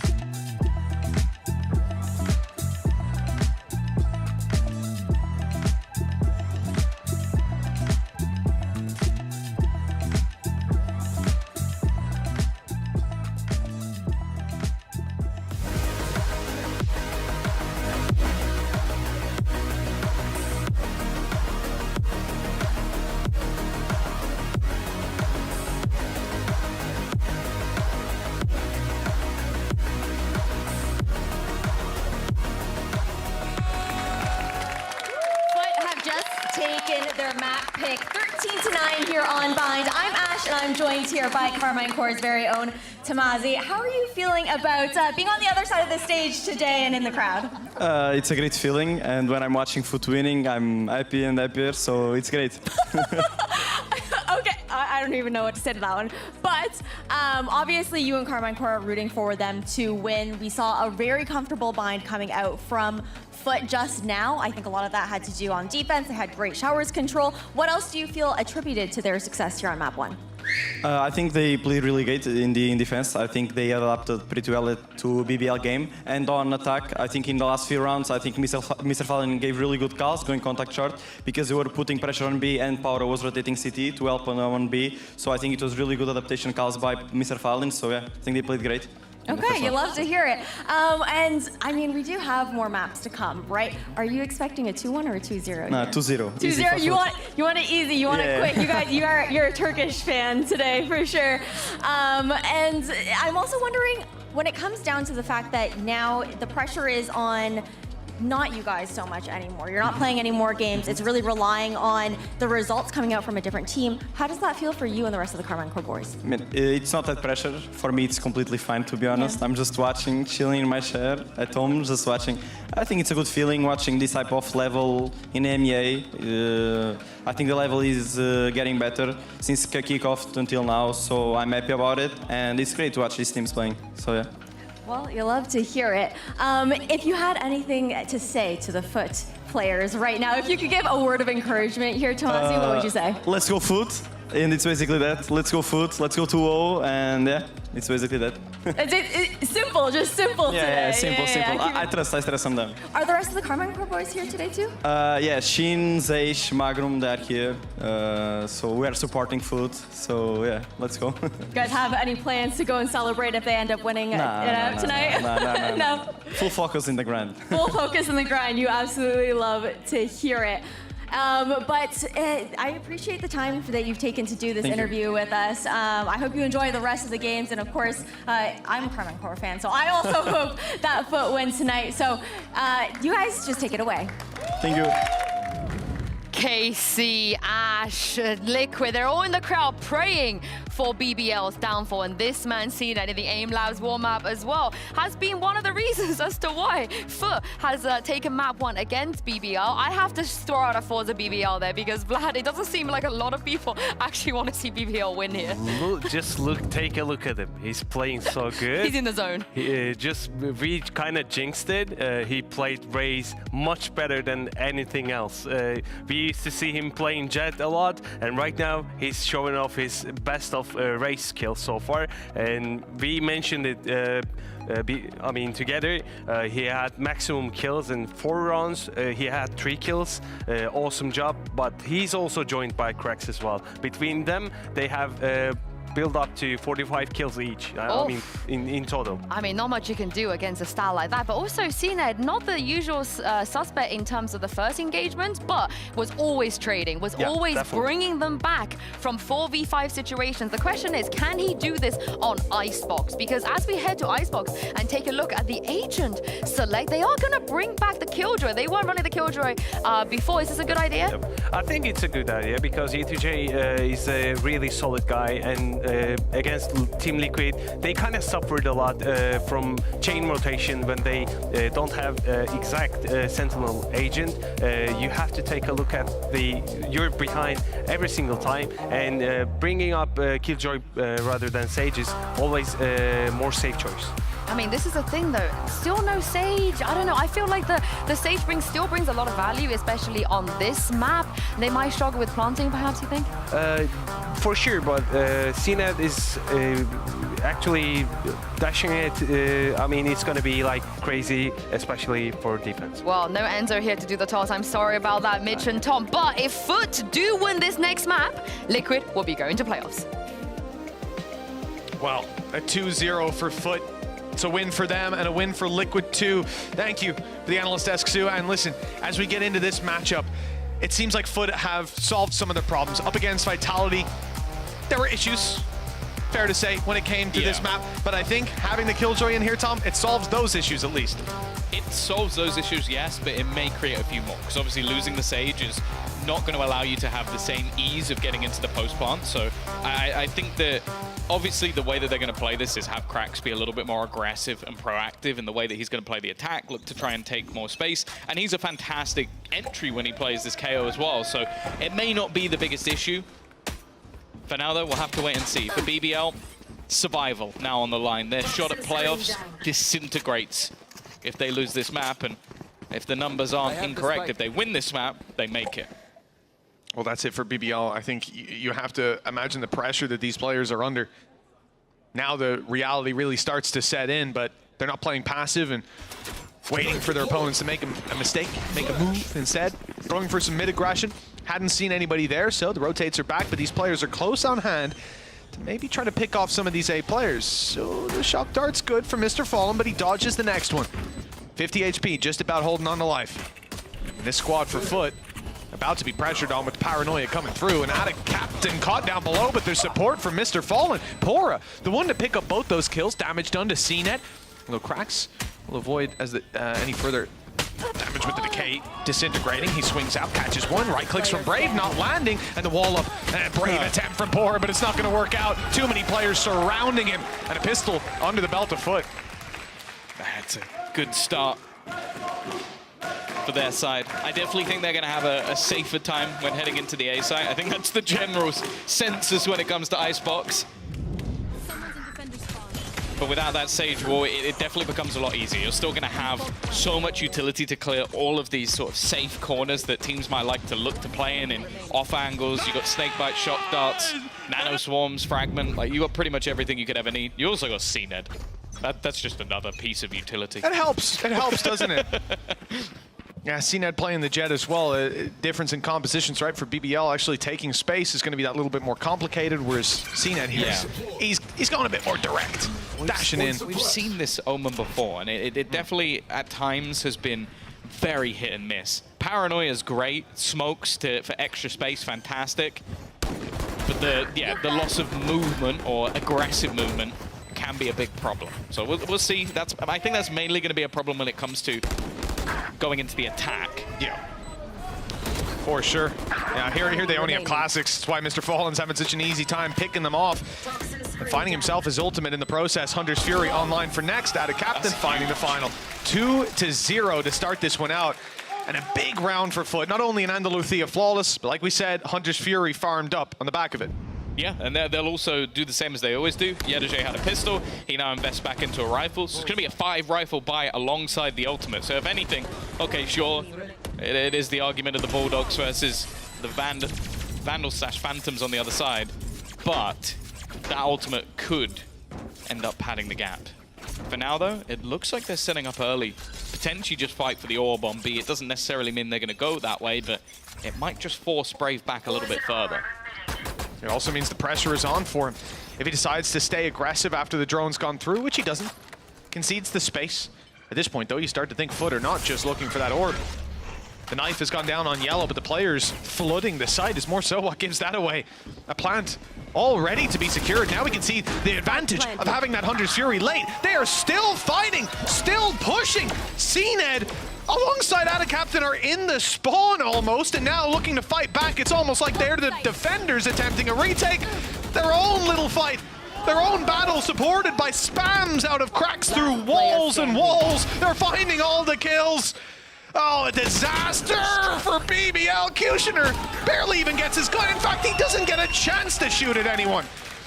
Hunter's Fury, Tom, wasn't even needed. No, that's a very bad sign early on. Like, did you expect FUT? They are the sort of team that can steamroll absolutely anyone. Funnily enough, one of the teams that is currently rooting for them, they steamrolled earlier in the tournament, which is definitely a weird turn of events. But that's the thing, it is a team that can just go crazy, but you expect with all that extra utility, all that extra delay. Right here. But FUT didn't care. They disrespected every single piece that was thrown. Plant came in so quickly. That's meant to be more difficult, by the way. Without the Sage, they made it look very, very easy. Especially towards that B site, where again, you'd have the expectation of there be snake bites to stop them getting the plant. This time, it does seem like BBL are going to be a bit more aggressive with their utility, but unfortunately they don't have the guns. Yeah, even Brave, Stinger, not really going to be able to do much from that position. Tags are decent, especially considering the weaponry in play. I mean, those are Sheriffs tapping through that smoke. But again, following up on the back of it will be tough. If they could get the Hunter's Fury out of them, they'd be delighted this early on. This is really a round where I don't expect much from this side. Some aggressive stances, but again, that's because CNED can just get out of there. Good spray out of cracks, farming up orbs, and just like that, it comes to a conclusion. Convincing one for FUT. 3 players left alive. Ult farmed up as well, getting a lot of those orbs.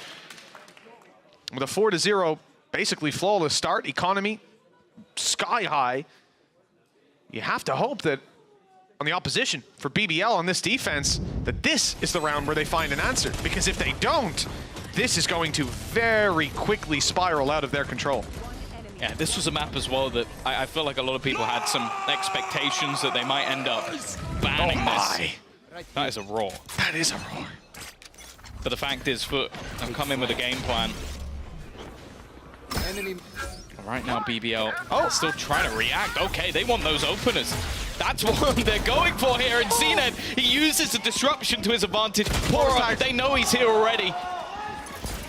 This is already just falling apart completely. Finally, Elite drops somebody on the side of FUT as they're looking to retreat. He's going to try and catch him, and while Cracks has won that battle as well. Now there's even a hesitation for FUT going, well, we got another kill. Do we just go back towards the A site? I mean, really take your pick. Probably, I'd like to see them grouped together in the 10th ball, but with how things have been going so far, sure. Let's try and make the individual plays. Captain's low, has a Viper's Pit, and just wants to secure some extra space, sees backside clear, and now the call is set. Plant up on A, and allow the late lurk of Yedege to come through. Captain can catch him on the way in, Yedege will catch him on the way out. It's a save. Yeah, okay. I see for a second Kushner starts stepping forward, but he's just trying to catch an angle with the op and eventually decides to give them a little bit more room to work with. So back towards yellow, and I would assume that they will carry these weapons forward. Even then, bridging all those gaps is going to be tough. This is a really bad sign for BBL. As mentioned already, they are in one of the weirdest scenarios we've seen, where if they win this series, they finish top in their group. If they lose 2-0, which they are currently on track for, they are out. And Liquid take their place. Right, it is not a scenario we've seen before, and it is not one I think we're likely to see again. And it's not getting any better for them. They know where this last man is, and even though Yedege walks out without his gun ready, Mr. Fallen is 5-0. The loss of guns for FUT means absolutely nothing. They are stacked for cash, and their opponents are left in the bin. A couple of players yet to even get on the scoreboard, Mitch. For a split second, did he think about knifing him? I think he pulled out Sheriff. It was knife then Sheriff. Maybe it was a misclick on the Sheriff initially. I don't think so. Look at it, knife in hand, and then he switches over. That would have been crazy. He's got an op, I'll jump around him. Oh, I don't think they need to disrespect them any further. It's 5-0 in the lead. And FUT, they've got big ultimates online. We said Captain last round managed to get the Viper's Pit in play. Null command for Cracks. And yeah, BBL have some of their own, but they've struggled to get anything done. He just picked up an orb over on A that got him the Hunter's Fury of his own. So again, one of the major problems should be getting the plants, and especially with the Hunter's Fury, that's definitely going to make things a little bit more awkward, though he is on the other side of the map. And you can see again from FUT, they are more than happy to just take this control. I almost feel like at this point BBL might be showing them a little bit too much respect. Maybe, and that could be their problem in some games. We see this team consistently in series and in maps be slow to start. We looked at the percentages, it's always like the late half, the kind of second quarter that they managed to find the majority of the rounds. Hunter's Fury, it's not. It's caught Mr. Fallen. The spam from Kushner off the back of the reveal works perfectly.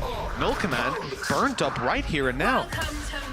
Plan has been secured, and now the fight back through the pit's going to be tough. But that's the problem. It was meant for plant denial. It hasn't worked out. Zened just went sliding away, but he's still been caught. The best scenario we've seen so far for BBL.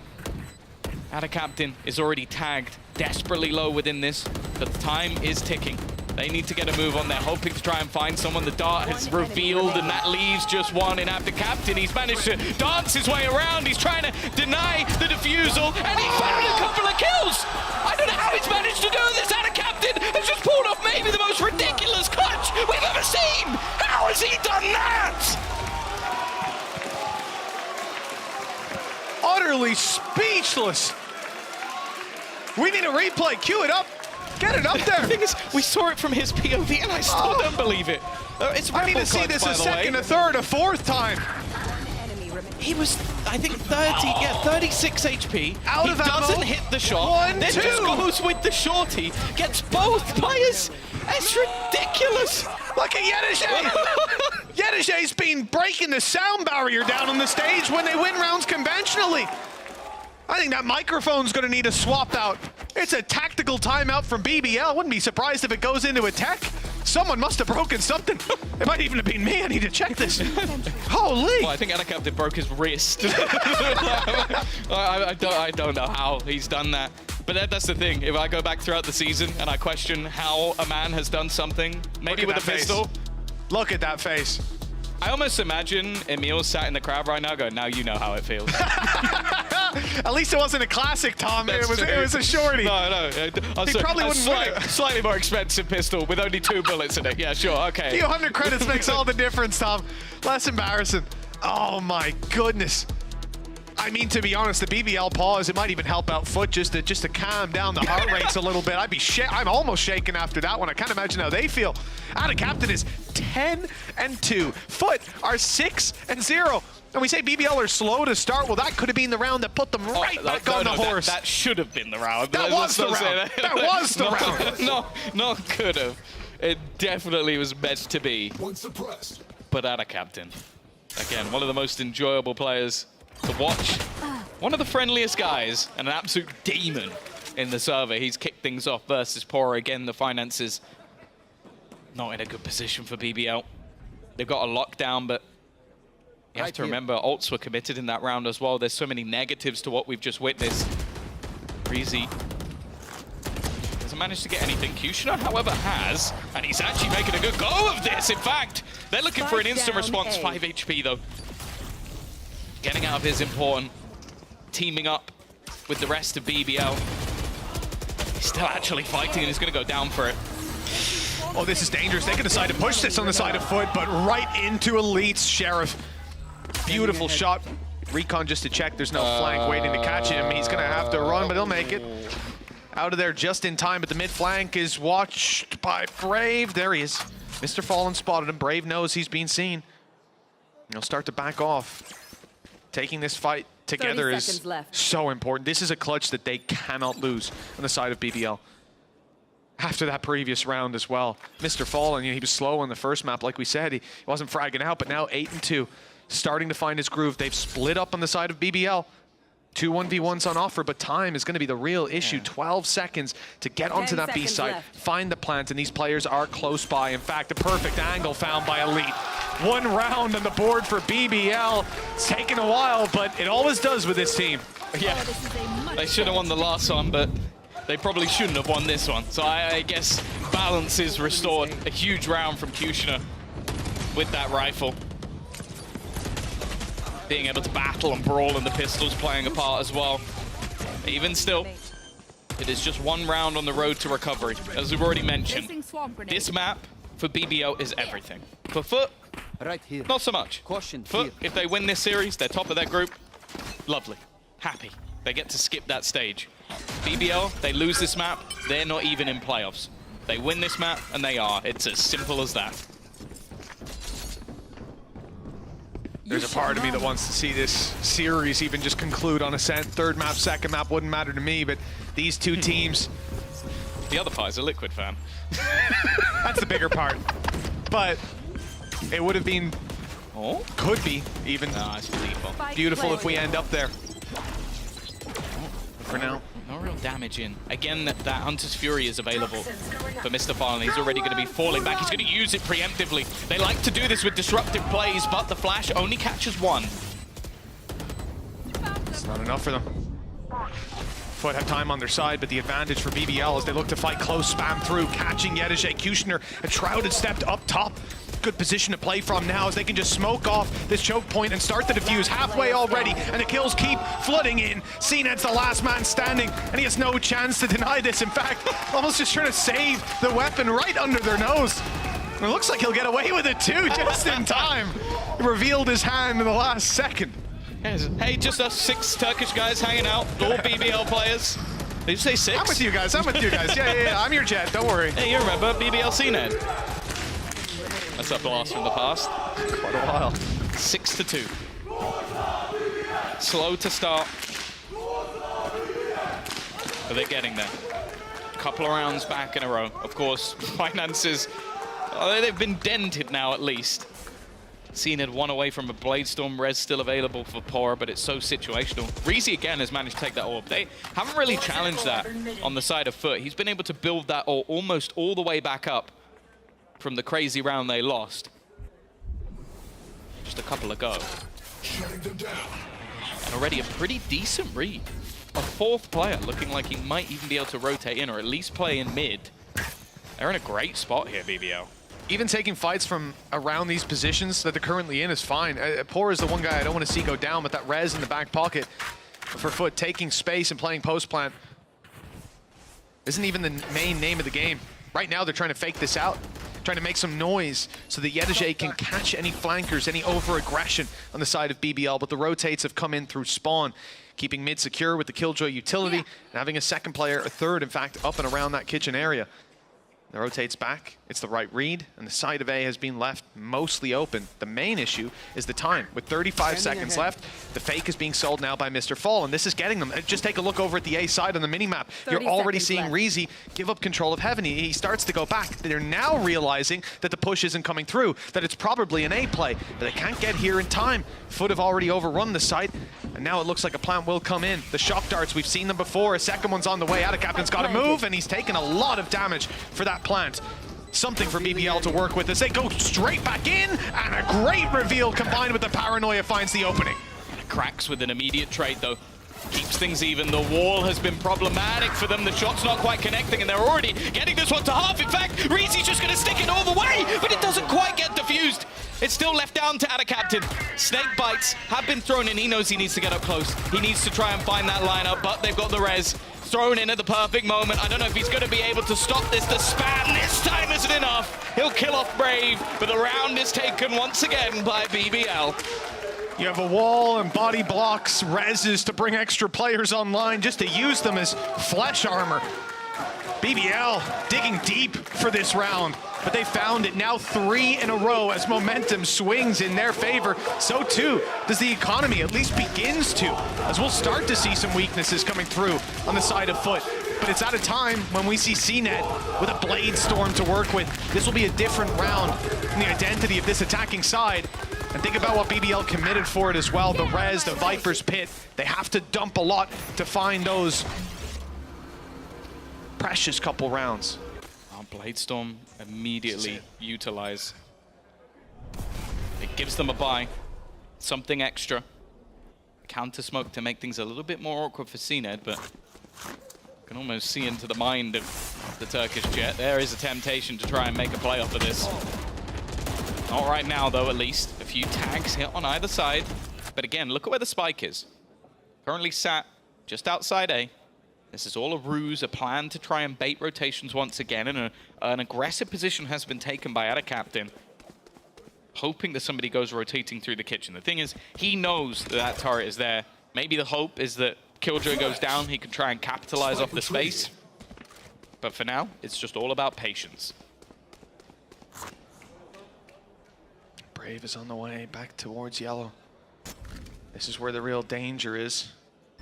The dash has come in and CNED's found him. Yeah, the fight seemed quite telegraphed, and Brave was in the wrong spot to find any sort of success. Adacaptain now breaks a turret, causes them to look the other way, and that's when Mr. Fallen strikes a beautiful trade, even if not intended. But Reezy gets a little bit of his own done. That kill might just set their eyes on the site where they now believe the spike to be around, but look at the flank! Oh, he connects it, and the dart was seen. Yedege not able to find the shots and bails out just in time. 5 bullets left in that magazine as they attempt to move forward towards this spike.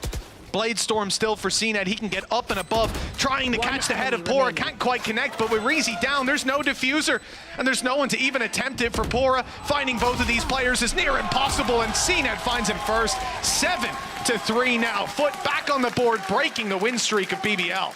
Yeah, a great round from them. A double pump to start with. Faking out that they'd retreated, gone back, end up hitting the site anyway with CNED's entry, but it was actually the double lurk. You had the initial flag coming through from Adacaptain, which once you clear that player, you go, the other one probably isn't here. Probably watching the flank, probably making sure we're not coming behind.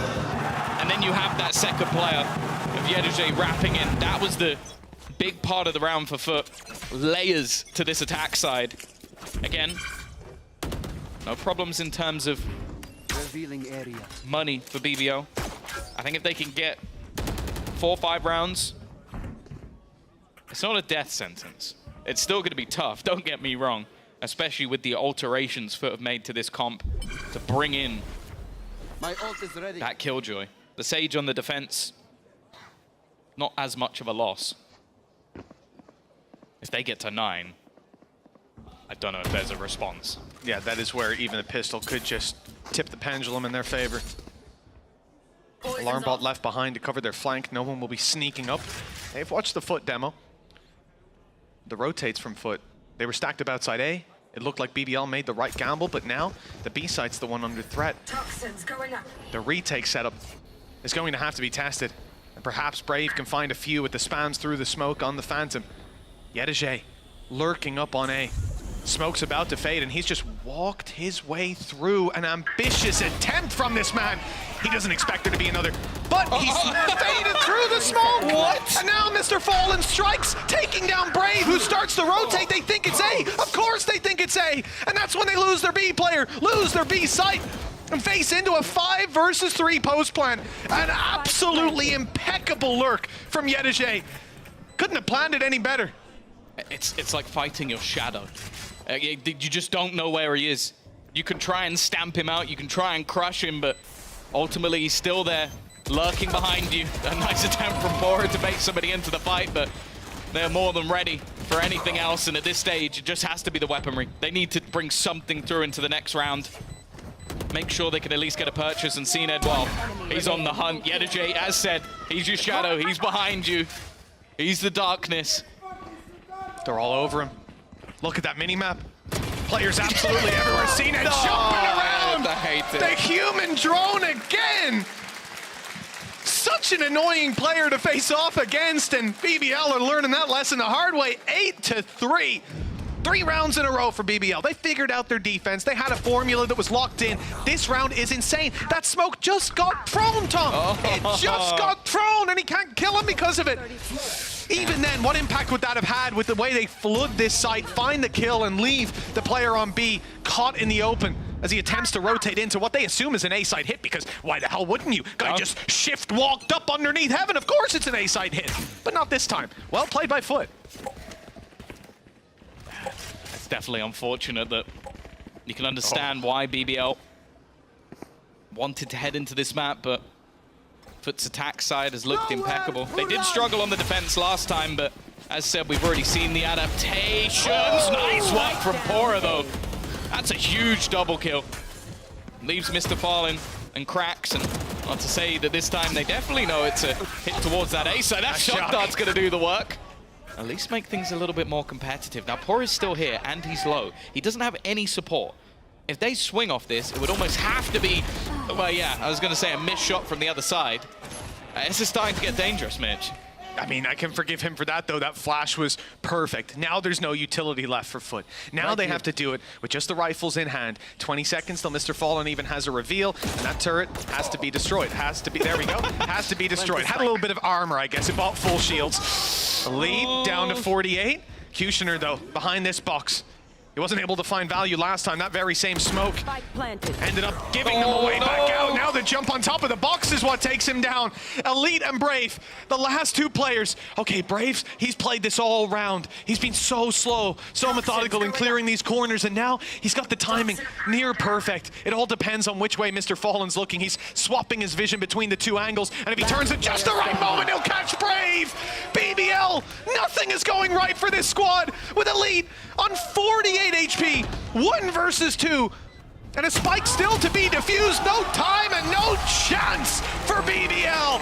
9-3. FUT and Liquid fans alike rejoicing, as this first half seems to have set us up for a 2-0 victory for FUT. BBL have had a phenomenal season, and now they stand in a position where the choice of this series was top of their group or not in playoffs, and the latter is looking so much more likely.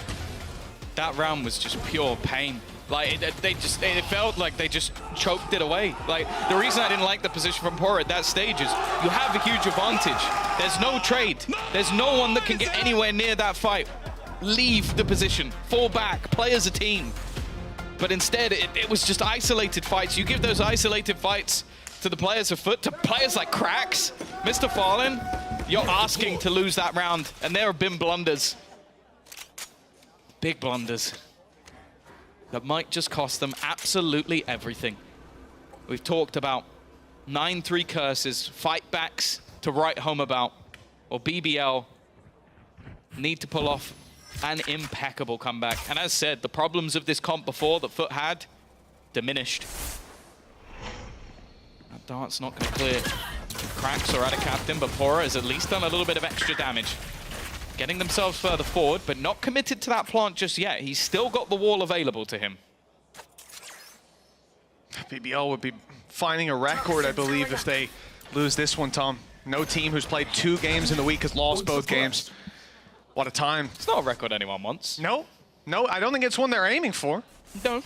Especially after the season. What a heartbreak it would be. It could be, and it might be. Plant to come through, Pora barely dodging that. Shock dart, but not the right click. Ada Captain's caught him with that. Advantage now to FUT. They found the pistol round to start this out, and by God, BBL need the pistol round to at least give them that leg up in this half. They're always slow to start, not just in maps, but in halves as well, and they cannot afford for that trend to continue here. 4 players fighting this choke point. Flash is good, but no follow-up on the back of it. Reveal, catches CNED, wallbang taking him down. Cracks though, backing him up on the side angle. CNED 7 HP and he's gone running in! Just CNED things. 10 rounds now for FUT and they don't lose a single player on the way back through. If that's not a death sentence for BBL, I don't know what is. I'd love to know like a stat of like his headshot percentage once he's below 10 HP. It's insane. It's 100. It's 100. I think you're right, Tom. Like it just seems like the second that happens, CNED is just truly unstoppable. Oh, he actually didn't get a body shot there. 98%. Stats don't lie, but Tom does. That's what I've learned today. 10-3.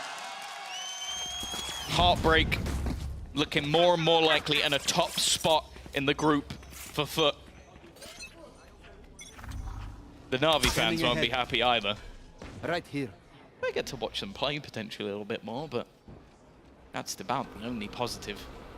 I'll never say no to more Na'Vi VODs. But ahead of an international event, I think that's the last thing they want. Toxins going up. 10-3. Single elimination. I don't think anyone wants that. Very true. FUT might avoid that. And BBL a 4 spot here, Tom. The attacking side wants to move into A and find success here. They could have played 11-3 and fought with rifles, but their best chance is to interrupt them here and now through a smoke.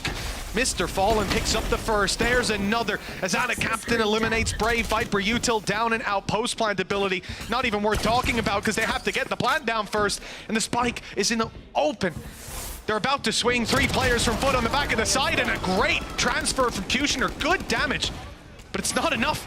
Not unless Elite can pull out a 1 versus 4. Ada and CNED 1 shot to the body, but he won't get a chance. CNED again on 4 HP, swings in and claims a headshot. There's a bit of a pattern with this guy. The fact but he's only got 9 kills. Are most of his kills on this map with like sub 10 HP? Probably. I was about to say he hasn't really been needed as much in this one. Mr. Fallen 17-7, Ada Captain 17-6. The fact is, this team has had depth for quite a while, but the additions they've made have been great. But it's actually the core in this map that have been even better. 11-3. Few, in fact, maybe just one, have managed to make this happen. That is not the start they're looking for. CNED immediately pops the head of Pora. And with what they've got in this round, taking an early loss, not what was needed. He almost gets baited into it as well, Tom. The deep knife means that he can take 1 step forward and not get caught by it. Maybe get a good flank timing, something like that.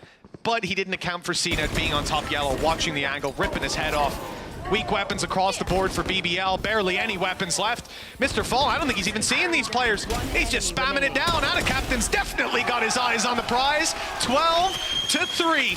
1 more round to put FUT in a position I can't imagine that I'm actually witnessing. And in a spot where they eliminate regional rivals BBL after a lights-out season. BBL being in playoffs 2 weeks ago was no question in my mind that we were going to see it. But here we are. It's almost, it's bittersweet. They beat Na'Vi this season. They beat Heretics this season. Yep. They beat Koi. That's kind of cool. But then they lost to Giant X. That was the map that kind of did them in. That will be the one that probably haunts them. I think facing FUT was always going to be a nightmare. They've started this round off well, though. Very well, in fact. The aggression of the side of FUT for once has been punished. It wasn't much in the last map, and it hasn't been in this one.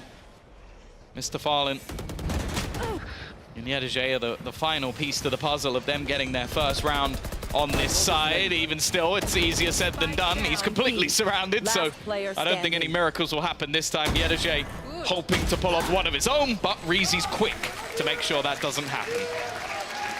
12-4. 8 in a row on the attacking side for an overtime to push us to a map 3 and to what was formerly that 82nd province, the Istanbul for them. For BBL, though, that's no longer the case.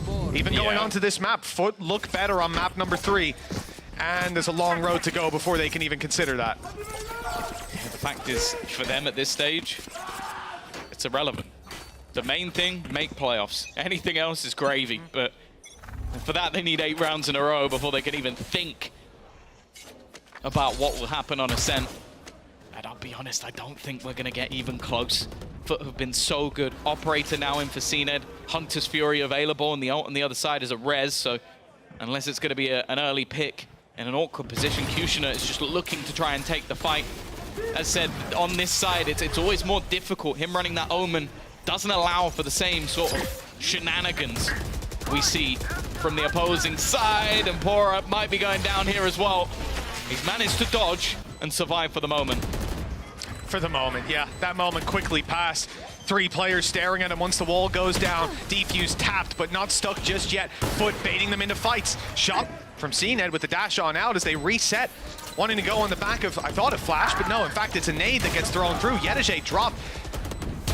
Push out of Kushner is perfect. Sure, CNED picks up one, but the time now running low with players still to be found. They're still finding them, though. Spray out of Brave, good to catch out of Captain, and Elites on the off angle for more. There's still some life left in this game for BBL. They won't be broken just yet. Yeah, onto this attack.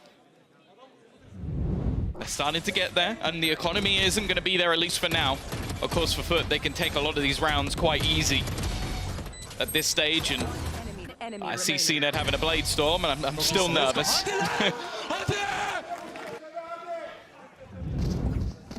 Still pumped, at least. That's the good sign. That's the most important thing, really. Is still having that mental strength to look to try and climb back in these rounds. FUT have won a couple of rounds that they never should have had. The round of Anna Captain in the Viper's Pit, the 2 versus 4 that ensued towards the end of the half. And now it's all about trying to stabilize, trying to get back some of the magic that we've seen throughout the entirety of this split. FUT have had a blip or 2 of their own, but their season has been sublime. And while this man up close, he should be dead, but you always question if he's going to pull something off. To be honest, it's CNED I look at in this round with the Blade Storm. Everybody else can do damage. They can pull them off with just Sheriffs, but these rounds with the Blade Storm is where everything can go right for CNED. No updraft to work with, and he, well, one of 6 knives was out. The wrong one, though. Kushner able to find that. Now up top, following up on another 3 kills for him, and it looks like they've locked in the anti-Thrifty. With only damage being the name of the game, and one that won't really matter at 12-5. First it looked like he was going to try and fragment the dart. I'm like, I would be very impressed. That's a lineup I don't have. 12-6. 3 in a row. Twice that needed. Just to take us to overtime. But we are starting to see some of those stars get some of their flair back. Kushner climbing that board every round that passes. We need to see the best we've ever had from him. And we need some of the other stars to wake up. Elite's been a little bit more quiet than what we've seen throughout the season. He was top rated in the whole tournament going into this match. CNED was behind him. I say was because I doubt he is anymore, especially after map 1. I can't believe he stuck this. At 12-6, sticking this ult all the way through. It's being watched. Ada Captain knows this is a possibility. Fighting up close. Yedege not expected after CNED's initial kill, and they make it out, avoiding Kushner. They're watching their back. They're aware that this is an angle he could be on, and it's all down to the timing. The swing from CNED gets the trade. The advantage stays in their hands. They made the mistake of tagging him down to 20 HP. That's where he's been hitting every single shot. He's been unkillable. Once he goes low, the ult is used to finally deal with CNET, to equalize the numbers and perhaps get them a plant through on this side. Shock dart. Oh no! Pours down in the open. That's the spike. I mean, they can just about reach it by the looks of things. I got the spike. And they will do just that. With the advantage given away, and Yedege has ultimate online. The lockdown could be used at any moment just to force these players back with 40 seconds left. Time is a big deal for BBL. They can't go rotating to the other side. Commitment to this plant and post plants, they want to pick ahead of it. Razy can't find a single player. Backs off with the reveal.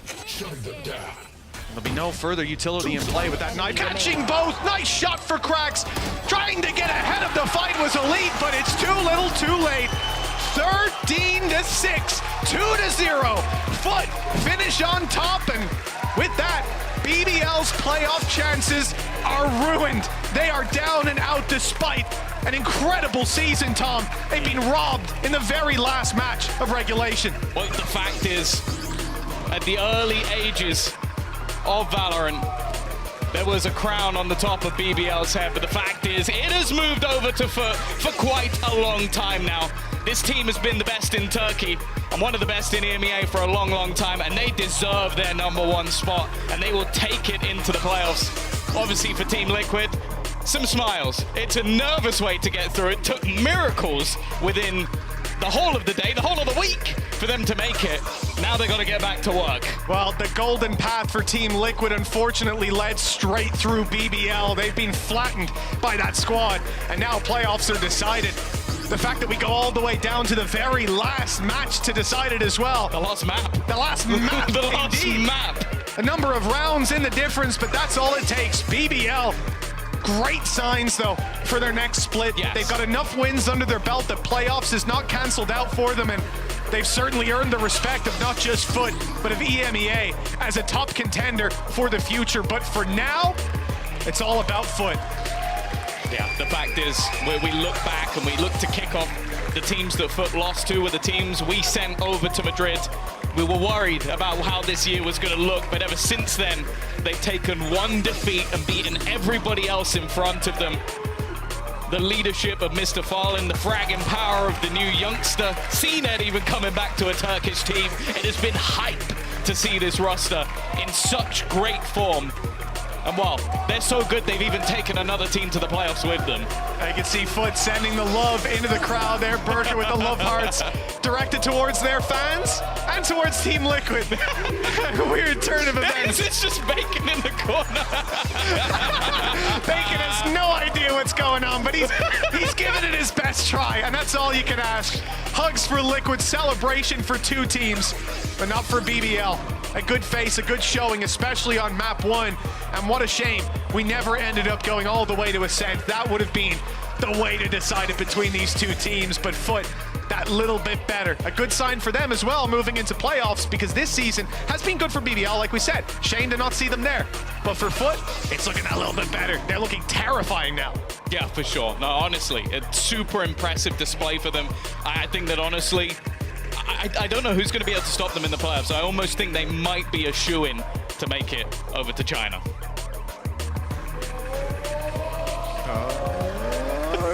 Playing it up. That's what you like to see. They're an excited crowd. They were giving it today. Shout out to the BBL fans as well, because the floor was vibrating in that first match. Genuinely. Like unbelievable levels. I felt like I was at a rock concert. But in the end, they couldn't make enough noise to dethrone FUT. Added captain looking cool as they're now in playoffs. It's time to toss this one over to the post plant where Yinsu and Vlad are waiting, and they'll be joined by a special guest, Mr. Charles Nettington. We will in just a moment. He's been netting all over his opponents. Of course, I'm here with Vlad first here in post plant. Somebody get Bacon out of that crowd. I feel like he blended in so well. He doesn't even know what he's doing. Yeah, I mean, explain that. What were they doing? Is that like a chant? Yeah, it's like a chant, like 1, 2, 3, FUT. I mean, like footballist. Football is it's a huge chant for football teams and their fans as well. Oh, like, so it's like a tradition. This is when you do 1, 2, 3, footballist. Football is. No, and Who are then we everybody go crazy, like jumping all around. Who are we shushing? Are we shushing them? Like or? the guy, whoever does 1, 2, 3, he shush, and everybody does repeats him. Okay, I feel like we need to learn this, and I feel like the fans waiting for them in Shanghai has to learn that as well, because after that performance, Vlad, #1 seed in their group, I feel like they might just be qualifying. They deserved it, right? I mean, they definitely deserved it. After last year, top 8 in Champions, everybody expected them to be this kind of scenario for FUT, right? I mean, they played really good. They did the solid basics good, and CNET popping off like every single time and since he joined FUT. I mean, it was awesome to see both CNET and FUT delivering so nice. But on the other hand, I feel heartbroken for BBL Esports. And yeah, there he is. I'm sorry, guys. CNET, we must stop meeting like this. This is every single time. This is once a week. I see you, and I see you on this couch every single week, and that's because you keep winning. Yes. You just keep winning. It's good to be, it's good feeling to win, and we keep winning. Yeah, this is the thing though. First of all, Team Liquid winning earlier actually locked you for playoffs. Yes. You came into this game without a lot of pressure. So did you know that before you played, and do you think maybe it changed your mindset a little bit? No, like I think we knew it. We are already in playoffs. Like even didn't Liquid win, I think we were like almost 99% we were in playoffs. So we didn't have a, how do you say, like different mindset. We want to come here and play our best and finished our group in first. Yeah, you were confident. It sounds like you guys were confident. Can I say regardless. something? Yeah, of course, of course. I watched the post plan yesterday, and I want to say to Angel and Eric something. Can I say now? Oh, can we wait? Can we wait? Because I wanna show everybody the question, because then we can give context to people that didn't watch post plan. You watched post plan, CNET. Okay. I want to say it because I want Angel to watch here, and because he will not watch. Yesterday he said he will not watch after the. You remember? No? Oh, I remember. It's okay. I'm gonna give. Do you know what? Let's do that now. Let's just shuffle around the order, because CNET has a keen viewer of post plan. Yes. Absolutely love that, CNET. For those of you that don't know, yesterday we had the coach of Na'Vi, Eric, and the IGL Angel here with us, and they left a question specifically for CNET. So check this out. Do you miss me? Do you miss me and Angel? Do you miss us? Hello. Yes, I miss them. All right. Yeah, I miss them. Is That's that- the good, yeah, that's it. That was your answer. He wanted to do it so bad, and that's his answer. I mean, is there anything else you want to say? No, I want to Angel and Eric watch this. I don't want them to wait for the end of the post plan, and I want to answer them now, so they can just keep doing what they're doing. You're so wholesome, CNET. Actually, so wholesome. Yeah, of course. I think they miss you as well. I felt like they wanted first seed, but they were kind of like, we think that CNET might win this. But Vlad, before we move on, how is it possible that BBL were in this position last year and FUT took them down and they didn't go to playoffs, and we fast forward 12 months and it's happened again? I mean, you figure it out, right? I mean, every season, some games you shouldn't have lost, you lost anyways. I mean, against Giant X last week, they lost it. The question was, before that game, is BBL going to be on top of that group or not? And right now, they must be feeling so bad about it. I mean, the pressure built up so high on them, on their shoulders especially. After the first game, I'm pretty sure if they won the first game, they might have won the second, and they might have prevailed anyways, but it wasn't on their day. I mean, they couldn't cope with pressure. I wish they did. I wish they had a map and both Turkish teams would qualify for playoffs. I mean, whoever won, I didn't really care about it. I wish my best to FUT, actually, and CNET is like a brother and friend to me. I mean, I was really cheering for BBL Esports to get a single map. This is the thing. I mean, it feels like maybe multiple things went wrong for them last year and today as well. But as a competitor, CNET, how hard is it that every time you step onto that stage, it's like you might not go to playoffs, you might not go to Masters? Because last year, it didn't feel as much pressured, and this year it feels like every map matters. I don't know. I'm not thinking that too much about that. I'm going that stage, and I want to do my best as a player, and I want to do the best as a teammate. So, like, if you lose, then something must be wrong. So we have to fix it. If we win, it's good. We keep going, you know. So I'm not that thinking too much, but yeah, we are playing good. We are a good friend as a outside of the game, and we are having a good chemistry in game. So it's good to win. It's great to win. It's also great to see you back. Kind of like we keep saying this, like rolling back the year. So many of our players that maybe didn't do as well last year and now back on their form.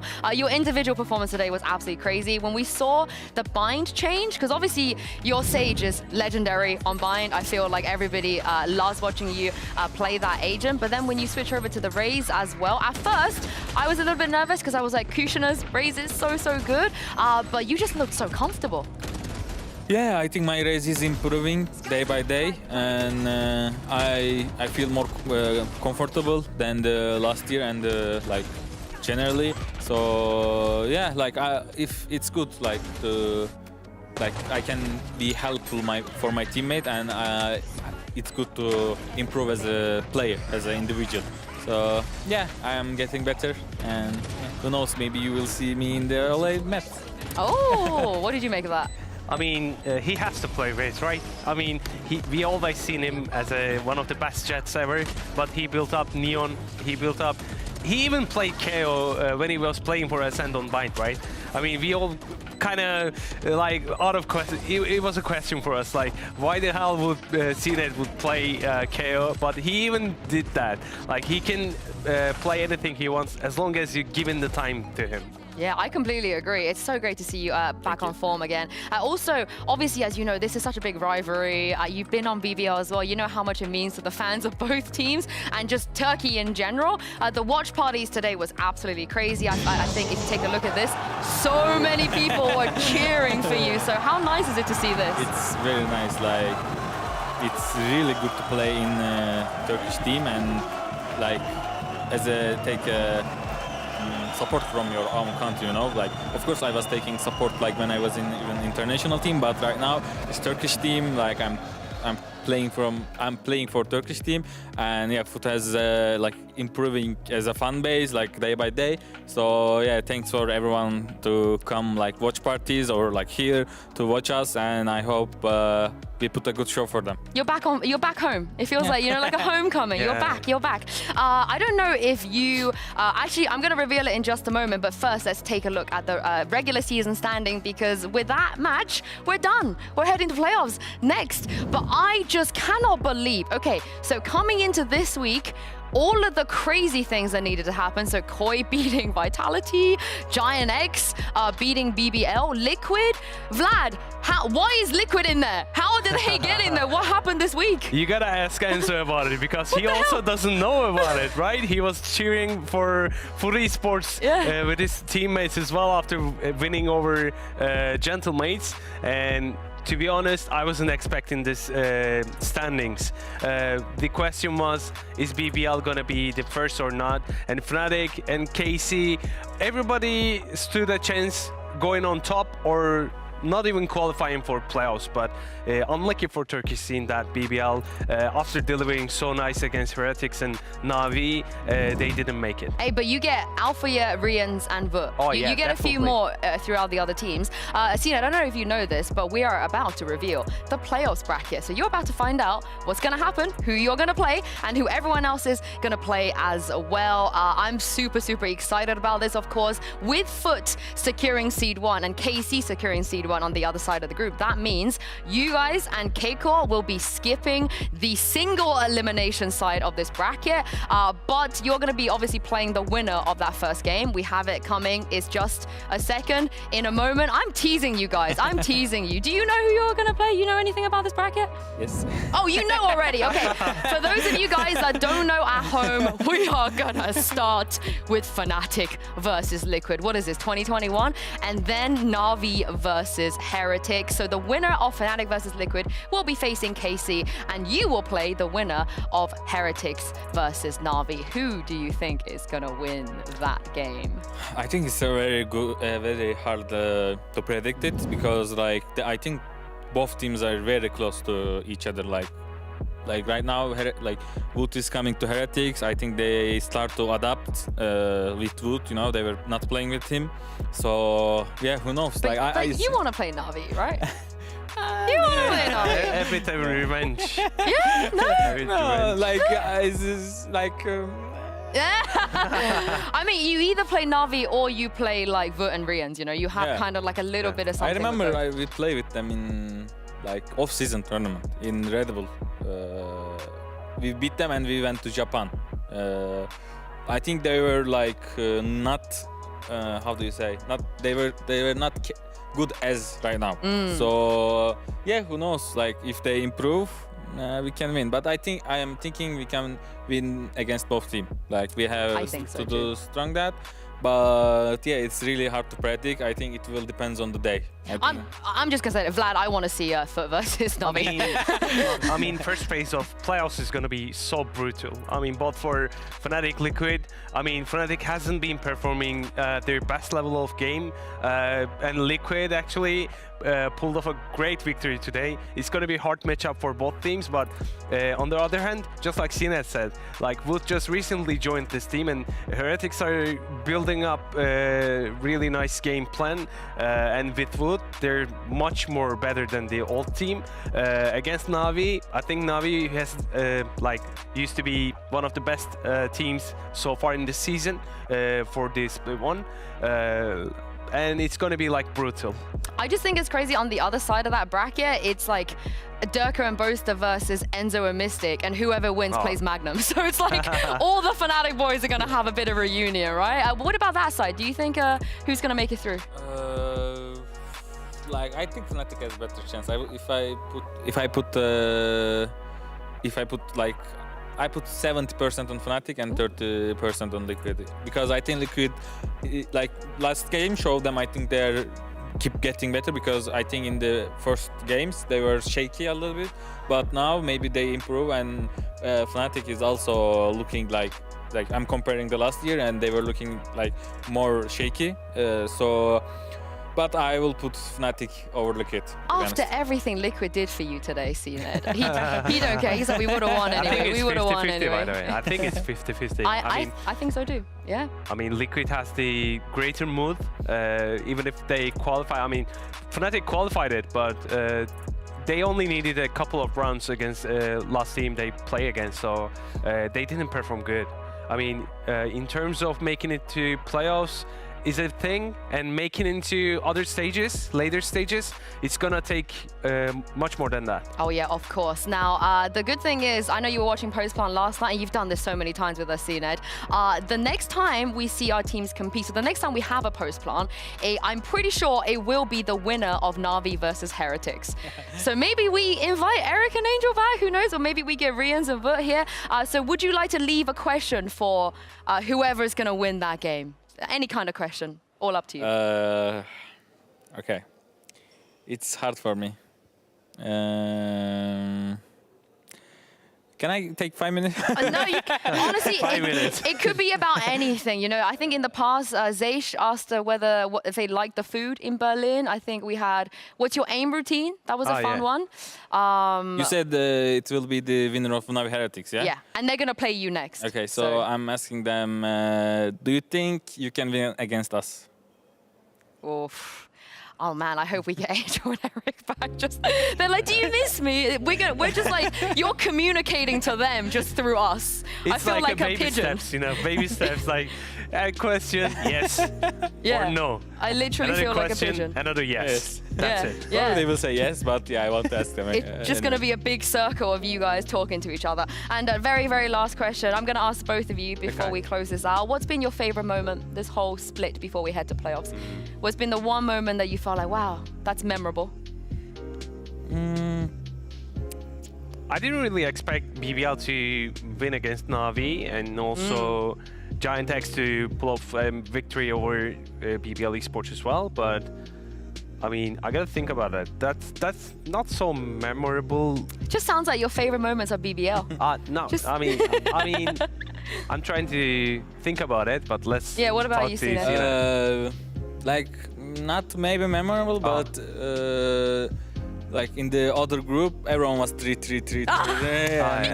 It looked fun, you know. You're so real for that. I can definitely mention something. I think the moment of my most memorable thing is when Wood on his debut smashed his enemies. I think that was my thing. You know? Oh yeah, that was a crazy day, I feel like. Honestly, there's been a lot of moments for me, but every time we have you here, CNED, which at this point is 4, I think you've been on here more than anyone else. We'll probably see you at playoffs again because I know you're going to win a couple of games there too. Thank you very much, Vlad. Thank you very much, CNED, for joining me. Thank you very much to everybody else as well, and especially you guys at home for watching. We're going to be back for playoffs next Wednesday, starting with Fnatic versus Team Liquid. Have a lovely evening and we'll see you then. Bye.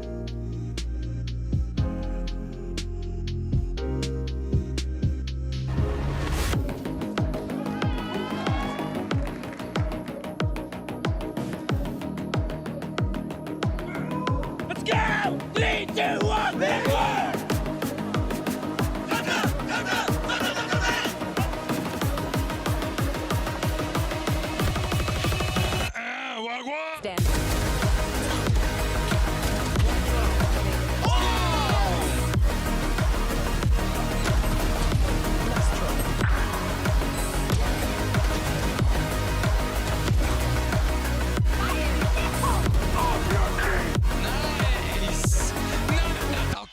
On the wall.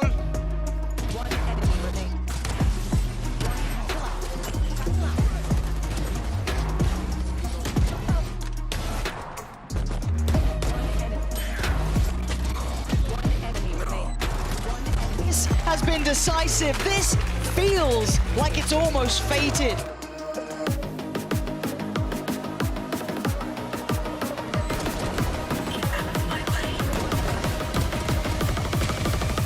Tank on the wall.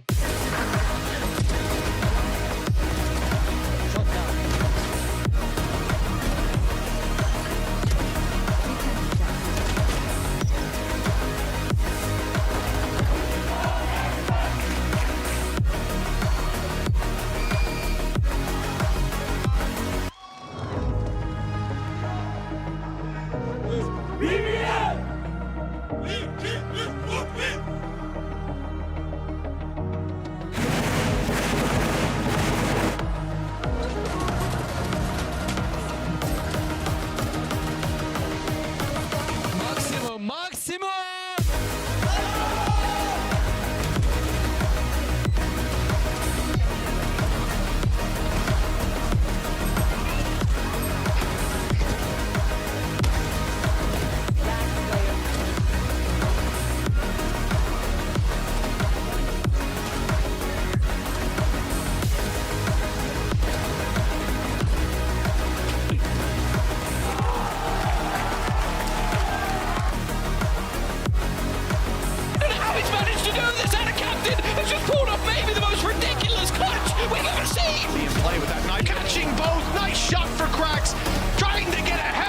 Was elite, but it's too little, too late.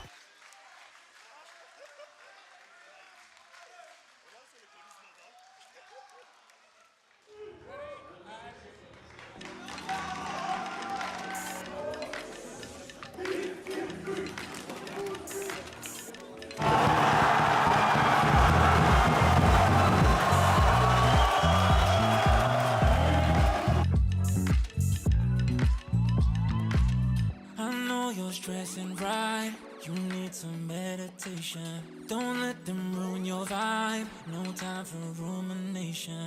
Let's leave it all behind. Take a flight, aviation.